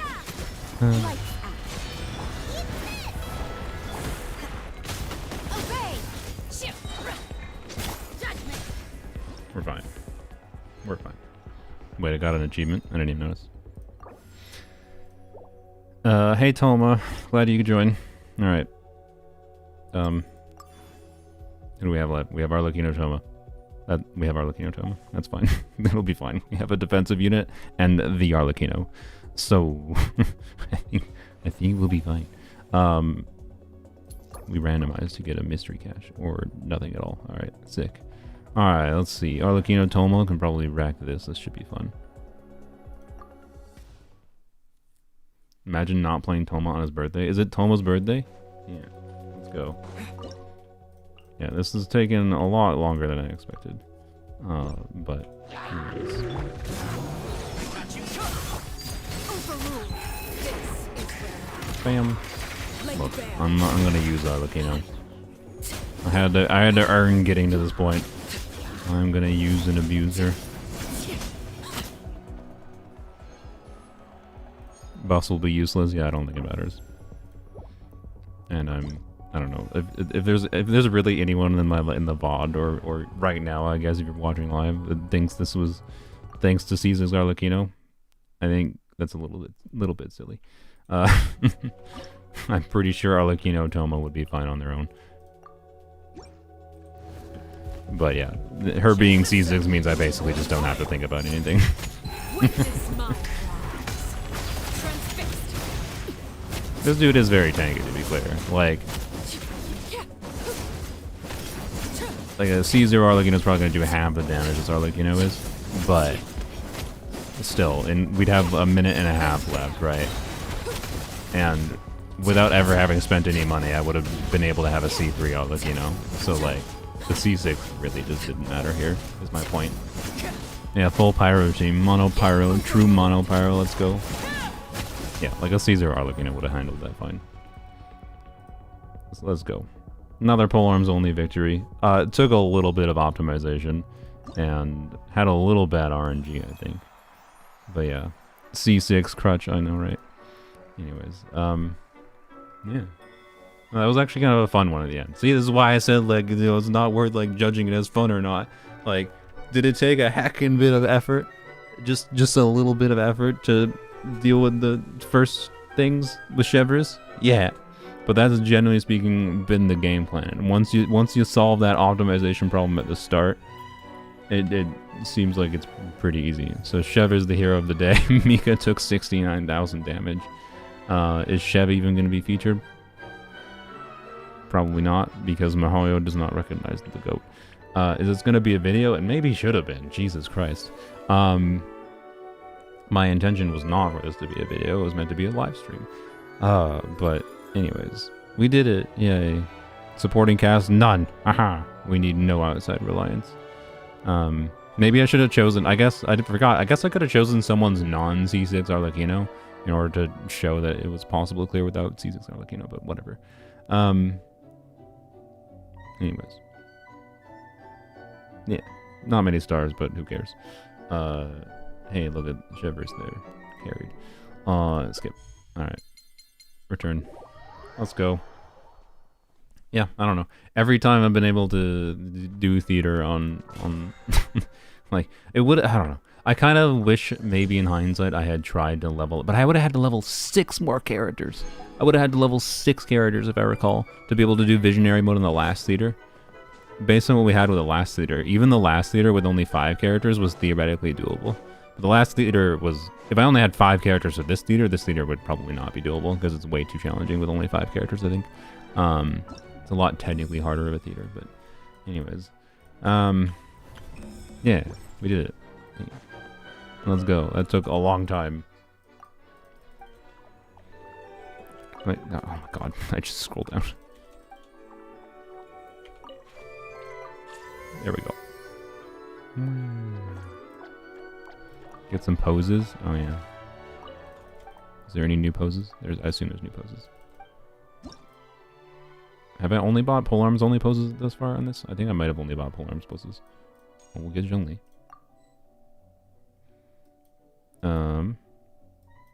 Yeah, I didn't buy Candace's. Oops. Alright. Is there anyone else? Yeah, I only bought Polearms because it's Polearms Only. All these other ones don't exist. Alright, I think that's all the Polearms here, right? Yeah. Yeah. Alright, get all the Polearms. Nice. Alright. Poses are such a boring update. I kind of like them for thumbnails. I've used them a couple times for thumbnails. Anyways, there we go. Rosaria the goat.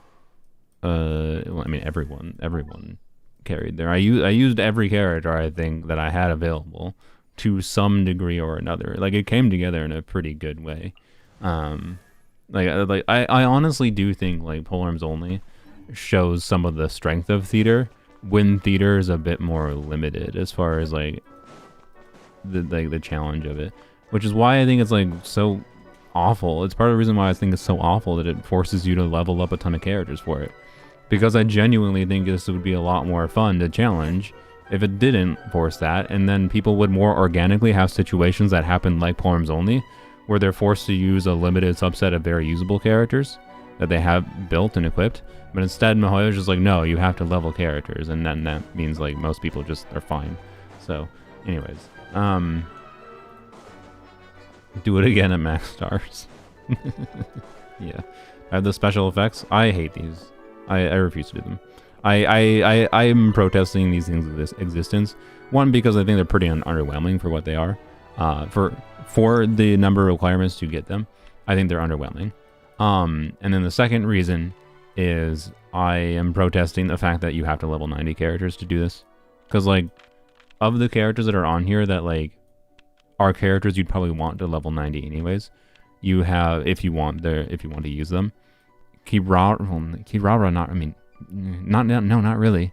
Okay, I don't know, for HP scaling shield. So, like, maybe Kirara, Zhongli, HP scaling shielders. Kaching is a level 90 anyways unit. And then Kazuha, I guess. But, like, Kazuha's a little bit on the line. Like, forcing level 90, it pisses me off with this. And then also the way they implemented, like, the actual challenges from what I've seen is also kind of awful. For many of the characters. And I dislike it. So, I protest it. Anyways. That's it. Alright, so... yeah. yeah, that was it. I do want to talk about some other things and do some stuff on my mana count. I think my mana count is now capped on resin because I did not expect. Like, I went and looked at my mana count before I started streaming. I was like, oh, my resin's going to be capped in 3.5 hours. That's fine. I'll finish the theater within 3.5 hours. Anyways, we got a Hutao skin. Yeah. DPS at Lolly. So yeah, I mean, again, I'm gonna start more seriously exploring DPS at Lolly because like I also think there's potential for off-field DPS at Lolly in conjunction with Shenhe, because remember Shenhe does off-field cryo buffing too. But like I think there's ways to get meaningful, like really significant skill damage. Like I'm gonna experiment probably with like Golden Troop on Sit Lolly even with Shenhe, which is gonna be weird. Does it actually make sense to do that? I'm not gonna recommend it, but anyways, Shenhe I think will open up actually a weirdly high amount of options for DPS at Lolly. But yeah, I can go show some stuff with DPS at Lolly briefly, and I also want to talk about some other things. So anyways, yeah, let's go. So Lolly's charge attack feels wrong in a fight. Yeah, it does feel a little weird. That's part of the reason I think doing off-field stuff with Shenhe, it might be interesting. But anywho's, let me put up Turtle. Golden Troops, it always sounds diabolical, but I want to see it now. Yeah, it's just going to be an idea of maximizing the value of the flat damage buff from Shenhe, right? The more damage bonus and crit you can get. If she's off-field, she can't get the crit bonus from, you know, Cinder City. Although, okay, you can leave her on-field and get the crit bonus from Cinder City, and maybe that's just better. It's probably just better to still use Codex, because it's Cinder City. Yeah, the crit buff from 4-piece Codex, not Cinder City. Cinder City is the buffing set. I didn't switch my accounts. I just clicked the same account. I like burn melt teams and on-fielding Sit Lolly. Yeah. So yeah, there's burn melt. And then it's basically, do you want to do something like burn melt where you do, you know, you have, it's how much do you want to focus on other damage dealers versus focusing on Sit Lolly's damage a little bit. I think the decision. Like I think Emily burn melt teams are probably one of the more compelling variants. So you know, Emily. So let's say Sit Lolly, Shalonen, Emily Bennett, right? Which I have played a little bit, you know.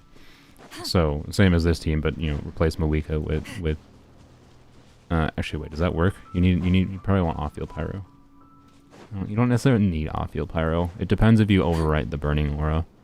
I haven't messed with it enough, I guess. But anyways, you also have the flexibility though to switch to Bennett. To you know, just redo pyro. That you don't necessarily need off-field pyro. Like Bennett can functionally be your pyro if you need to use extra pyro application to keep up the burning aura. No skill damage is absolutely useless on Sit Lolly, even with Shenhe. Why? Like what? Like you're operating on the you're forgetting that Shenhe makes multipliers not matter. Like yes, her skill damage multiplier is low, and you only get a 90% EM buff. But like the total damage value it has is actually not that different. Like it's definitely lower than the burst when you factor in a melt. But particularly outside of melt contexts, the hits that you get from this is not that different of scaling from the total damage value from the burst. In fact, I think it's let's see.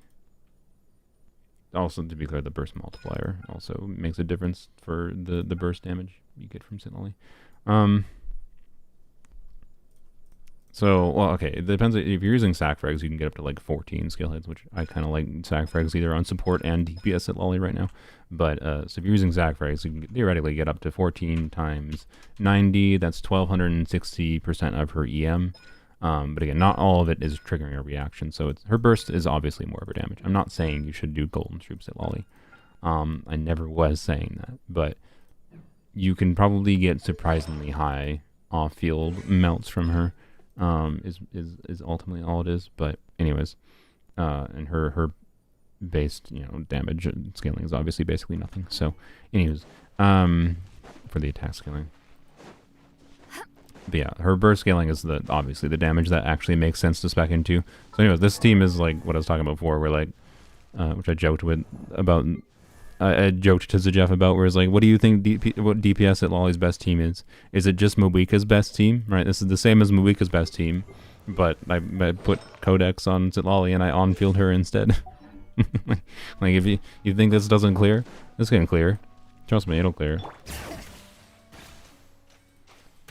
Am I Captain Resin? I am Captain. Okay, well, give me a second here before I'll show it in a bit quick. I just don't want to. Stupid resin brain rot makes me not want to be Captain Resin. Let's go. I don't think. Is it? I need to farm some talent materials for Lanyan and Chenha too. Not much, but let's check real quick actually. I think it's gold today, right? Yeah, it's philosophies of gold, which is not Shenha's or Lanyan's. So we're good.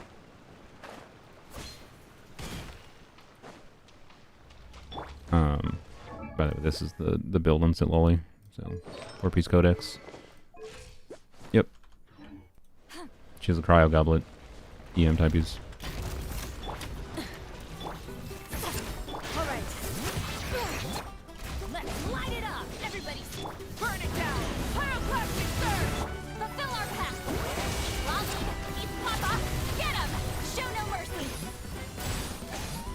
No, I'm weak as melting, that's fine. Arguably better. Not arguable, it's probably better. Rise to the sun! Light of the blazing sun! Bring it!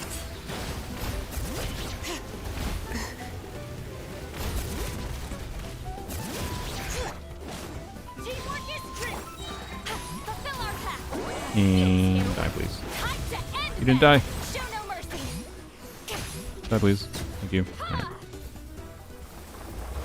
Yeah, I want to see more normal attack damage in particular from Zitlali, because like her charge attack does feel a little bit weird, but you can get meaningful damage from her charge attack. Sure. So, anyways, that. Why not just use plunge Zitlali? Because plunge is boring. Also, Zitlali has a problem. Her plunge, her plunge animation's long. Like it's pretty awkward. But also, like, plunge is always, in my opinion, a last resort for DPS and characters. If you want to, play plunge. Plunge will be good. Like we've long since moved on from, like, yes, plunge is the way you can DPS characters on field, right? And if you want to do it because you like the animation, like, be my guest, do it, right? It's fun. I like that she, slams a pillow. It's silly. I will probably do it at some point. But I don't like how slow the animation is, personally. So, yeah. Versus,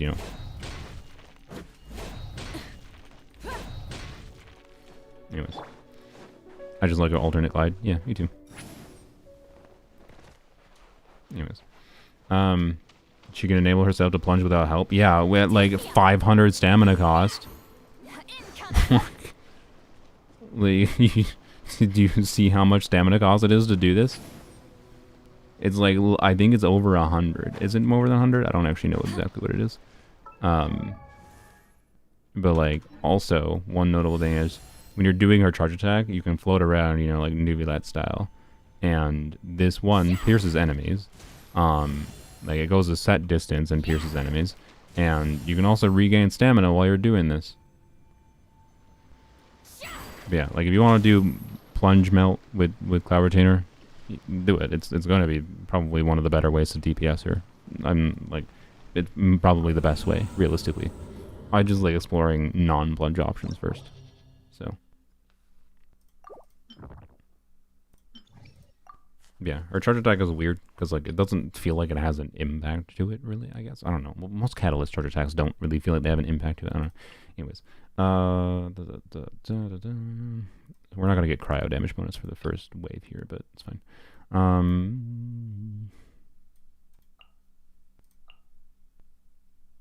I find it funny though to use Mawika as the support in this team.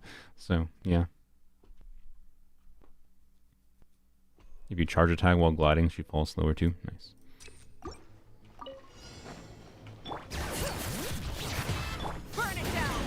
Yes, I could probably do that in Bennett buff for more damage. I don't care. Everybody stand back. Get to work. Lolene, beats Papa. Get him. I didn't crit. Really? Yeah.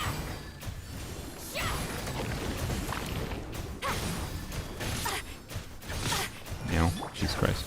Hear the echoes of the valley. Light it up. Pyroclastic surge. Teamwork is strength. Fulfill our pact. I would have killed him in rotation if they had stopped. Bray.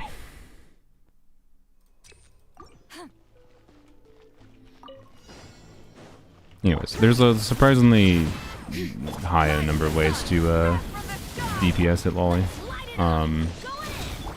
Like I think she's one of the more fun characters. Think about DPSing. That makes recommending something specific on her is a little bit weird, right? No.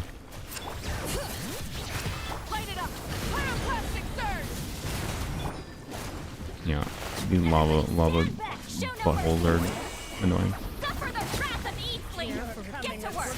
And obviously, well, we'll just use this up. Get that going.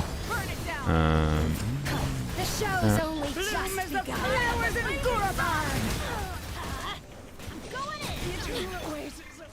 I don't want to use my foot. I'm not going to use my foot. Show no mercy. Anyway. You two. Time to end them. I didn't crit. Oh, excuse me. Why can't I agree? Did I not have? Was I not with enough Night Soul there? I don't know. Maybe I wasn't with Night Soul. Everybody stand back. Well, I blame not critting. Please die. Please die. There we go. Is it better than we got? No. What reality were you expecting it was going to? But I don't know. That clears a hard abyss chamber, and you know, I have C2 Shalom to be clear, which is definitely helping. But it clears. So, anyways, I don't know, right? Like, there's obviously plunge things you can do.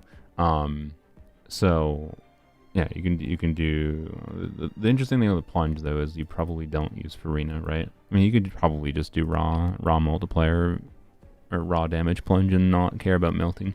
Just do freeze plunge. So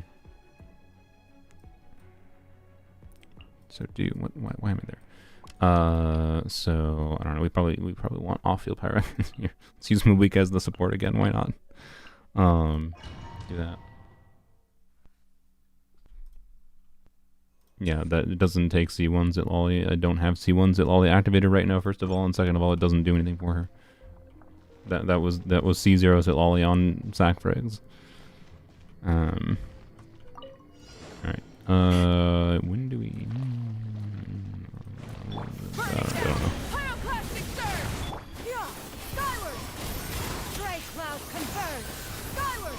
Yeah! Let's light it up. Teamwork is show no mercy. Lolene, beats Papa. Get him. Why? Incoming. 60k melts. Watch out. That's not bad. Incoming. Watch out. I don't know. It's like it's fine. Yeah! Skyward! No. Riveting!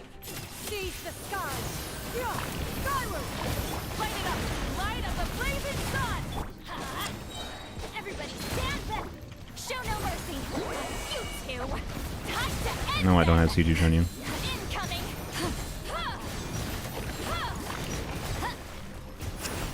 I already ran out. God dang it. Yeah, I don't know. I'm gonna have to muck about with like figuring a rotation for it, but like it's fine. To be clear, we're not getting VV going right here, and like VV should. Well, I don't know. No, it'd probably be hard to get any meaningful uptime. Well, no, would it be? Because you can probably start a rotation. Maybe, well, no, then it's like I don't know. Like I don't know. It's weird to figure out. You probably don't use VV. You probably just use like Song of Days Past or Noblesse on Cloud retaining this team.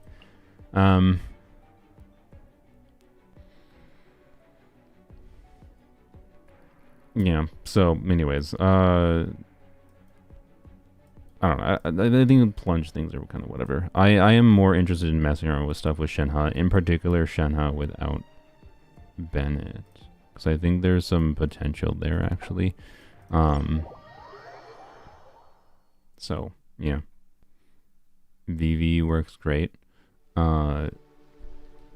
Like, I don't think it's that hard to do VV setups with Cloud Retainer for her burst, but I don't think you're going to maintain VV for much of her plunge damage. Not in that specific team. I don't know. It's going to be a little bit hard, like, to maintain the uptime. I don't know. It shouldn't be that hard, but it's weird. Anyways, yeah. DPS at Lolly has interesting options because she has her charge attack that pierces, which I think is interesting for its AoE value. I like that she gets her stamina back while doing the glide. It's just like, I think it's walking speed, to be clear. So it's the same, you know, as walking. But I like that she's not locked in place, and, you know, you can get more charge attacks than you expect out. And you can get them fairly fast, right? So actually, how many, if you have full stamina, what's the max you could theoretically get? And it's a charge attack on a catalyst unit that will always trigger a reaction, of course, so we'll always apply the element. I'd say the one problem it has is maybe it might mean it's a little bit hard. Like, I think that's the circumstance where you're spamming charge attacks, is when it's, like, on top of the fact that her skills cryo application, like we saw as we adapted to new waves there, you know, we overtook with cryo and Moika was just doing a lot of melts, but like,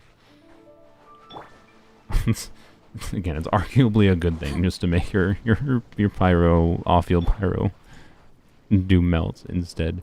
So, by arguable, it's just slightly against the idea. I don't know. Like, it's basically using Sit Lolly. Like, some of this team is using Sit Lolly just for extra cryo application to make your off-field pyro stronger. So I don't know. I think it's kind of fun, but yeah. Her glide looks really goofy in co-op. Why?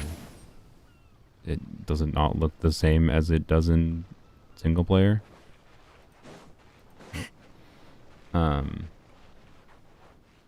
So, anyways, I mean the charge attack combo. Okay. Anyways, 1, 2, 3, 4, 5. Oh, did I not get the 5th one out? So, looks like you can get about 5 just spamming it potentially. But I don't know. That applies cryo every time. I believe there's no ICD, from what I could tell. Unless we can actually verify that in this Abyss Chamber. Yes, you can use Shungling instead of Moika. And it might be better as far as keeping up pyro application for Sit Lolly damage itself. But I also think, like, Moika might just be meaningfully stronger for the fact that the very fact that there's more circumstances where Moika herself might be melting could arguably be better, right? So, again, like, genuinely, as far as, like, on-fielding, you know, 4-piece codex Sit Lolly, this might be Sit Lolly's best team, arguably. But we'll see. I don't know. I got to mess with a whole bunch of things. Melt. Melt. Melt. Oh, I didn't have enough stamina. Let me get stamina back. Get to work.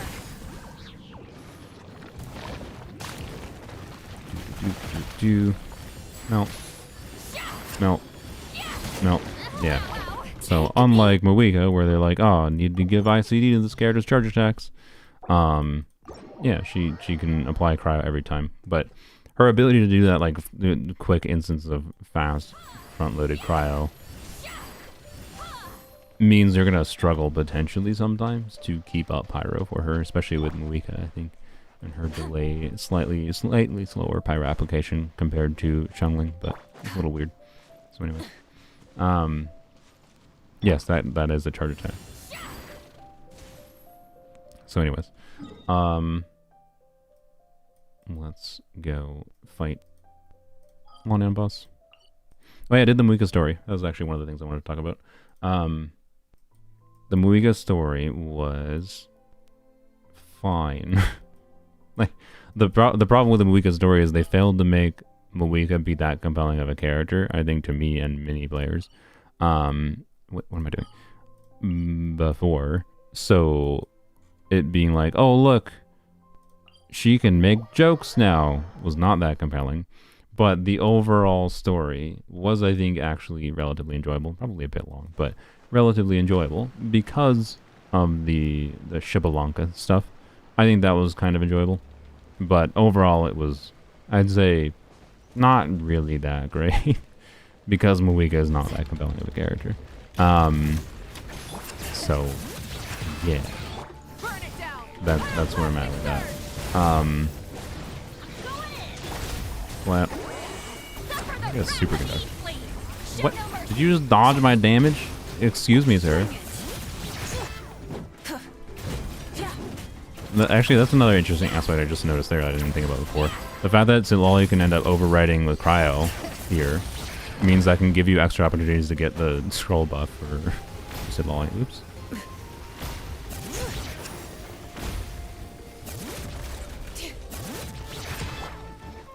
Black. Of course. Well, yeah, I'll wait. But yeah, the Shabalanka focus, stupid Natlan Twitch, made it a little bit more interesting. Because he was a more interesting character. Immediately a more interesting and engaging character. Right, so, anyways. Have you done Sitlali Quest? No, not yet. I will soon, TM. Maybe on my stream, we'll see. Not today.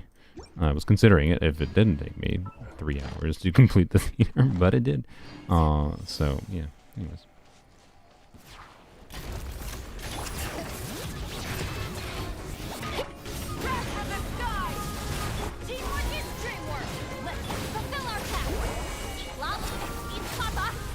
Good. Why in this boss am I always taking over? Well, no, not always taking over. I don't know. Anyways.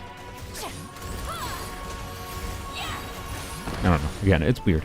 Like, the team feels good to play because Moika gets, like, actually compelling off-field damage, right? She's getting, like, 60k melts. And for reference, if you care about the build, this is my Moika build right now. This is on 4-piece scroll, even though, yes, I know 4-piece scroll is a little bit redundant here. Moika could probably do more off-field damage on 4-piece Guild of Dreams, but I didn't feel like changing it. What am I doing? Oh, I guess I'm doing nothing.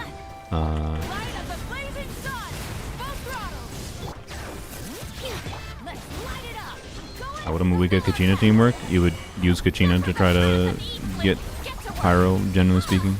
Pyro damage bonus. You'd just put Kachina's drill down, switch to, use Moika's E. You'd probably get a Pyro crystallize there, and then you'd do your other characters' things.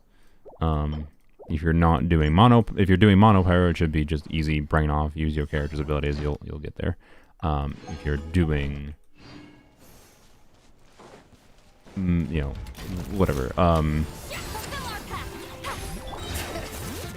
am I having such a stroke? It's fine. If you're trying to do a melt or vaporize team with Kachina, can that work? Yes. But you're going to probably want to look into what the combos are for that kind of thing.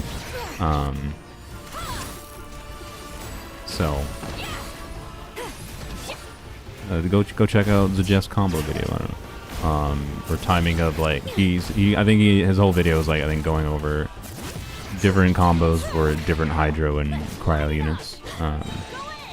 Because that's the main thing. Like, that's the main thing that's been apparent with Moika over the last few days. That was 134,000 from off-field from Moika. The one thing that's been quite apparent from Moika the last few days is her highest damage teams are not completely brain off, which I'm of the opinion is a good thing. But she also does, like, enough damage that for most people she can be completely brain off and she'll just be fine, right? I think they did a good job with that. And well, I guess I'm not getting cryo. It's fine.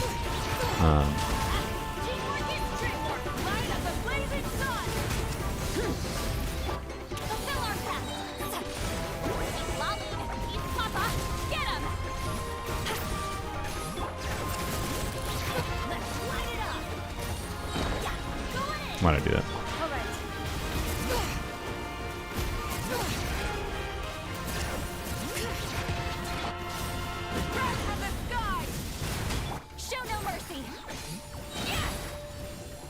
5k. Blam. I don't know. Yeah. And as a team, I don't even think I had Bennett buff there, right? Getting 23k. I think the boss had some different resistances or whatever when it's down, but I don't know. I am enjoying me some DPS at Lolly, even if it's a weird mix of just whatever reactions you're getting, whether it be on Zitlolly, whether it be on Moika, is just good. It's one of those kinds of teams. So yeah. But yeah, Arlecchino's or Moika's story was it existed. The Xbalanque stuff is interesting. I am willing to bet that Xbalanque, like they specifically had a line, if I recall, where Xbalanque was like, I've got my own, like, I'm gonna die in a day, but I've got my own plans. Thank you for Which either, actually no, I think he said I have my own plans before he explained he's gonna die in a day. So it's possible that is just like a line that was there to imply his plan was to die at the end of the day. Or, you know, maybe he's going to become a playable character at some point. I wouldn't be surprised, I guess, either way. But yeah, and the animation, the fight was cool and all that, but yeah. Anyways, one thing I actually wanted to talk about, though, that I almost forgot, but I looked at my notes, is, let's see, is this configured properly? It's probably not. Looking at the wishing statistics from Paimon.moe for Moika, I think Mihoyo probably, this is not like a representation of necessarily every single person's wishing behavior, but I think it's pretty strong enough correlation that shows that Moika ain't selling like I suspect Mihoyo wanted. Give me a second here. Blam. I think that's it. Alright. Yeah, good enough. Like 100,000, so like together, like actually Zitlolly is, like, for a defensive unit, Zitlolly is selling much better than like more people are wishing for Zitlolly than I actually would have expected relative to Moika. Normally you would see, like, just as an example of, I don't know, when was the last time we had a defensive unit? I'm not gonna, well, I don't know. She's not just a defensive unit, obviously, so that's the nuance here. But last time we had a new specifically defensive focus unit was probably Siegewing. I guess Siegewing is the closest correlation realistically. Like, Siegewing is good with Farina, but she came out much after Farina, not with Farina, so it might be a different story they actually released her with. But, like, I don't know. Let's look at, like, Baiju. No, let's look at the first Farina banner as a point of comparison to, right, to the Moika banner, right? And to be clear, there's more wishes to be happening. Like, the banners are still live, but, like, this is not a lot. Here is Nuvilet banner. Here is Chaska, which are pretty low, but it's not that surprising. Rerun banner. Like, right now, what's your guess? What's your guess, if you haven't seen it, what's your guess for what Shalonen is at? Because I think Shalonen, more than anything, might be the obvious tell of, like, you done effed up. If your goal, Mihoyo, was to sell Moika, you seem to have failed. Because it seems like Moika is going to have less total summons, like, from the player base, assuming this is a relatively accurate representation of how many people, like across the entire player base are pulling for her. Shalonen's at 140k. Many insects have a Like, I don't think Moika is going to beat Shalonen's numbers. Except we call that light hope. Yeah, Chiori. Like, they done effed up, I think. I think they done effed up. Oopsies. This is probably going to be their worst selling Archon. Despite it being, like, a really strong character, obviously. So I hope it means that they realize just, you know, power creep motorcycle gimmick is not going to do you? But we'll see. It's possible like the numbers could significantly increase as people scrounge out wishes towards the end of the banner duration. So keep that in mind. Yeah. Anyways, let's look at one other thing though. Like compared to Farina's original banner, like Farina, like as a point of comparison. To be clear, the total number of wishes is not the direct comparison here necessarily, because like there's also the factor of like what's the relative number of players who are playing currently, like active players that pulled Muika compared to the active players that tried to pull Farina. And this also is showing how many people actually acquired, not how many people attempted to acquire, but how many people actually acquired Muika, right? There's that difference there. So yeah, I'm glad Silali is as high as she is, but so Farina's rerun banner, by the way. Let's go look at Farina's rerun banner first, which is here. Yep, Farina's rerun banner might beat Muika's. Like I don't. We'll see where Muika ends up. It's possible Farina's rerun might beat out Muika's numbers. Yes, and I don't use this site. Yeah, like I don't actually upload my wishes to this, but I'm just extrapolating out to like that it's the closest representation we have. So it's also worth mentioning that there actually is a bias, notably. Farina has not rerun. Like this rerun number was before the capturing radiance, and notably, I think Muika banner is probably the first one. Probably not the first one. We probably saw it. Yeah, we probably saw it starting to trend more and more. It looks like Chaska's banner started to trend more. So yeah, a problem like why Shalonen banner is 53% of people. It's because capturing radiance. Remember, it's a pity system for 50-50 losses. So you only really have a chance of triggering capturing radiance, and it therefore giving you the featured character when you otherwise would not have, when you have lost multiple 50-50s in a row, which for most players is not going to be until many months after version 5.0, because it only started tracking after 5.0. So that's why you'll see like we see this. If we start with Mualani, it was 52%, and then it went to, we see 52%, and then Shalonen, it creeps up to 53%, and then 54% with Nahida banner, and then we start seeing the 55%, which is where you would expect it to end up at based on the numbers that Mahoyo gave. So my point with this is that there is actually this number is slightly inflated compared to before capturing radiance was introduced, because a higher ratio of people actually pulling Muika are getting Muika compared to last time, compared to before capturing radiance existed. So anyways, it's possible that more people might have acquired Farina on her rerun banner than on Muika's first banner, but I suspect Muika will end up at a similar amount, at least, to what Farina's rerun banner is. But let's go look at Farina.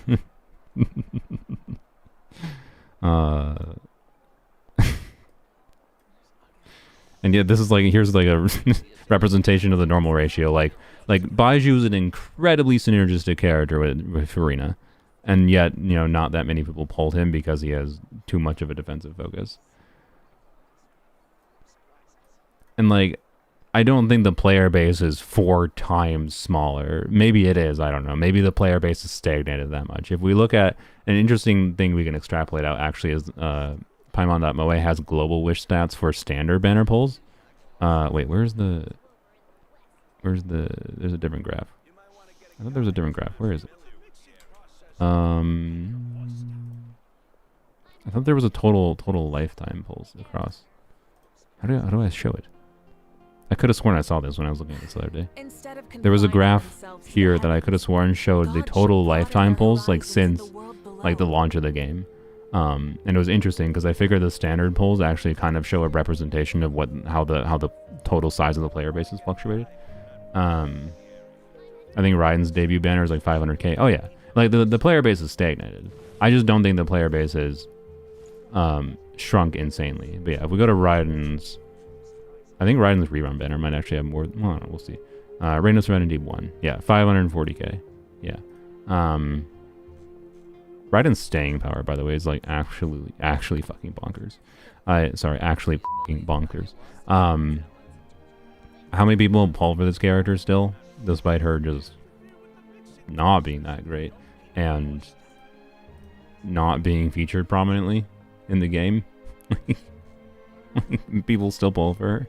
Like, anyway, like let's look at her rerun. Like, I think Raiden's third or fourth rerun might have more summons for her. Here's Raiden's first rerun. That's when I got Raiden. I think Raiden's next rerun is still going to be more than Muika will end up at. Where's her next rerun? Was it this one? Yeah. like Raiden's third rerun might still be higher than what Muika. Actually, no, I think this is second rerun. I think third rerun was with Kenichi. And then, by the way, it only seems like we've every time it seems like half the amount of people pull, because with the Kenichi banner, Raiden only got like 60,000. But still, that's pretty high, honestly, for Raiden. So, anyways, I wanna like how. No, where global wish stats. Where is the option for? Oh, there it is. Why wasn't it there before? All right, this is what I wanted before. Pull by day percentage.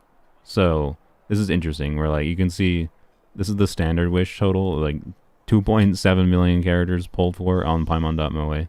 And you can see the peak here. These spikes, by the way, guess what the spikes are? they're on the beginning of the month. So yeah, because of the shop wishes. But you can so the interesting thing here is like look at the line that like is created from like these peaks. I think this like these peaks where like the wishes where the standard wishes are being spent at this monthly reset, kind of maybe represents like how many total players. Like this might be the best representation of like how the player base total population has changed over time, and like compared to last year, which well, with the Farina banner, so November 2023, right? Like is I don't know, like we don't like don't look too closely at like the current like last couple months, because that's like this is the least reliable data in this, right? But it stayed relatively flat is my point, where like it spikes a little bit. You can see 2023, yeah, the version 4.0, it spikes a little bit, and then it fell a little bit for a while, right? Like it's not like the player base total was, I don't think the player base total was crazily higher. You can see August 2020, I don't know, it also seems a little bit weird that the September data is this low, but I don't know. Maybe the player, maybe they didn't, like, it seems a little bit weird that we don't see a spike in September again with version 5.0 starting. Actually, no, 5.0 started in August, didn't it? Right? I don't remember. Anyways, I had to double check the timings of things. Like, I think this player base has shrunk, is my point. But I doubt crazily so enough to represent, you know, is it just the player base shrinking why, like, Farina was that much more popular? No, I think they just completely flopped on actually making Muika a compelling enough character that, like, makes people want to pull for her, right? Like, on a baseline. Because, like, a lot of the reason people want to pull for a character is because they like the character.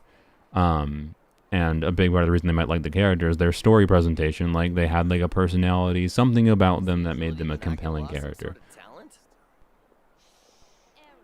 And she has, like, no characterization. I'm sorry. Right? like, it's not me trying to, like if you like her, that's fine. Adventuring is right up my alley. Exploration and trials, adventuring is right up my alley. Like, I don't know. Anyways, obviously, I think Farina is a much better character as far as her kit goes. She's a more compelling kit as well. But yeah, I don't know. Like they introduce you. She has a strong, like, sticks in your memory first impression, even if you don't like her, and then you play the rest of the story and yada yada, right? And that's what happened with Farina, if you like. And like, anyways, obviously Mihoyo wants to sell the Archon, but this probably means they're making a lot less money. That's my assumption. Oh, for comparison also, let's look at like Arlecchino's first banner. Like I am very curious. I am very curious what Arlecchino's rerun banner is gonna have. Like Nahida, I think Nahida had similar numbers on her first banner as Farina, if I recall. That is a Nahida rerun banner.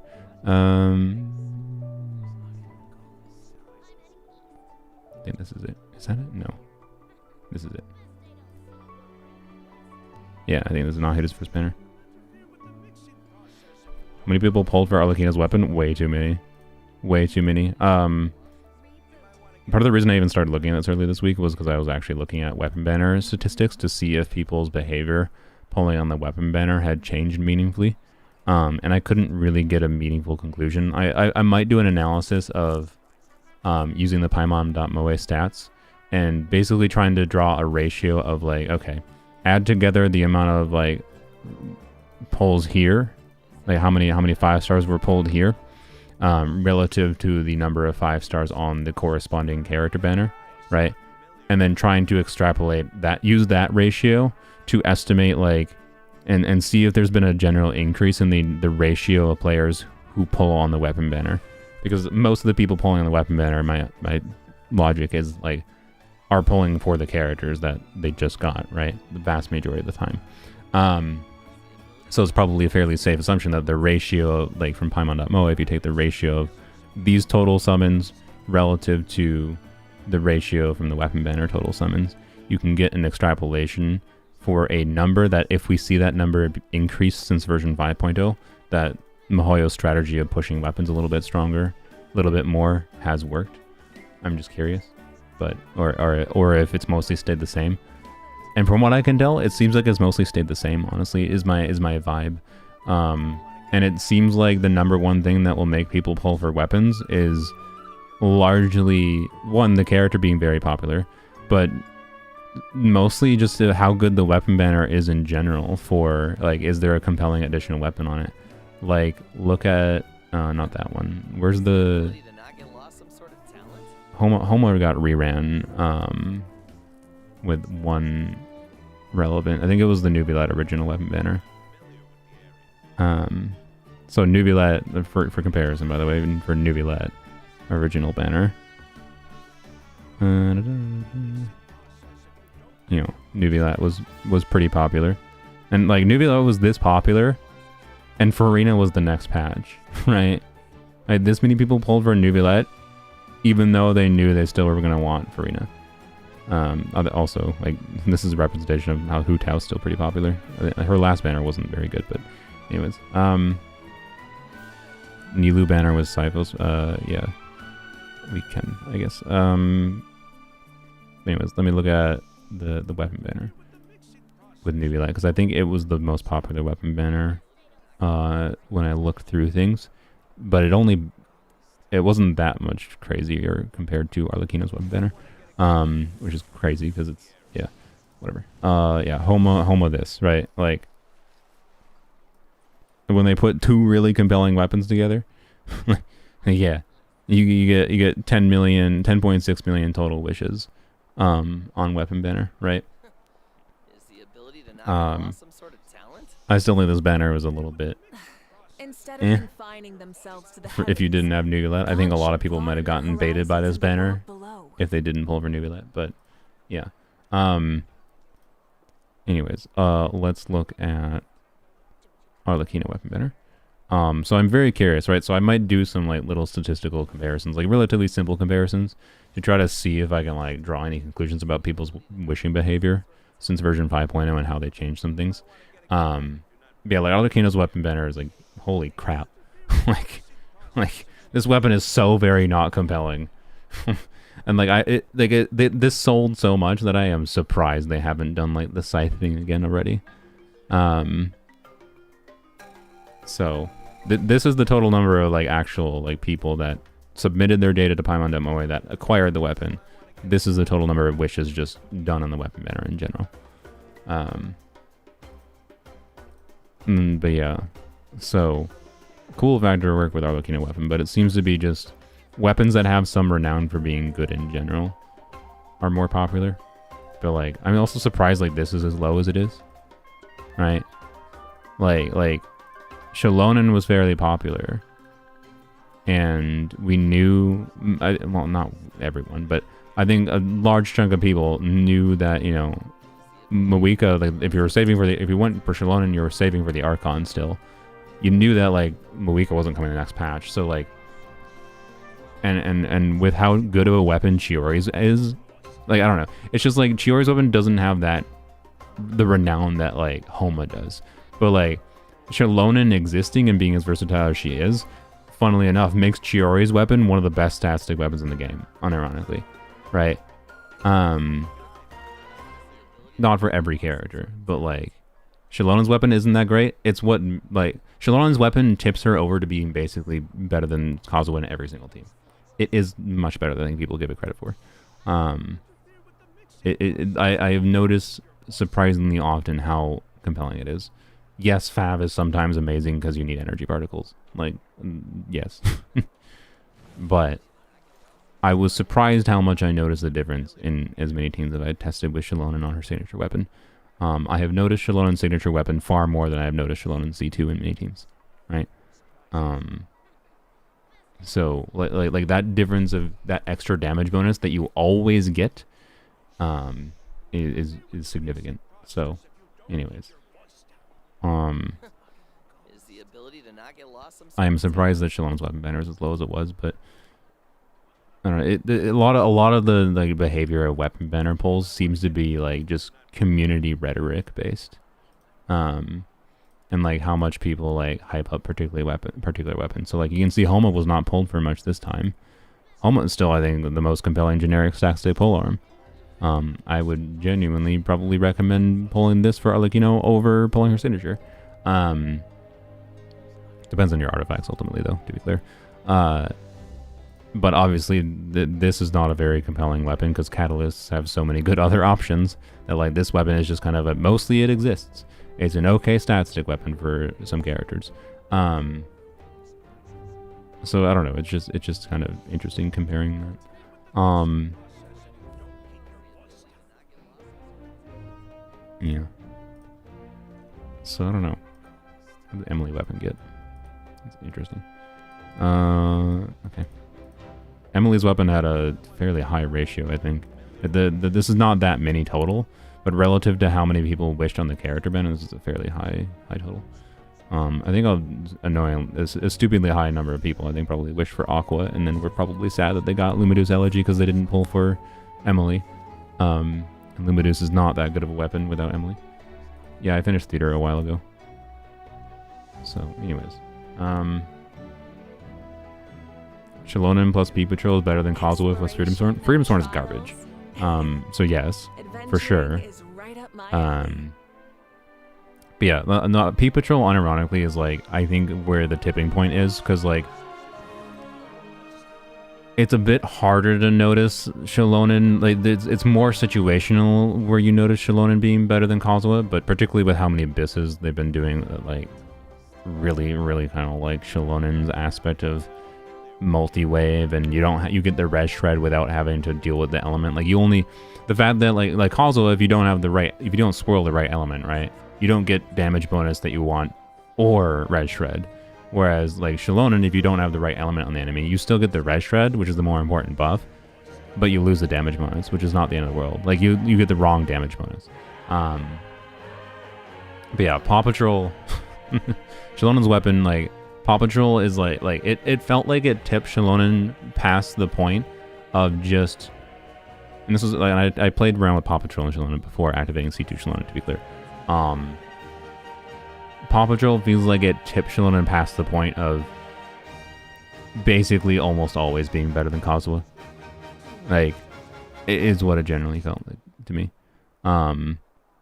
Like she's already better than Kazuha in many situations. Like as long as you don't need the grouping. And then in Aggravate, she's like mostly a side grade, for example. I would say for Aggravate teams or any teams where you're meaningfully using Kazuha's burst.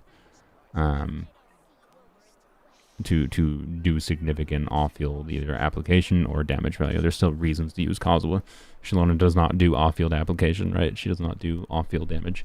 She does not do the damage Kazuha deals. But they seem to be pushing the game more and more in the direction of, like, you know, buff your DPSs to the moon. And Shalona does that better. So, you know, in more situations and more conveniently. So yeah.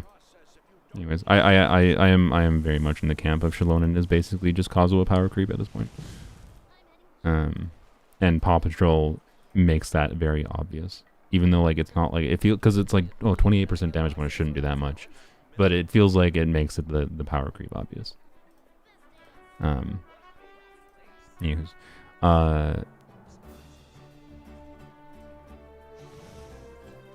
yeah, is there anything else to look at here? Interesting here? I don't know. Yeah, this is like so low. Like when I looked at this, I was just like, holy crap, that's so low. like, she might end up. It's possible Mawika, the Pyro Archon, the Archon that they're trying much harder to sell, and they like.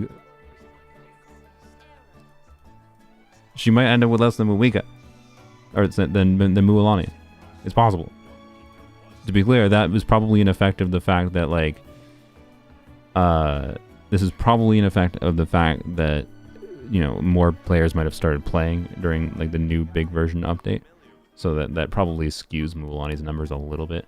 The relative numbers to, like, the active player base is probably a bit different, but we don't have that data. How would I have reacted if St. Lolly had a higher number than her? I would have said, good job. Everyone did the right thing. I feel like you'll see much higher numbers if you look at the stat a month or two later. Maybe. Like, that's why I said I'm probably going to wait to do any kind of serious, like, I might do some kind of actual statistical analysis, but I'm going to wait until, like, after Arlecchino weapon banner, because I want to compare old weapon banners. Like, I'm very curious how Arlecchino herself will compare to Mawika's pulls. How many people will pull from Mawika versus Arlecchino, especially with the whole rhetoric and like, oh, Mawika's better than Arlecchino, right? But Arlecchino's still a much more interesting character, and I think a lot of people might just prefer her gameplay. Like my friend Kelly started playing Genshin a little bit again, and after looking at the upcoming banner, she told me she decided she doesn't care about the motorcycle lady, and she told me she's gonna pull for the other fire lady. Why? Well, her main reasoning was she just doesn't have a 5-star pyro DPS, and I'm like, sure, yeah, that's fair. And she just liked Arlecchino. She just liked it more from what she saw. The motorcycle gimmick didn't sell her, and she doesn't know that much about either of the characters. I bet after she played the story, she'd lean even more towards Arlecchino, right? So anyways, and by the way, her polling decisions don't really matter. She just casually plays the game. She can pull for whatever character she likes, and it doesn't matter. So yeah, I don't know. I think it will be extremely funny if Arlecchino manages to get a higher like numbers than Mawika. That'd be kind of hilarious to me. On her rerun, that is. I don't think that's likely to happen, because it sure seems like there's like, it's like at most characters on a rerun seem to get, you know, 50% of what they got originally. Like if we look at, you know, Nuvilette, not that one. We look at Nuvilette's rerun banner, you got 90,000 versus like the 200 and some thousand. So like Arlecchino's probably not gonna get much more than 100k, but we'll see. I hope Shenhe outsells Mawika. That'd be surprising. My case was the opposite. I really wanted Arlecchino until I tested both and noticed that you like Mawika better in every sense, but I'm also very casual. Yeah, that's fair. Whatever one you like, it doesn't matter. Like they're close enough in performance. I don't think it really matters, in my opinion. I like Arlecchino more for a bunch of specific nuances about her. Mawika, if you're someone who likes really, if you like playing around with different combos, like you like fighting games, if you like playing around with different combos, like there's a very meaningful contingent of players that like practicing combos of characters in Genshin, and like Genshin characters that force different combos as being optimal. And like Moika might be the character for you. I like Arlecchino for her adaptability more, just keep things simple. But yeah, I think I think the number one thing is probably the uncanniness of her bike, and how she just isn't that interesting of a character on a story level is where she is failing, is my guess. But maybe the actual stat, maybe, again, like a month later when more people have submitted their stats through Paimon.moe, the actual number of Moika summons will be like 200,000. I don't know, right? We'll see. I don't know. I just think it's an interesting data. I would have expected it to be much higher. And if you look at like the general trend, right, you can see like it's kind of flatlining at this point, and that tends to be the case. Like if we look at Chilonin, you can see it kind of flatlines. So Chilonin after, let's see, after the first, what was the first week? The first week is here. We're over a week past Muika's banner, right? So we're 8 days since Muika's banner. So this would be the 17th, right? So you can see after the 17th, Chilonin's banner went to like 600,000, 500, 400,000, 350,000, 400,000. It kind of flatlined at 400,000. Then obviously last day nothing. So 400,000, right, per day compared to what Muika's at. We can probably extrapolate total number of wishes specifically. So she's already at 300,000. She was at 700,000, and then yesterday, January 7th, she went from 700,000 to 300,000 pulls. Oh God, she's dropping. Okay, I don't think she's flatlined yet. I think she's still dropping. I don't think we can extrapolate out to that yet. But like, let's assume she gets 300. Let's assume she flatlined here at 300,000 per day, and we can extrapolate out how many days are left on banner. 12 days, 23 hours, so 13 days. Where's my calculator? There it is. 12 times 3, no, 13. 13 times 300,000 is 3.9 million, so an additional, so close to 18 million wishes. So that'll probably beat Chilonin banner, I guess. I mean, it'll beat Chilonin banner as far as wish total. But the question, well, I don't know. The problem is that stat, this stat is between both banners, right?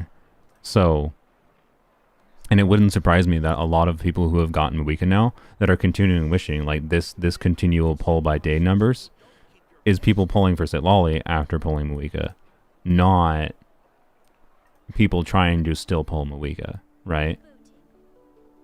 Is there Chronicle wish statistics? Oh yeah.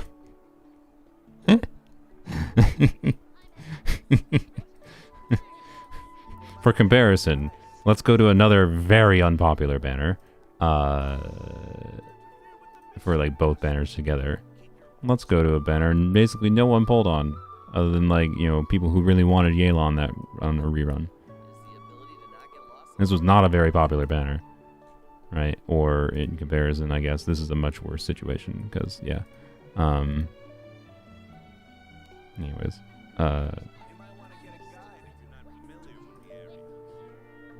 like, yeah. By the way, this is the case in point of my idea of like the only reason, like, Mihaly's not stupid. 8,000. Like they know that basically they were gonna make nothing off of Linny being reran here. They only reran Linny to make the weapon banner more tempting. Like, what's the ratio on the weapon banner actually for Chaska? Yeah, like we have 22,000. I think if my math is correct there. 22,000 compare. So the ratio is like 1/3 of the people. 1/3 of people polling for Chaska and Linny pulling the weapon banner, compared to what's the ratio for like Chilonin? Because I think the Chilonin banner was also another compelling weapon banner, right? Compared to, so this is 160,000. compared to 50,000. So actually, it's still 1/3. Okay, never mind. It's the same ratio. Never mind. It just seems higher because the no, whatever. Never mind. Anyways, yeah, they reran Lenny to make sure that the weapon banner was more bait. Anyways, more people got the bow than him. Oh yeah, that's funny. I didn't even notice that. That's just the workings of the weapon banner. Yeah, 8,000 people got Lenny, and then. Oh wait, is that more? 8,800 got first great magic. 8,811. That's hilarious. 600 more people. Alright, anyways. Why did Lenny do that badly? Because he's like... He doesn't feel very good to play, I think, to most people, probably. Which is just like... Same problem like I think Ganyu has, whatever. You were one of them? Nice. Nice. So anyways. I think I was talking about something, we got distracted by that. But yeah, Chronicle Wish. Not great. And like... But like, the people that were waiting for Eula, Albedo, Klee, this was still their time to like this is Albedo, Klee, and Eula banner combined together. That's what this functionally is. And it's also Bacon and Tignari's weapon. Like people were waiting for like this is all the people that were waiting for 3 characters and 2 weapons.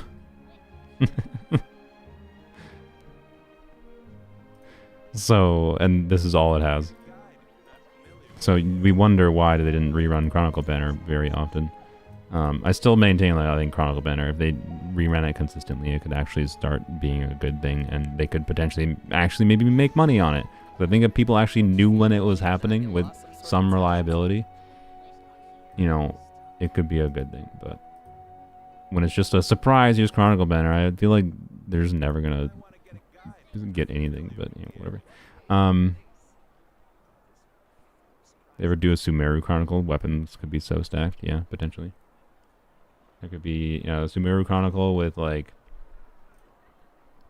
what? They're probably not gonna put Alhaitham because the community perceives him as too good. They'd probably put Sino. Obviously Tignari Dia would be on the banner, standard. Nilou would probably be on the banner. And my justification for that is just Nilou stats. When was the last time she rerun? Actually, is it? Okay, that's never mind. Maybe she wouldn't be on there. I don't know. Yeah. Sumeru Chronicle banner could be very good. Oh yeah, what's the Key of Cautious Suit banner? Like, so weapon banner here. Because every time Nilou reruns is the only time they put the Key of Cautious Suit and Xiphos Moonlight apparently pair together for some godforsaken reason. Like Mihoyo for some reason seems to think they made Xiphos Moonlight a Nilou weapon when, not that it can't be a Nilou weapon, but like, you know. This, I think. Yeah. It's a fairly high ratio, I think. I don't know. It'll be an interesting data analysis comparing the ratio of weapons summoned compared to character summons. So, what about the OG Xiphos banner? Where was it? I think it was this. Yeah. No surprise. And trials. Adventuring. Still might have been one of the best weapon banners the game has ever had. Homa and Aqua. Oh yeah. What the hell was that banner? Was this? Yep. Instead of confining Not that high. Definitely very high. God should broaden their horizons in the world below. I wouldn't be surprised if Raiden's original weapon banner was higher. Because just people glazing Raiden. Was this her original banner? Wasn't that bad? Jesus. Okay. Yeah, that was the original one. Never mind. Man, imagine if Mihoyo didn't... Imagine if Mihoyo, like, put... I don't know. Wait, no, Ito wasn't out when Raiden's first banner. Imagine if Mihoyo put... I don't know. I don't freaking know. A relevant weapon. Let's just say Homa. Imagine how much this would have had pulls for. Like, why did it take Mihoyo that long to realize putting garbage weapons with the weapons does not sell them? Or maybe it did work out. I don't know, because like people feel so bad when they get the end boards that they just swipe, right? That's presumably what their strategy was for a long time. But it's pretty clear they have since recent, at least in the last little while, they have transitioned to making the pairings of the weapon banner be more compelling more often than not, because they understand when they don't do the compelling pairings that people just don't pull into the weapons. So, I don't know. Anyways, yeah, the weapon banners really hasn't. This is why, like, I'll have to compare like stats of things, relative stats of things, because like literally the weapon banners since 5.0 just don't have that many total pulls. Like they're not that different ultimately, right? Compared to what is now. Like more people are pulling on this weapon banner, which is interesting, but is the first Homa banner rate Homa banner rate? That's a good question.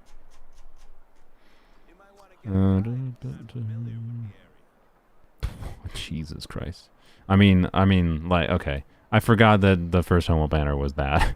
To be fair, if there's any weapon banner that, particularly for long-term value, could, like, because like the long-term value of the first Key of Conscience suit banner with Jade Cutter hasn't aged as well because of the crit sets that have been released, because Jade Cutter has become a worse generic static weapon, because you're not going to use Jade Cutter with the new crit sets, right? Oh yeah, this was when there was no epitomized path. I forgot about that too. Jesus.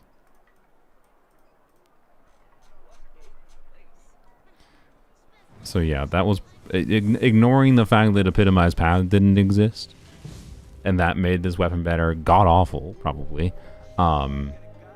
one of the better weapon banners in the game that has ever existed.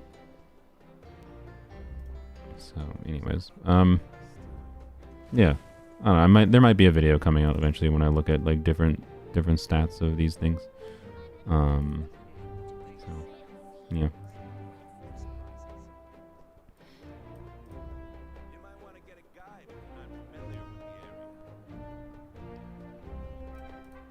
But yeah, based on how much Mawika's numbers seem to be trending down, like she went from 2 days ago 700,000 pulls to 300,000.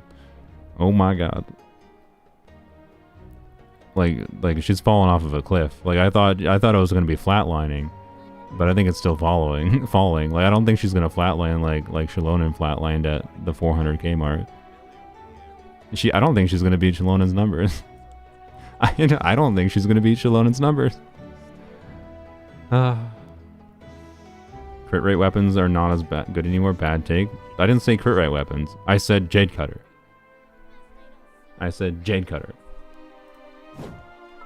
And the reason is because they made this lady, and this lady, you might pair with some sword DPSs, and if you do, you can use MH. Not saying you always would, but let's say you're doing Farina and Alhaitham together. There's reasons to potentially do that. It's a little bit of a struggle actually, because like Farina Alhaitham is one of the contexts actually where a team-wide electro healer could be quite meaningful for him, I think. But anyway, just take that as an example, right? You're doing Farina Alhaitham together. Yes, Alhaitham is great on Jade Cutter, but imagine they do something crazy like releasing a team-wide electro healer. Suddenly, Farina Alhaitham becomes a much more compelling team, and Jade Cutter becomes not great on Alhaitham without having art. Well, I don't know. He still actually he doesn't ascend with crit. I forgot. So it's probably not that hard, I guess. But anyways, if you're a Jade Cutter with Alhaitham on 4-piece MH, you're starting at like 86% crit rate with 4-piece MH, and then that equivalent situation with the 4-piece Codex, because this gives even more crit rate, is characters start at 45% crit rate at the baseline, and something like Jade Cutter puts you at 90% without any crit substats. Like, it makes building some characters really awful, right? Like, and let alone before you get into, you know, when characters have crit ascension. So, and you know, as someone who is fine with like having a little bit of overcap crit rate on my Mualani because of this being a good stat stick weapon, that doesn't mean that Jade Cutter is a useless weapon. I'm not saying that. I'm just saying its value has fallen. Like, Jade Cutter's value has fallen because of the crit sets existing. That's all it is. Because this used to be extremely valuable for giving you a lot of one of the rarest substats in the game, but now you can get crit rate for free through on mini characters through set bonuses. That's all it is. There's less need to have crit stat sticks when we have crit on the artifact sets, right? And I think crit damage's value is a little bit more inflated because of the free crit rate on the artifact sets too. It doesn't mean it's a trash weapon, but I can tell you I have found less need to use it since Farina released in particular, and her enabling using MH on characters. But yeah, anyways. I think, who do I have it equipped on? Yeah, I have it equipped on you. Yeah, like, I have it equipped on her because she's an off-fielder. Yeah, she does like mostly defense scaling. But even Shiori actually is a good example of like a problem that it has, even with the character that's not using a crit set actually, where you can have situations like this, like she ascends with a crit rate and this gives a ton of crit rate. So my artifacts, if I want to have like an ideal Jade Cutter build, I would need more crit damage substats than this. So like it'd be preferable to have these 2 crit rate rolls into crit damage, but then you're asking for a lot more specific artifacts than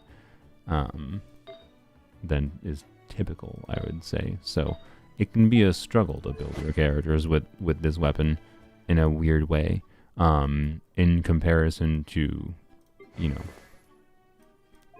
how easy it is to build if you just don't use a crit rate weapon when it comes to these artifact sets especially. But anyways, you starred all your characters. I mean, I started the ones I like playing, or have plans to build, I should say. So, you know, Chaska, you know what? Actually, you know what? I'm gonna star Eula. 1, because I gotta do some stuff with her, with C1s at Lolly. And 2, you know what? No, sorry. You know what? Chaska stays below. Chaska is still solid in the category of more interesting to think about playing than actually playing. So, yeah. Anyways. Deathmatch refinements or Serpent Spine more valuable? Depends. Are you using Serpent Spine currently on a Claymore character you really like? Serpent Spine refinements probably have more value inherently. But if you're using Deathmatch on a character, like you're using Deathmatch Harlequino, and you're not using Serpent Spine for characters, like, well, one of those things will do more for you, right? So, but if you don't have a particular need to increase your, you know, current Deathmatch user's damage, I would go for Serpent Spine refines.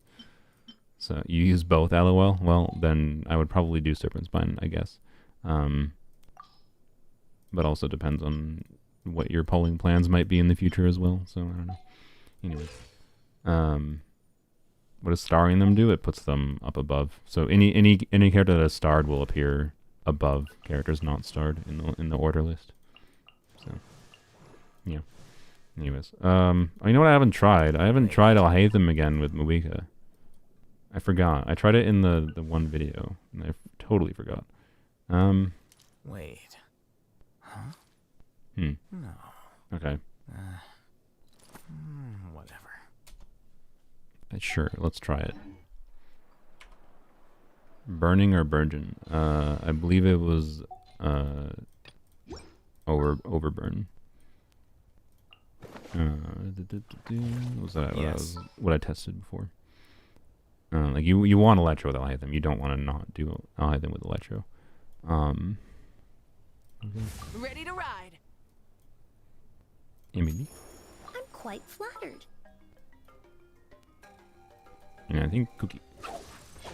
I think Don't Kuki has the tell me highest again. ability, and Kuki should... Oh no, Emily's on Deepwood here. We don't need to... but yeah, Kuki has the highest ability, particularly if we build her to burst consistent, which that's not correct. What happened to you? What happened to you? Well, you still have EM. I'm just going to leave it. You are on scroll already. Alright. Anyways. What are you on? Yeah. Perfect. Oh my goodness. I hate this so much. Get out of here. You stupid thing. Okay.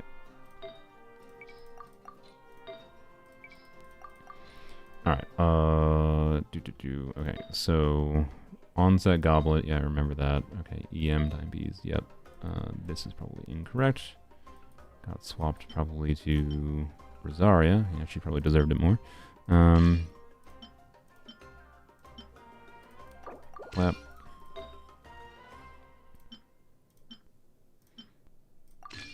Use that because I think we will use, since we're just talking about it, let's use Jade Cutter, and then probably forget that when I need to use Chiori, we need a crit damage circlet. That would make a little bit more sense. Bam.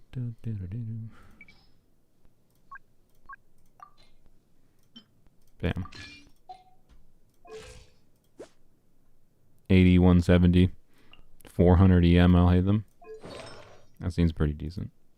How's that? How do I have that much EM? Jesus Christ. Alright. Anyways. Casual 400 EM. I'll hate them. Alright. Is that enough ER? Probably, don't worry about it. We could put Fab on Malika. Probably put Fab on Kuki in this team, actually. That would probably be the easy play. Okay, fine. You know what? We'll do this proper. Oh, the freaking... I hate it so much. I just need to go through every one of my characters and reset this. Just take an hour of my life away just to fix this. Anyways, okay. Let's do... That's weird. Have the EM Goblet equipped. Let's do this. Yoink that. I see. Yeah, Kave's soul pieces. That's fair. Whoops, what just happened? Why did you go all the way down?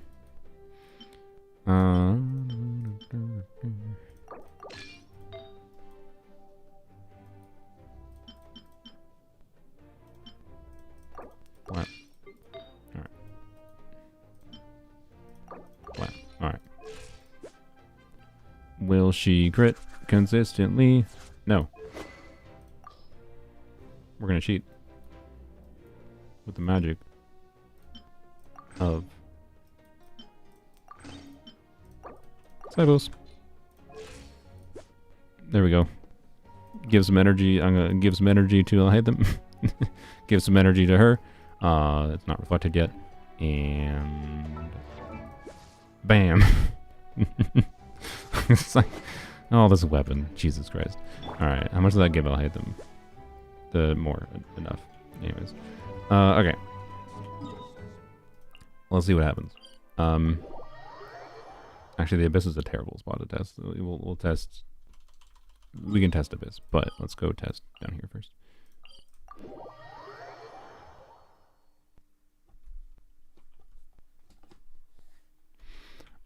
So I have no idea what the frick the rotation should look like here. I think I'd do Emily into... No, yeah, it should be Emily into Kuki, get some Quicken started, and then do Malika. So yeah, the weirdness is going to be trying to maintain Quicken uptime. Great, now I have to wait 17 seconds. So we shall see what this is like. Yep, we'll see. By the way, I just remembered I have Al-Haytham's weapon. I could have probably equipped his signature weapon instead. What a good day I'm playing Al-Haytham, yeah. Alright, you don't have your ult back. Okay, I guess let's go get your ult back. By the way, when I tested this, I do have C1 Malika activated now, but when I tested this, Malika does function with Al-Haytham to get her burst back consistently. I will be getting slightly more damage bonus than a C0 Moika would be, but it shouldn't really affect things that much. It'll be a burning team. Yeah, the idea is it's overburn on Hytham. As long as we can keep up spread semi-decently, it should work pretty well. Alright. I'm going to play Hytham so badly. I'm just going to apologize for that ahead of time.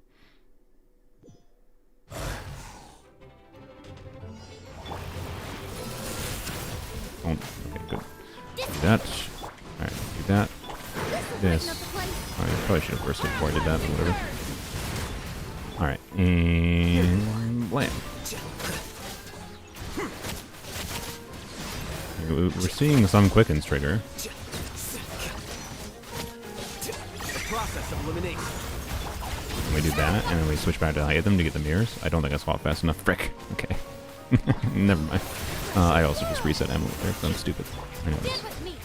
Burn it down. Wrath from the sky.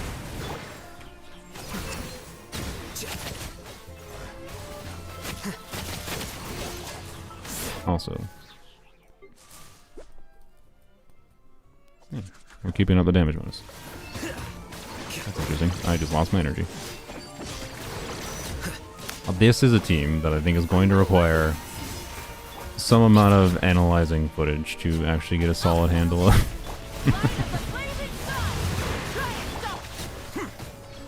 Here you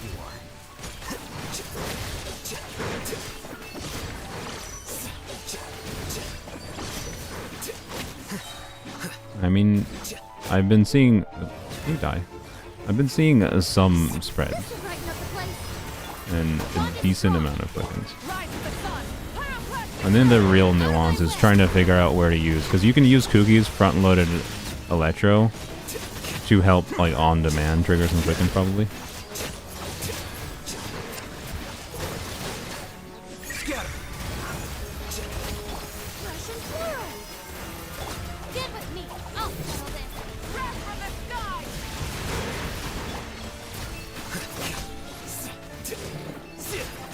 Alright, we have quicken going there, we can trigger spreads. Like, I don't know.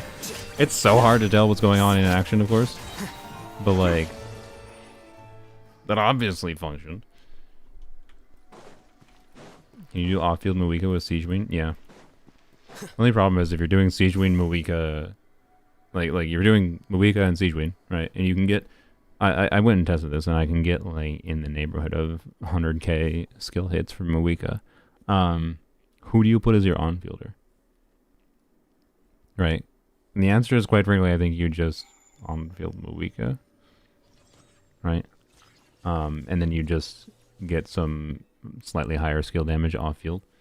Because like, I don't think there's a super compelling... I mean, it's a core you can do. You can do Moika, Siege Wing, Farina. But like, Farina is going to eat a lot of the skill damage buff too. So I don't know. If you do Siege Wing without Farina, work is simple. you could Which is potentially exactly why I get took more the value out of position. Siege Wing's buff for the skill damage on Moika specifically. But, you know, anyways. What about in this team? Like, instead of Kuki? I mean, then you're turning it in more of a Burgeon.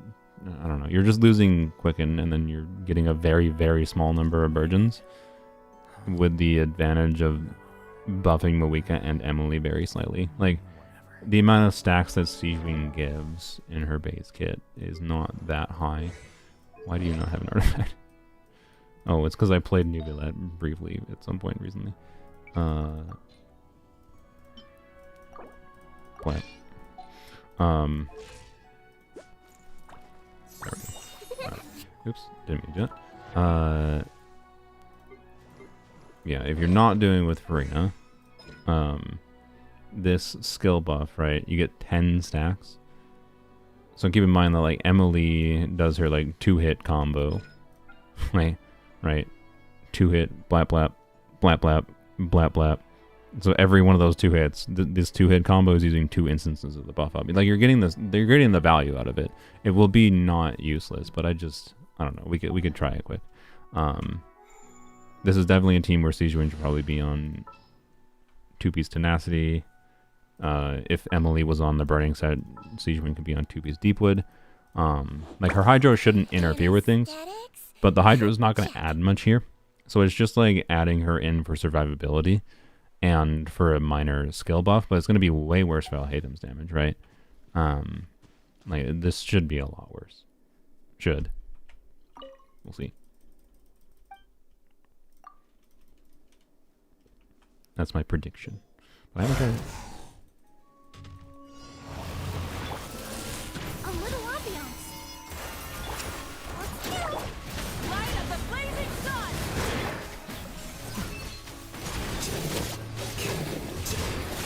Lamb's damage is so low when you don't.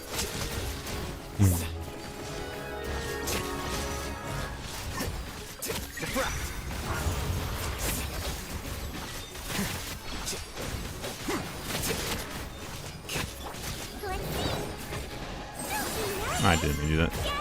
I didn't. Whatever. Well, Fresh and floral. yeah, Siege Wind should up be on a different build this team. Here you are. How good is Virgin Mawika? On-field teams work quite well. Off-field teams are a little weird. It depends. Generally speaking, I've been pretty happy with Virgin Mawika. Now, Process of elimination. can we do this? And then, I don't think you can swap that soon enough, can you? No. I think you can, if you're doing the, if I recall, the swapping tech with, I should be, I know, I fuddled there. How did I do that? I don't know. Whatever. Get some vaporizers on Siege Wind. The swapping stuff with Alhaitham, if I recall, you have to kind of only spend, I think, less than 2 seconds. So if you do like any kind of character's burst animation, it's just not going to work. But like I think I might be able to do some like, let's try this. Do this. Can I get the mirrors? I can, yep. So you can see you can spend a very small amount of time swapping off the Alhaitham, but anyways, I think it's pretty obvious this is worse.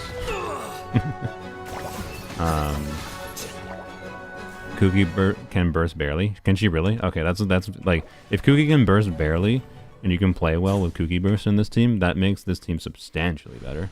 So you should be able to much more quickly guarantee getting What they do clicking up this time? doing that. So I don't know, let's take this team to Abyss. I think it's interesting. Like, this might be the first Alhaitham team I actually kind of enjoy more. Need low paying, yeah, there's that factor too. That's true.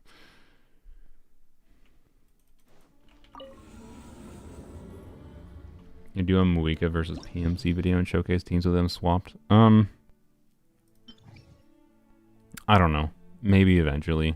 Maybe when C6 Pyro Traveler comes out, which is like months away.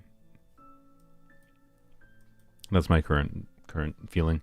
I might after I get Shenhe and Lanyan dealt with, and figure out my resource situation is after that.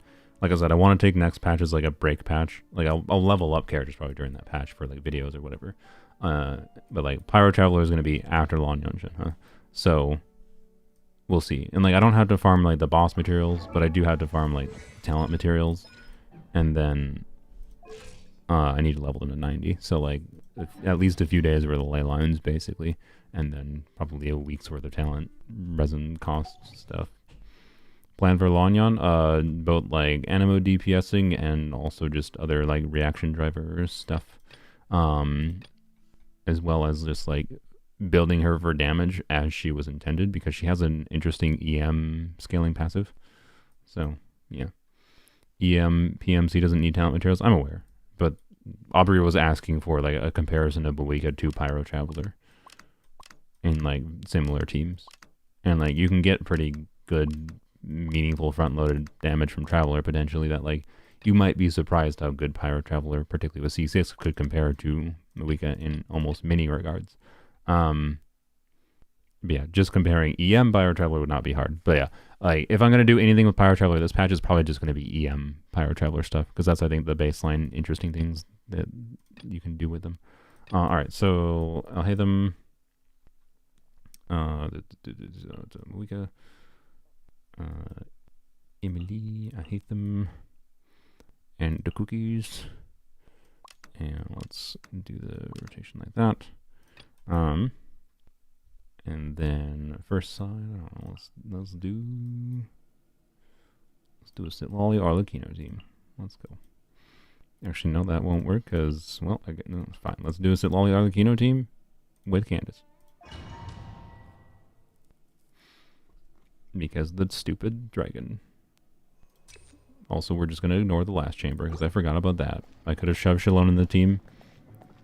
I could have just done, but whatever. Whatever. Frick this abyss. That's all it's good. Everybody stand! Please, we shall fulfill our path! You two! Time to end this! Oh. Show no... Also, Sitlali's not on scroll here. She definitely should be on scroll here, but she's not. Oh well. It's fine. Transfixed! Don't worry about it. We'll be fine. Probably. Yield! Yeah, grant us your blessing! Fulfill our path! Suffer the wrath of Eastling! Show no... I love these enemies. I love these enemies. Like, it's incredible that they chose to put these enemies in Abyss because of how just excellent they are at not selling the current banners characters.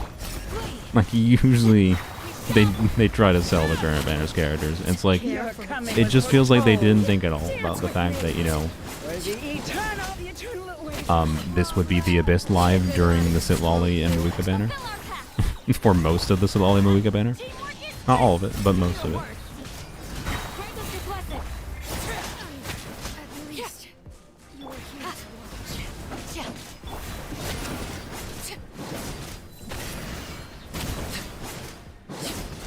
Overrule! Yield! We shall from everybody stand back! Show no mercy! Laline, East Papa! Maybe it's intentional. Yeah, they didn't want to sell the characters. Yeah, I can see it. Sounds like a Mihoyo thing to do. Well, I overwrite with Pyro. Good job, me. I don't know how I managed that. Yeah, how did I overwrite with Pyro with a cryo unit? Yeah, maybe the cryo was what caused it. But I don't think that explains the Mawika low wishes. I don't think that many people are pulling for the characters based on Abyss specifically. The current Abyss specifically. I totally forgot that tab opens up that menu, by the way. It's been the first time I pressed tab by accident in a while.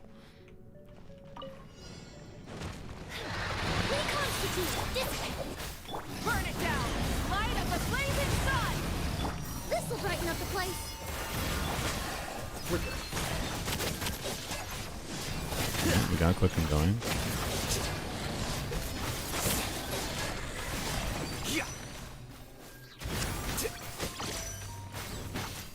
I think we just restarted rotation here, right? Yeah. A little ambiance! Light it up! Pyroclastic surge! Here you are. Yeah. Stop. Well, Yeah. Can I do this? Yeah, do it. I should have done that. Rise to the sun! Wrath from the sky!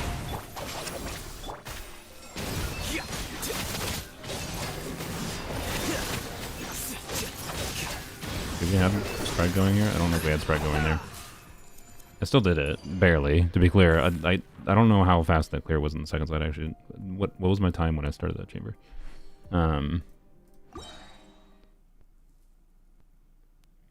But I don't know. That team adapts. It was 808. Yeah, so that's pretty good, right? Like what? Isn't Emily with signature weapon? And is the Al Haytham with Jade Cutter?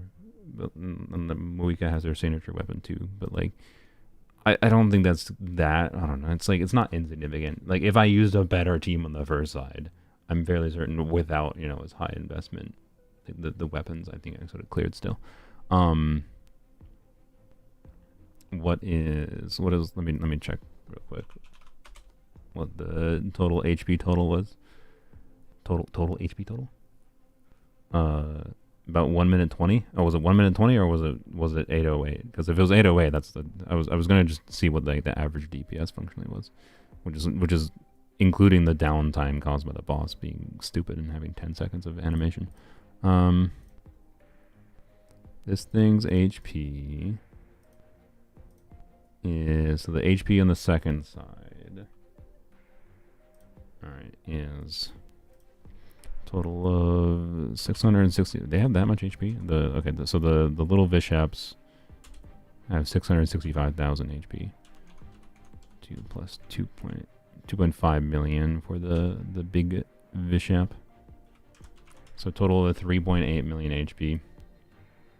If you're doing AoE damage, you could functionally subtract 600,000 there, but I think this is single target enough to include them both in the total. Divide by, it is 808. Okay, so 1 minute and 5 seconds. I think I cleared with a couple seconds to spare. So divide by 65. I was about 60k DPS.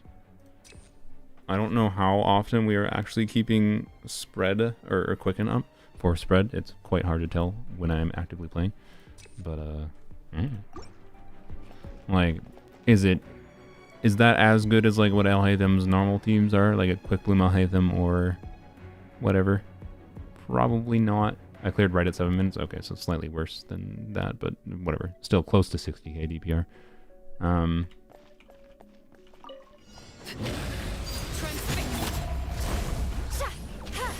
no mercy. Let's light it up. Probably shouldn't have done that second skill there, actually, but whatever. Oh, I don't have my burst back. Oh, no. That's not ideal. Dive at me. Pin them down. I didn't get my energy. Okay.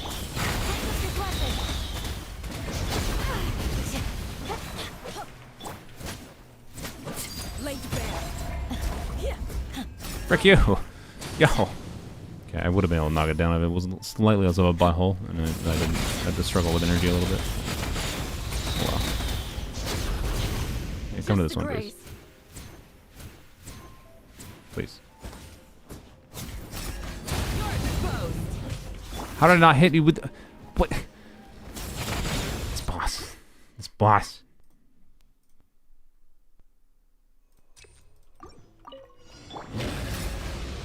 Pin them down. Get to work. Alright, got it back.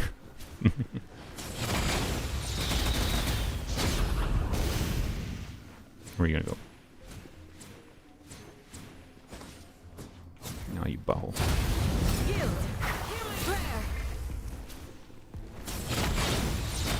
Yeah, I forgot you need to break both of them for him to stay down longer.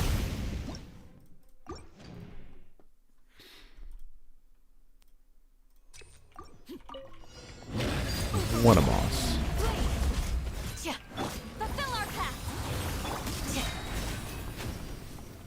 Alright, put them in the both spot. Put them in the both in the same spot, please. Sure, that's exactly what I meant.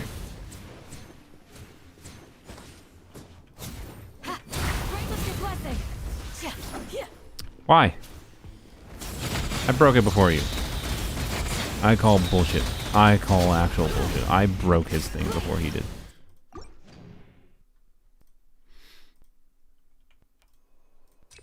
I wonder what it's streaming for. 5.5 hours. This is, by the way, I'm almost done with this. I need to. I was planning to record the Simulate videos today. Maybe it's gonna wait till this weekend. Well, I'm just always failing my video schedules. Do the same spot. God damn it! Why, brain? I should. Yes, I should have just brought like Galon or something. That would have been that would have been an easier option. I just chose to bring Candace because I wanted to. Okay. Light it up. Show no mercy. Fulfill our path. Yeah, whatever. Same spot, please. That's, I think, maybe good enough. Nope, it is not. We shall prevail. Well, cool.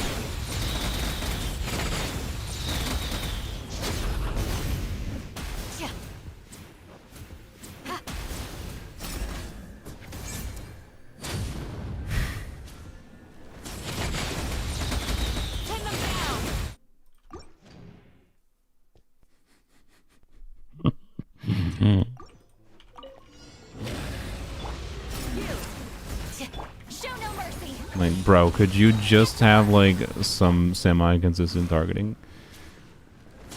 Like, I love that it's just like, no, gotta have RNG bullshit. Gotta have RNG bullshit out the wazoo. Like, which one does it target? Is it gonna target that one? Oh, it targeted this one. Yeah, how exciting. But I couldn't get it yet because, yeah. Alright, we're gonna solve this problem by stopping caring. Show no mercy. Get to work. I did not get my energy back. The plan did my plan did require getting my energy back. Or that.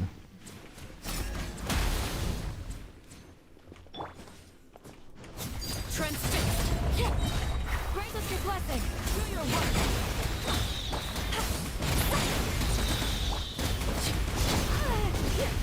Flee.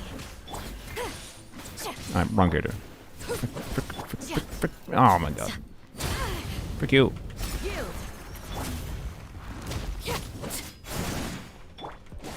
I'm going in. Flee. Just wanna heal Candace. You two.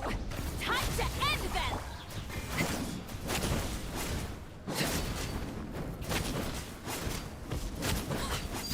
Alright, didn't do that great. Do your work. Everybody stand back. Show no mercy. Got to put the thing. Oh my god.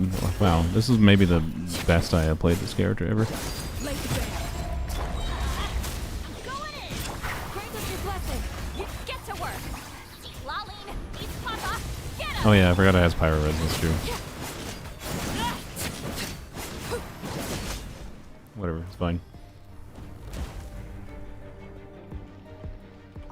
Alright, let's see how this goes well. Bond is strong. I'm curious how it will be.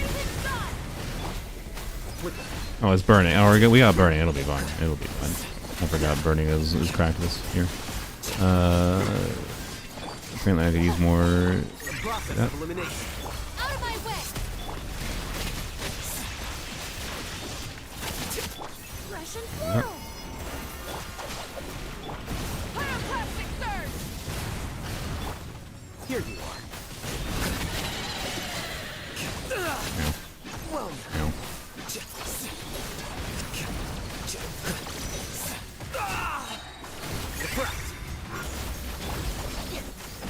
Alright, yep, I wasted it, but it's fine.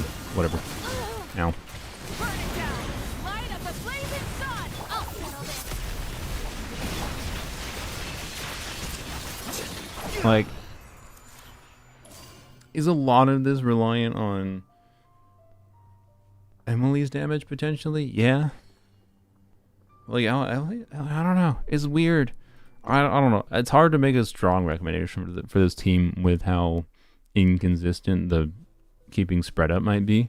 But I think this is the first Alhaitham team I actually kind of enjoy. That isn't just like a less fun variant of other spread teams I could play, right? Because like part of my problem is like if I wanted to play a spread teams with a Dendro on fielder, I generally had more enjoyment out of like playing Tignari. And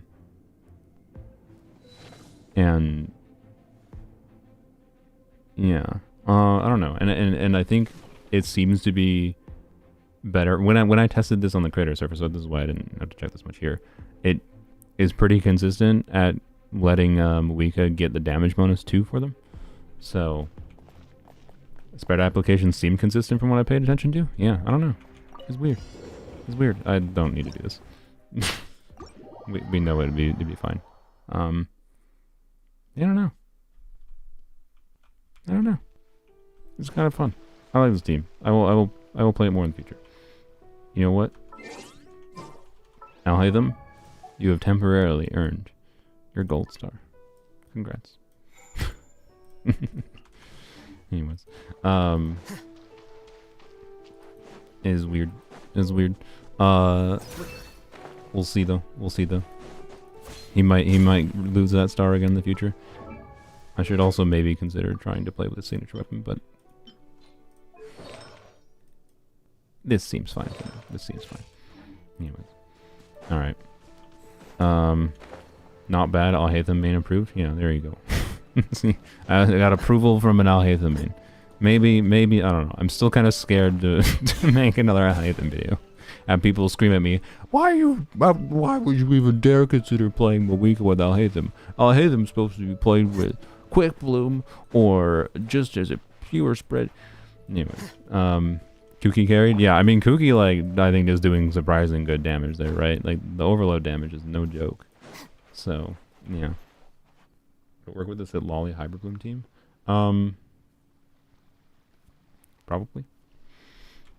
Like, if you're doing what? What would that be? Alhaitham, the whatever Hydra unit, Singcho, right? Alhaitham, Singcho, Kuki or Raiden, Sitlali, and Sitlali gets a little bit of extra Dendrocore generation. Yes, but Sitlali is not going to give you Dendro damage bonus, right? She's going to give you Hydra damage bonus and the Hydra Rush Shred. So like that would make sense. I guess you know that actually that's interesting. An Alhaitham team with Farina kind of potentially makes sense with Sitlali, right? You could do Alhaitham Farina with probably I'll probably do Alhaitham Farina Kuki. I guess we're playing this too now. I wanted to end the stream, but you gave me ideas. So again, but yeah, I don't know. With a C0 Farina though, this would be a case of you're gonna do maidens on Sitlali, and that's not ideal, I would say. But why is the recommended? Wait, what? Did they reset something? I am like 90% certain I did not have the recommendation order in effect. Did MiHoYo reset this? Does this reset? This stupid default auto recommended thing? Does this reset? Because like I was obviously in Sitlali since this update, and I'm 90% certain I undid this. It resets. Fucking.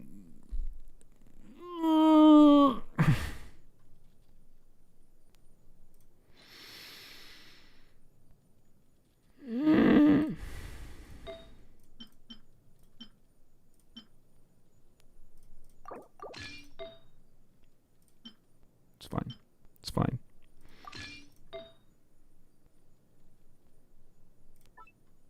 It's fine.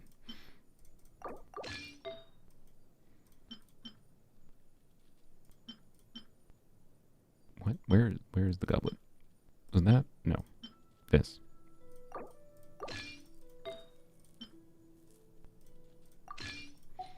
Alright. So Lolly. Chevreuse. This is also, by the way, this is another case where, like, I haven't activated C1 Sitlali yet, but, like, C1 Sitlali buff for Alhaitham's damage in this context, Wait. like, it will do work, I almost assure you. But I'm not going to activate that right now. Sorry. So, anyways. This is also a context where, like, this weapon is going to be better than the Thrilling Tales, but I'm gonna leave Sacrags on. Also, wait, no, sorry, I'm not leaving Sacrags on. I have to use Prototype Ember because we're doing Farina. Derp. Yeah, so because I have C2 Farina, I don't need to do, you know, maidens. So keep that in mind. Obviously, right now I'm doing this is one of the cases of like this is why I like having C2 Farina. There are these weird specific situations where C2 Farina is relevant. Like I'm probably gonna make another C2 Farina video. And it's probably going to be titled, yeah, you still shouldn't get C2. You still probably shouldn't get C2 Farina. And then it'll have like a big old butt in the thumbnail or something. And it's going to be talking about how Shalonen's and Sitlali's release, I think, in particular. And maybe going more in depth. Because like Sitlali releasing gives, obviously Sitlali plus Hydra unit. Sitlali releasing gives more compelling reasons to do... Even like there was already the Nahida Farina, Nahida Prototype Ember Farina C2 combo was already very strong, but now there's the Sitlali with scroll buff and her Rush Shred Prototype Amber combo, and then there's also Shalon in that release, and Shalon is like on her own is like not bad for like Farina, like it's not like you're not gonna get any healing, you're not gonna get no damage bonus from Farina, but like the 1.5 second time for the heal. and like it's awkward, right? It's awkward. So like as time has gone on, it seems that C2 Freyna gains in value is my point. So I might have I done full Archon team? Yes, it's not good. Not with Muika has bad synergy with Raiden is the main problem. Well, okay, to be clear, I have C1 Muika now. It's fine. I have C1 Muika. That solves that problem. But I don't know. Yeah, you want to see full Archon? Wait, do I have? Oh yeah, I do. Almost forgot. Of course, I just swapped off. Actually, no, I already showed this. I'm pretty sure I showed this during the Muika stream. Never mind. I don't need to do that. We're sticking to what I was doing. I have them. Farina.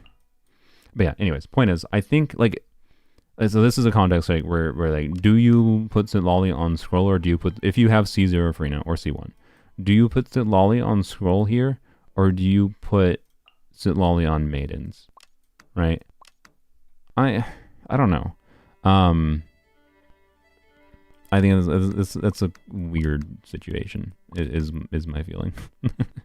So, anyways, Sitlali is on prototype Amber, and because Kuki is healing, right? That's the why it's weird. It's like, is Kuki's healing and prototype Amber healing enough to get meaningful value from doing something like this? I'm not going to be able to properly evaluate this with C2 Freyna, is my point. So, Sitlali on instructors, yeah, you could do Sitlali on instructors with prototype Amber. That's true.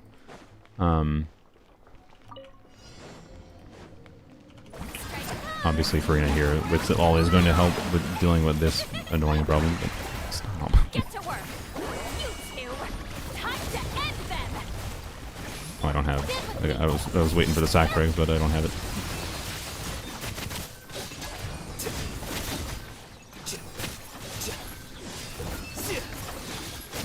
Keep going. No, I don't want. I don't have it. Whatever. Dance with me, the eternal oasis. Be a good audience. Bloom as a flower. Not done yet. Curtain. I'll settle this. I think I didn't time that. Whoops. Whoops.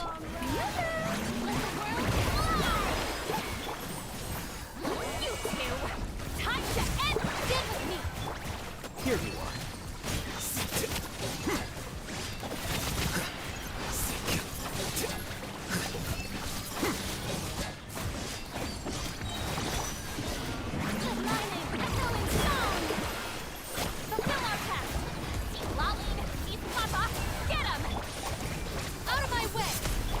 Why did I do that? Whatever. It's probably gonna kill him. It's fine. Yeah. I do wish to note that it's kind of funny that I think that was a similar clear time to DPS at Lolly. DPS at Lolly with Mawika's off-field damage, to be clear. That wasn't just at Lolly doing the damage, but it was a similar clear time to DPS at Lolly.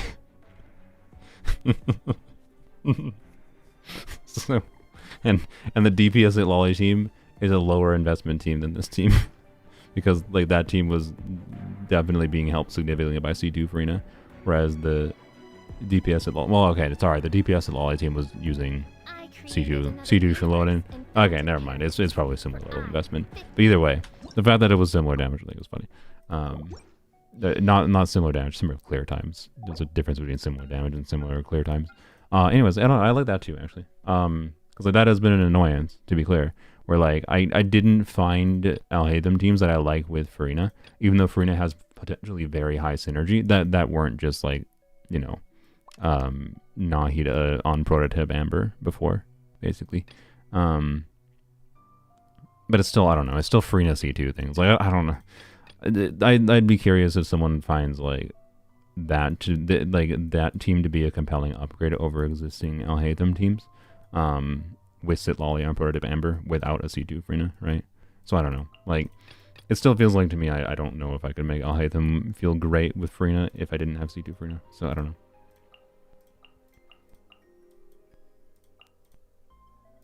I like the burning team more.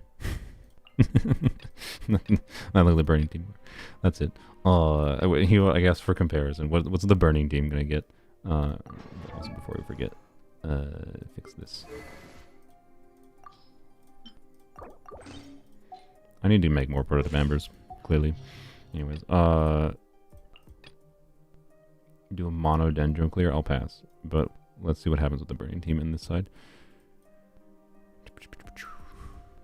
Emily, Cookie.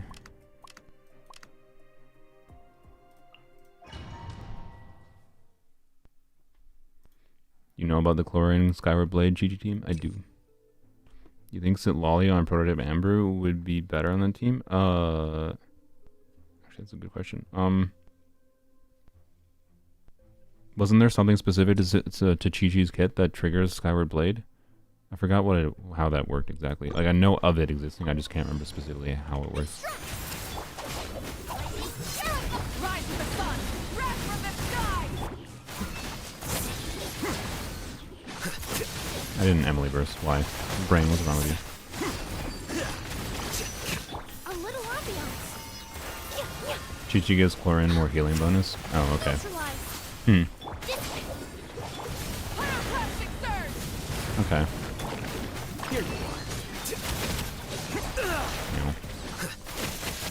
Okay, well, I just realized the clear times on this is going to be nothing even close to the other one because there's not even a point. The clear times on this is can't even compete with the other one because of the fact that the dudes get whomped by Farina, right? So, anyways, yeah, I'd assume it'd be better with Sibali. Yeah, Cinder City buff. Shield is more valuable. Yep. Is it worth it to level 90 Muika? Probably just ascend. If you're asking that question, you should probably just ascend. Quite frankly. The answer is like the what Muika is valuable to level 90 for is one, if you just really like her. That is the number one reason to level 90 most characters. But more importantly, the main reason to level 90 her would be, why is her attack so low in this team? I guess I am using a Pyro Goblin. In this, oh yeah, Pyro Goblin EM timepiece. Oh yeah, I didn't even think about that. By the way, Moika was not even, like, Moika obviously should be on an attack timepiece in this team. There's that factor too. Which I definitely could have done. I just didn't think about it. I forgot she was on EM. I mean, she was on EM because it's, generally speaking, better, but if she's not triggering reactions, obviously she should be on an attack timepiece. Yeah, so anyways, if you want a level 90 Muika, it'd be for reaction damage. So like if you want to use Muika as a Burgeon trigger, if you want to use Muika for other transformative reactions she can trigger, like Overload, for example. For any of the normal meta use cases that Muika has, like Muika's strongest teams, you don't really need to level 90 her for, right? Most of those are teams that there is not a meaningful amount of team damage coming from Muika's transformative reaction damage. It is all just talent damage. And therefore, like, you get like a 2%-ish DPS increase going from 80 to 90 in most Muika teams. So if you want to level 90 her, yeah, like, is it going to be worth it considering how much damage she deals? Potentially, yeah. Like a 2% damage increase when Muika's dealing, you know, 1,000,000 damage per rotation is not nothing.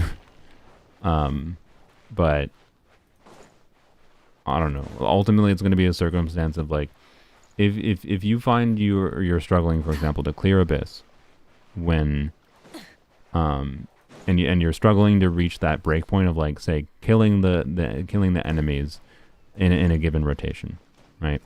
That tends to be what determines your clear times more than anything, right? Is are you killing in a given rotation? Because Muika is very much a locked to a given rotation type of character. She's not very adaptable to different rotations. She wants you to do specific combos in many teams. And if that 2% DPS increase is the difference in you killing some enemies faster in a given situation, then that DPS increase matters. Like, it only matters if you reach those breakpoints, right? Like, the damage breakpoints in specific situations matter, I think, far more than some people realize in Genshin. But, anyways, yeah. So, is it worth it to level 90 Muika? How much do you like her? How much resources do you have? Are you planning to level up other characters? Right? So, anyways, she's strong enough that she might be one of your most used characters, and therefore you could argue it makes sense to level 90 her. So yeah. How much do you think you're going to use her? And if you're not sure, don't do it. Save the resources. And maybe, you know, if you're still using her 6 months down the line, you probably realize at that point, oh, I probably should level 90 Moika because I'm using her all the time. Economy is not great right now. Yeah, but I don't know what characters you're leveling. Like, I honestly, because I thought I was going to do more transformative reaction teams with Moika, in hindsight, I would have not leveled 90 her. I already had her signature weapon and whatever. Like, I'm probably not going to... I'm probably not gonna let her burst. I think I've pretty much settled on. I think I'm gonna level her skill to 10 and leave her burst level 1.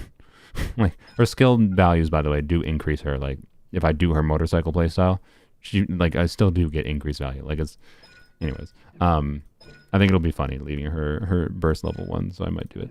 Anyways, it's just like if you want to see really big front loader damage, you know, leveling the burst up. Like, if you want to see that big number on screen, obviously is worthwhile. So I think I'm just not going to because I think it's funny, and I don't need to. Like, that would, like, if people will be like, this only worked because you have Moika on signature weapon, I'd be like, or you have Moika C1, I'd be like, level 1 burst. like your Moika's too strong in this team. You know, this only works because your all hate them, like, is being carried by your Moika's damage. I'd be like, yo, my Moika could get twice the damage if I leveled up her burst to 10. So, you know, not twice the damage. It's probably more like 30% more damage in a team like this one, because she'd go from, like, say, a 200k hit on her burst to probably like a 400k, right? Can you hit 1 million on Mav with level 1 burst? Maybe with her skill leveled up all the way. I mean, no. Okay, to be clear, 1 million for me, I am interpreting the question as 1 million in normal situations. If I go against the Wanderer boss fight, yeah, I probably could hit 2-3 million. Usually going from talent 1 level 1 to 9 is double damage. Well, yeah, double damage on specifically this initial burst hit. But remember, like, in this team, Moika is doing meaningful off-field damage. Like, all of her damage is not coming from just her initial burst hit. Like, half of her damage in this team is going to come from her skill multiplier, her Ring of Searing Radiance damage, that multiplier, right? Which, speaking of, by the way, I would have leveled this to 8 this week, but the drops it gave me this week when I farmed it was this, which is the Lanyan drops. So I'm just like, well, I guess I won't level it this week. Because, like, I could use the Dream Solvent, right? But I figure I can just say I want to level Lanyan's skill, I think. Like, I think I want to get Lanyan to probably level 6. Actually, I don't know. I might not touch her normal attack talent because she has no scalings. Even if you're gonna do, like, Lanyan with Farah's on, I don't know, is that relevant level? Like, I'll probably level her talent to 6 though, or all her talents to 6, and I think I want to take her skill and burst to level 8. Actually, I don't know. I might not even. Maybe I don't even bother with Lanyan's burst level, or sorry, skill to level 6. It depends if I get C2 Lanyan. I kind of want C2 Lanyan because her C2 Lanyan makes her shield regenerate some of its health, which makes her shield functional. As long as you don't take a hit that completely breaks your shield basically will survive, essentially. So the notable thing with that is I think that frees Lanyan to be built more into other stats other than, like, attack, and it also mitigates the main downside of, like, Thrilling Tales of Dragon Slayers, and it also reduces the need to level her skill talent, like, to increase the scaling. Like, you only need to increase it to the threshold to make sure it survives most one-hit attacks if you have C2 Lanyan. But I don't know that I'm 100% going to get C2 Lanyan. I'm going to try. But 4 stars are pain. So, yeah. Anyways. Is Moika good for Burgeon? Yeah, go check out my Moika video, Eric's. You can, it's divided, you don't have to watch the whole video. It's divided into a bunch of different team sections. And there you can go look at the chapters in the description. And I tried some off-field Dendro variants and on-field Dendro variants. She can be pretty good. Is she going to be crazily different than Pyro Traveler? The answer is kind of yes, because she can, like, auto-target Dendro cores from range. But she also can technically hit them less frequency than Dendro Traveler, or did I say Dendro Traveler? Pyro Traveler. So, anyways. I don't know what I want to stop at for investment on on Lanyan. I guess is my point. I'm gonna fully ascend her, get her to level 80, and see how I like her. I think I will like her, but yeah. Anyways, congrats on the Muiga video. Very long and lots of effort, and even all the chapters being marked, it's even more effort. Yeah, I appreciate it. Yeah, that video took a long time to make.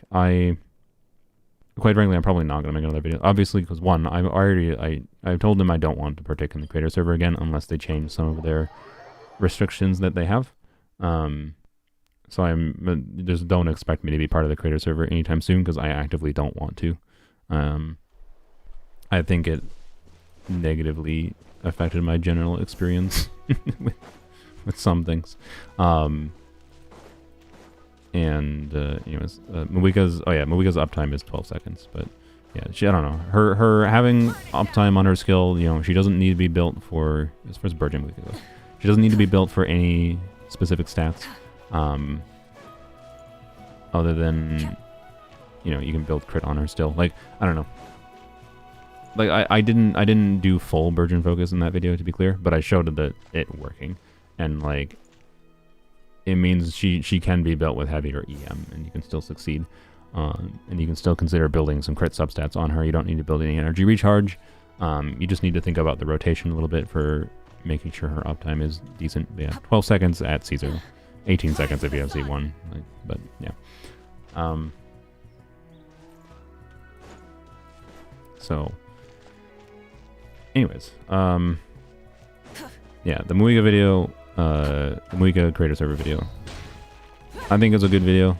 To be clear, I didn't like get into the nuances of like the optimal combos because my focus is generally speaking testing a bunch of different teams. If you want to check out like the optimal combos of how to play Muiga that have been discovered since her release, go check out Zajeff. He's made, I think, 2 videos now. One specifically about her combos that you can check out. But that's definitely more probably specific knowledge to after you find a team you like or that fits with what characters you have. But yeah. Have you been enjoying streaming? Yeah, I enjoy streaming. The only problem is like the more I stream, the less energy I sometimes have. Like I've been streaming for 6 hours a day. Just for some reason my brain won't stop, right? And then I intended to record a Sit Lolly video today. I intended to record the Sit Lolly video of Sit Lolly is my Archon. I still want to make that video. But I think I am not going to make that today. I think I'm going to write out a specific plan for what I want it to be like, and then I'm probably going to record it tomorrow. So, you know what? My plan is no stream tomorrow so that I can make the Sit Lolly video for sure. And then hopefully that'll come out this weekend. It'll be either be Friday or this weekend, same difference.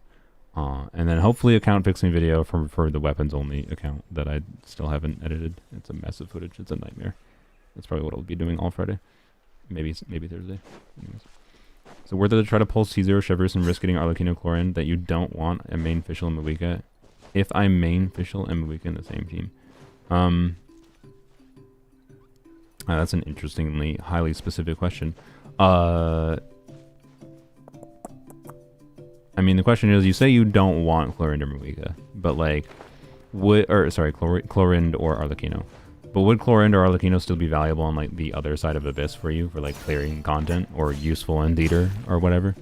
Like, or do you truly hate them? Like, because they both could still be valuable characters, and notably, since you say you're a Fischl main, Chlorinde is pretty synergistic with Fischl. So, and you also got Muiga.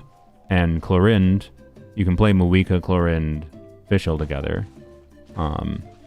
The main problem with Muiga, though, with a Chevreuse team, is Muiga with a Chevreuse team with Muiga C0 needs Auron.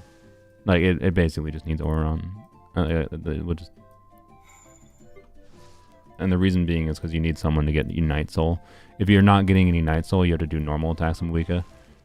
And then you could do that with Fischl, and it's like, it's not going to be completely dysfunctional. I'm not saying it's going to be impossible to clear with a Chevreuse, Fischl, Muiga, Bennett team. But like, it's going to be so much worse because you're going to have to do normal attacks versus charge attacks. It's a lot less damage. I tested it.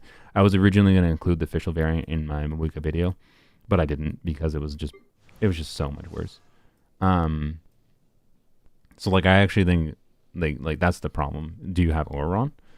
If you don't have Auron, then it's not going to make the team function very crazily well, like a Chevreuse team with Moika. If you do have Auron, then I think it might very well be worth the risk for you, yes, if you want to use Fischl and Moika together.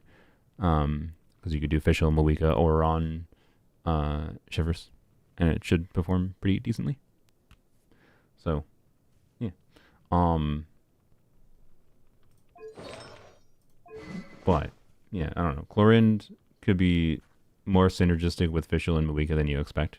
Like you wish for Chlorind, you get Chevreuse and Chlorind, and you could do Chevreuse, Chlorind, Moika, Fischl. Right? Like you could play them together. But that would be on-fielding Chlorind a little bit more and using Moika in more of a supportive utility. But so if you hate the idea of that and you always want a motorcycle, that's not that compelling potentially. But yeah, anyways.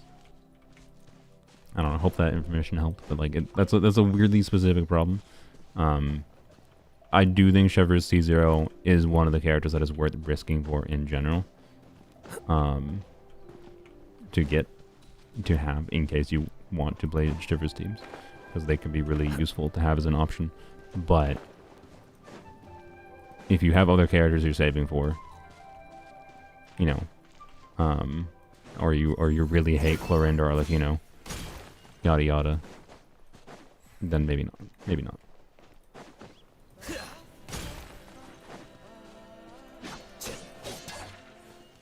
Also, if you can get Lanyan and Banner, you can choose someone else for free. Yeah. There's that too. Side benefits. Your Mono Pyro Arlecchino team with Weekend Bennett and Kazuo would work? Yeah. Never mind. I was gonna go there, but the Abyss is cringe. Like, I was like, you can't test a Mono Pyro team in the freaking first chamber right now.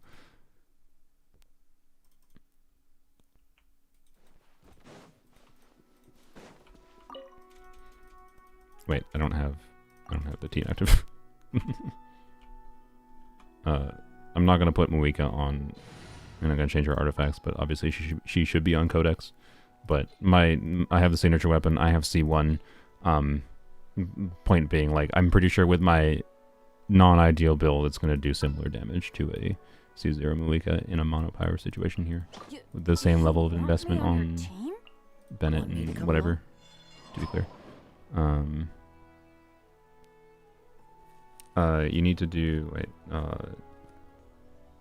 Bennett, Kazuo. You do need to still have either Shallonen or Kachina in this team, to be clear. Or not. No, it doesn't have to be them technically. You could do other Natlan units. You could literally just throw Auron on this team, and that would technically probably function. But I'm gonna throw Kachina because you have Kachina. What? What? Why? Bro is still alive. My brain doesn't end the stream because I'm stupid. I don't know.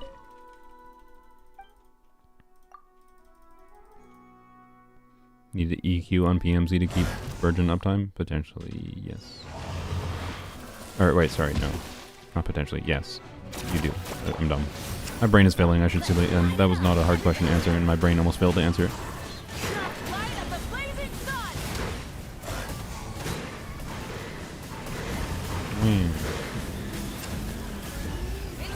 And I'm pretty sure she would be getting on Codex in my build, like probably near like actually a lot more damage from it. You know, I think you could get a lot more damage.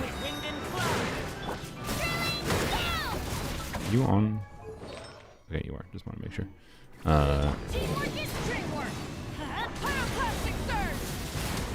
Oh yeah, I'm stupid. I remember I also have level 1 burst.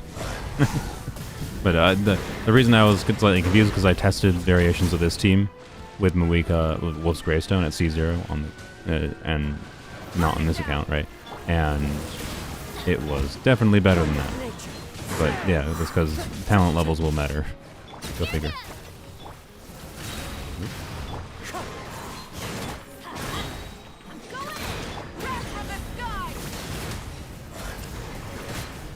But yeah, anyways, it functions. It's going to be easy to play, and it will function. Anyways. Monopyro exists and will always exist. The only nuance with Moika is you do have to shove a Natlan unit in the team somewhere, but Kachina does exist for that. So, yeah. Anyways. Hello, boy. How long will this require exactly? The pleasure is all mine. Look, he didn't want to come, so like I'm not gonna force him. Wait for my signal. If he's gonna be a butthole, I can succeed with just Emily and Moika.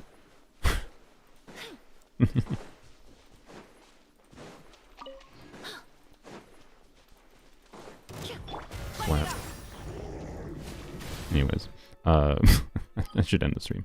I gotta go. Yeah, I gotta go figure out exactly. I gotta plan out this Lolly video more specifically. I think I know what I want to say. I was gonna just like record and yap, but I should plan it out a little bit. But, anyways, oh, you know what I forgot to do? I forgot to go farm Whopper Flowers today. I yapped for so long and forgot to farm Whopper Flowers because both freaking Lanyan and Shinha need them. I need to do that, but whatever, I'll do that later.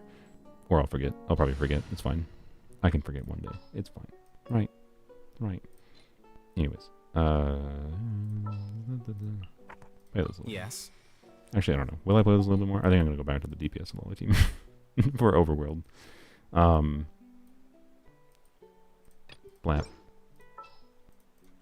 Which means I gotta... whatever. Why are loadouts not a thing? Whatever. Whatever. It's fine. Anyways. Whopper Flower Ascension. Yeah. Yeah. I don't know. What am I at for materials? I need... I have... 204, 252, 71. Let's see. I guess, you know what? Screw it. This is what we're going to end the stream with. Alright. Go here. But yeah, I need... If I want to do... I don't know 100% that I'm going to level 8 my Shinha's talent immediately, but or I want to have enough materials to do level 8 normal attack, level 6 skill and level 9 skill and burst on Shinha, and then 6, 6, 8 on Lanyan. So I need 72 of the base material, 192 of the middle material, and about 130 of the highest tier.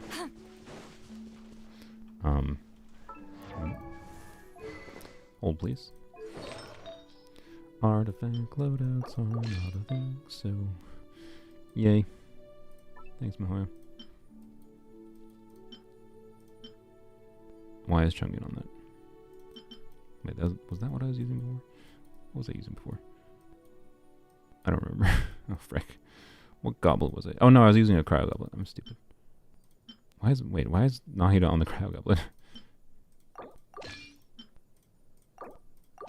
There we go. Don't I have no idea. Whatever. I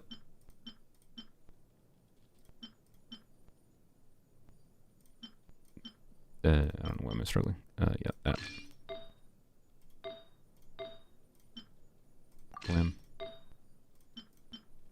Blam. Alright. Sick. Yeah, there we go. You already have cried. Burn it down. Oh, that works, I guess.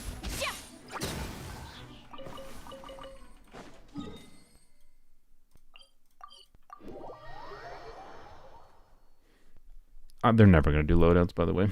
They're just never going to.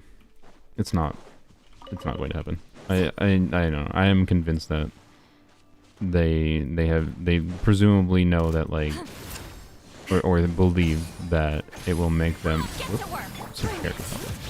It will presumably make them less money or something if they make loadouts happen, because it'll like free people from the gacha loop or something of farming specific artifact sets. And it might make people, you know, yeah. That's my theory.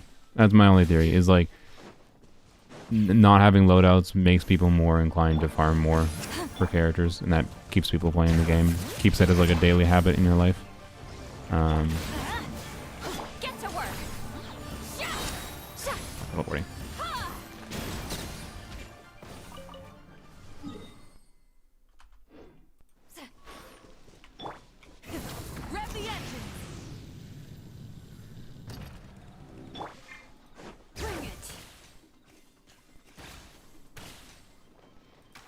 just got back from night class at college and you're still live. Indeed, it has been about 6 hours. I'm ending the stream shortly. Hopefully. You're gonna teleport, aren't you? Time to end them. Show no mercy. Okay. Rise with the sun. Stop it.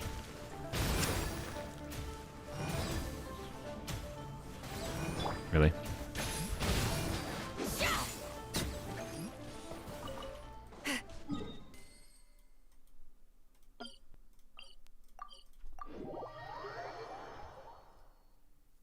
I do kind of hate sometimes having to check for dailies at least, because there are not many free-to-play ways to get primos. Yeah. I don't know. It's just so weird. Like, I'm assuming, like, most people, like, that care about artifact loadouts would probably be playing the game enough that I don't, like, I think Mahoyo thinks that it might lose them money or make people be free from the gacha game loop slightly. But I don't think it will, because the people that actually care about it are going to be doing the gacha game loop anyways. Oh my god.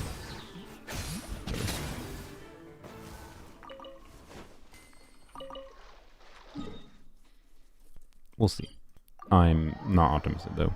They've actively gone out of their way to keep on doing artifact quality of life things that recently, I swear, have been actively making it more awful to manage your artifact inventory. And refusing to do anything but the one thing that actually matters.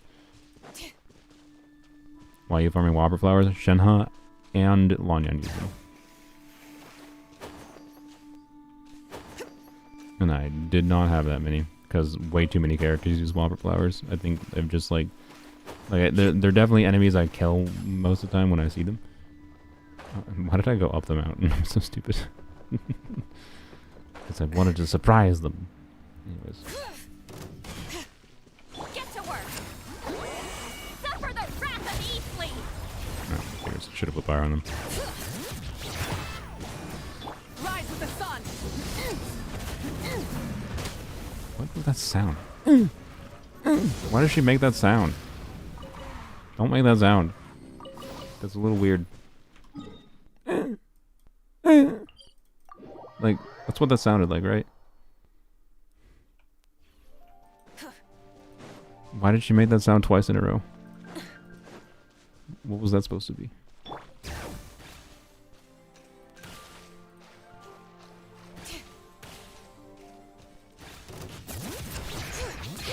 Show no mercy. Let's light it up. Oh.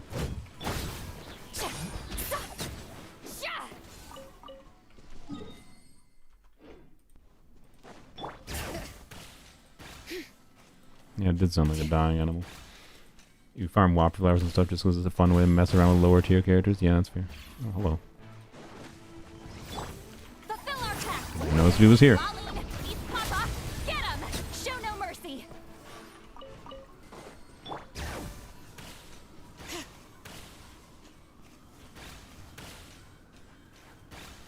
I just noticed, by the way, now that being silent for once. There's a slight little, like, whirring wind sound that plays You two. Time to end them. with Get to work.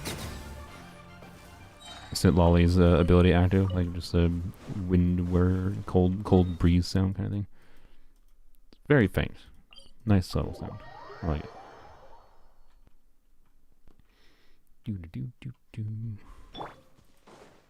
Sit Lolly Ice Bridge is nice too. I mean, yeah, kind of. You have to like either use your burst or wait for multiple skills to have a short duration, but it does kind of auto apply. So yeah, it is nice.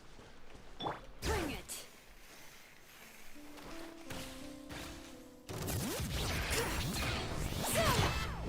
Off we Oh, go. good job. Rise with the Good sun. job, Bennett. Get to work.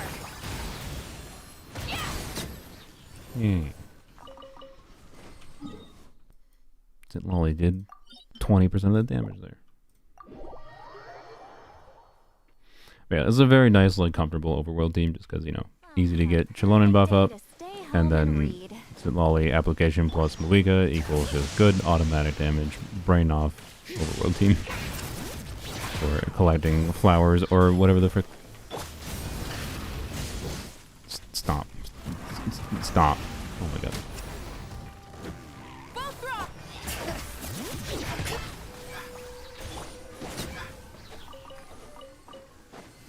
Do I have to talk to you? I just want the bids. All right. Stand too close to me, Wait. or you Go might away. get hit Okay. by lightning too. Already helped you. I am not obligated to talk to you.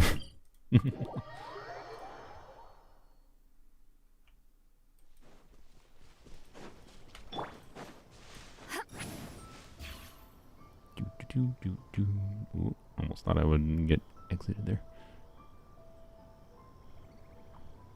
Watch out! I don't know why I did that. Just felt like it. Fulfill our path! Suffer the wrath of Eastling! I didn't crit? What happened there? Get to work! Ha! Yes! Wow.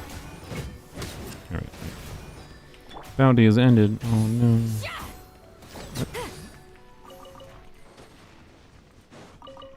Alright, I'm gonna go craft some things, and then that's gonna be the stream. So I need, let's see, yeah. I need to make sure I keep 72 and 104, not 104, 192. Very different numbers. 72 of the base and 192 of the other ones to cover all the baseline, ascension, and talent leveling. The rest can be crafted. That is below rate, Sucrose.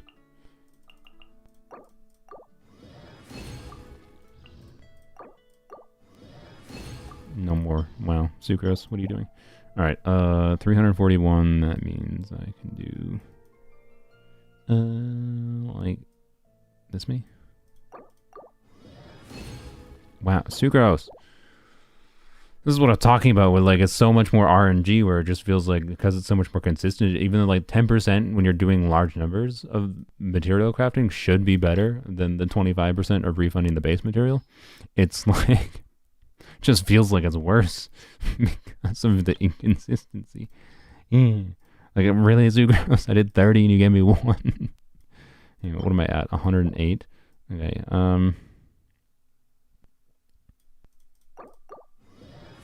it's Sucrose. Sucrose. And then she just doubles both. That was a 1 in 100 chance there. Like, to be clear, it averages out. The average is out, fine, but like, getting the 10% chance with the crafting too. Yeah.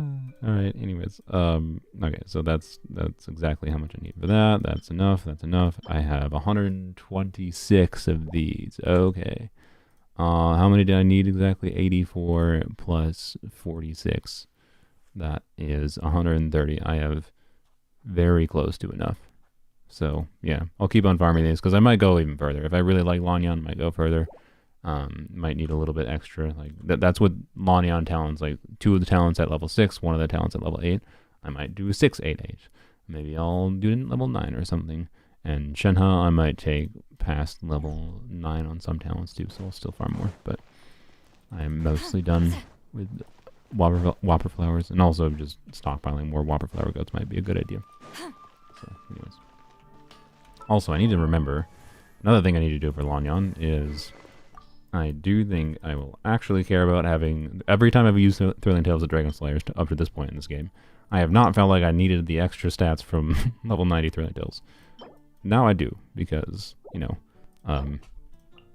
the attack for her shield, is it of vital importance? Not necessarily. I'm going to gain, I think, like 40 base attack or something, but it's not nothing. And it's not that expensive. Level 90 a 3-star weapon, so I should do it. But anyways. I barely have any resources, to be honest. Alright. Anyways, yeah, so no stream tomorrow. I'm going to hopefully work on Sitlali and account fixing video for the weekend. And then Friday, I will probably have a stream. It'll probably just be whatever normal Genshin things. And then Sunday, I think I'll probably Saturday no stream, and then Sunday I will probably stream, and it'll probably be a unit review stream, because it probably makes sense to do one of those. So yeah, attack for her shield, Lanyan. It is an attack scaling shield, so the base attack of Thrilling Tales of Dragon Slayers matters. To be clear, Is it going to make a crazy difference? Not necessarily. I don't think Lanyan will be unfunctional without it.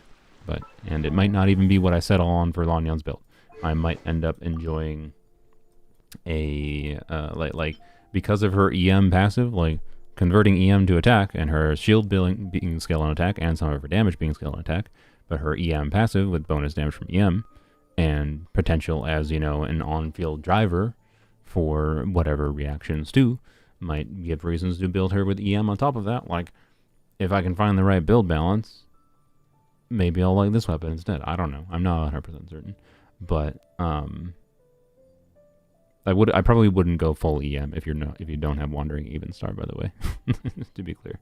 And I don't even think necessarily I will go full EM even with Wandering Even Star, but I might try some balance of like double EM with a crit rate circlet if I can get enough, particularly if I can get enough the right balance of ER to burst consistently.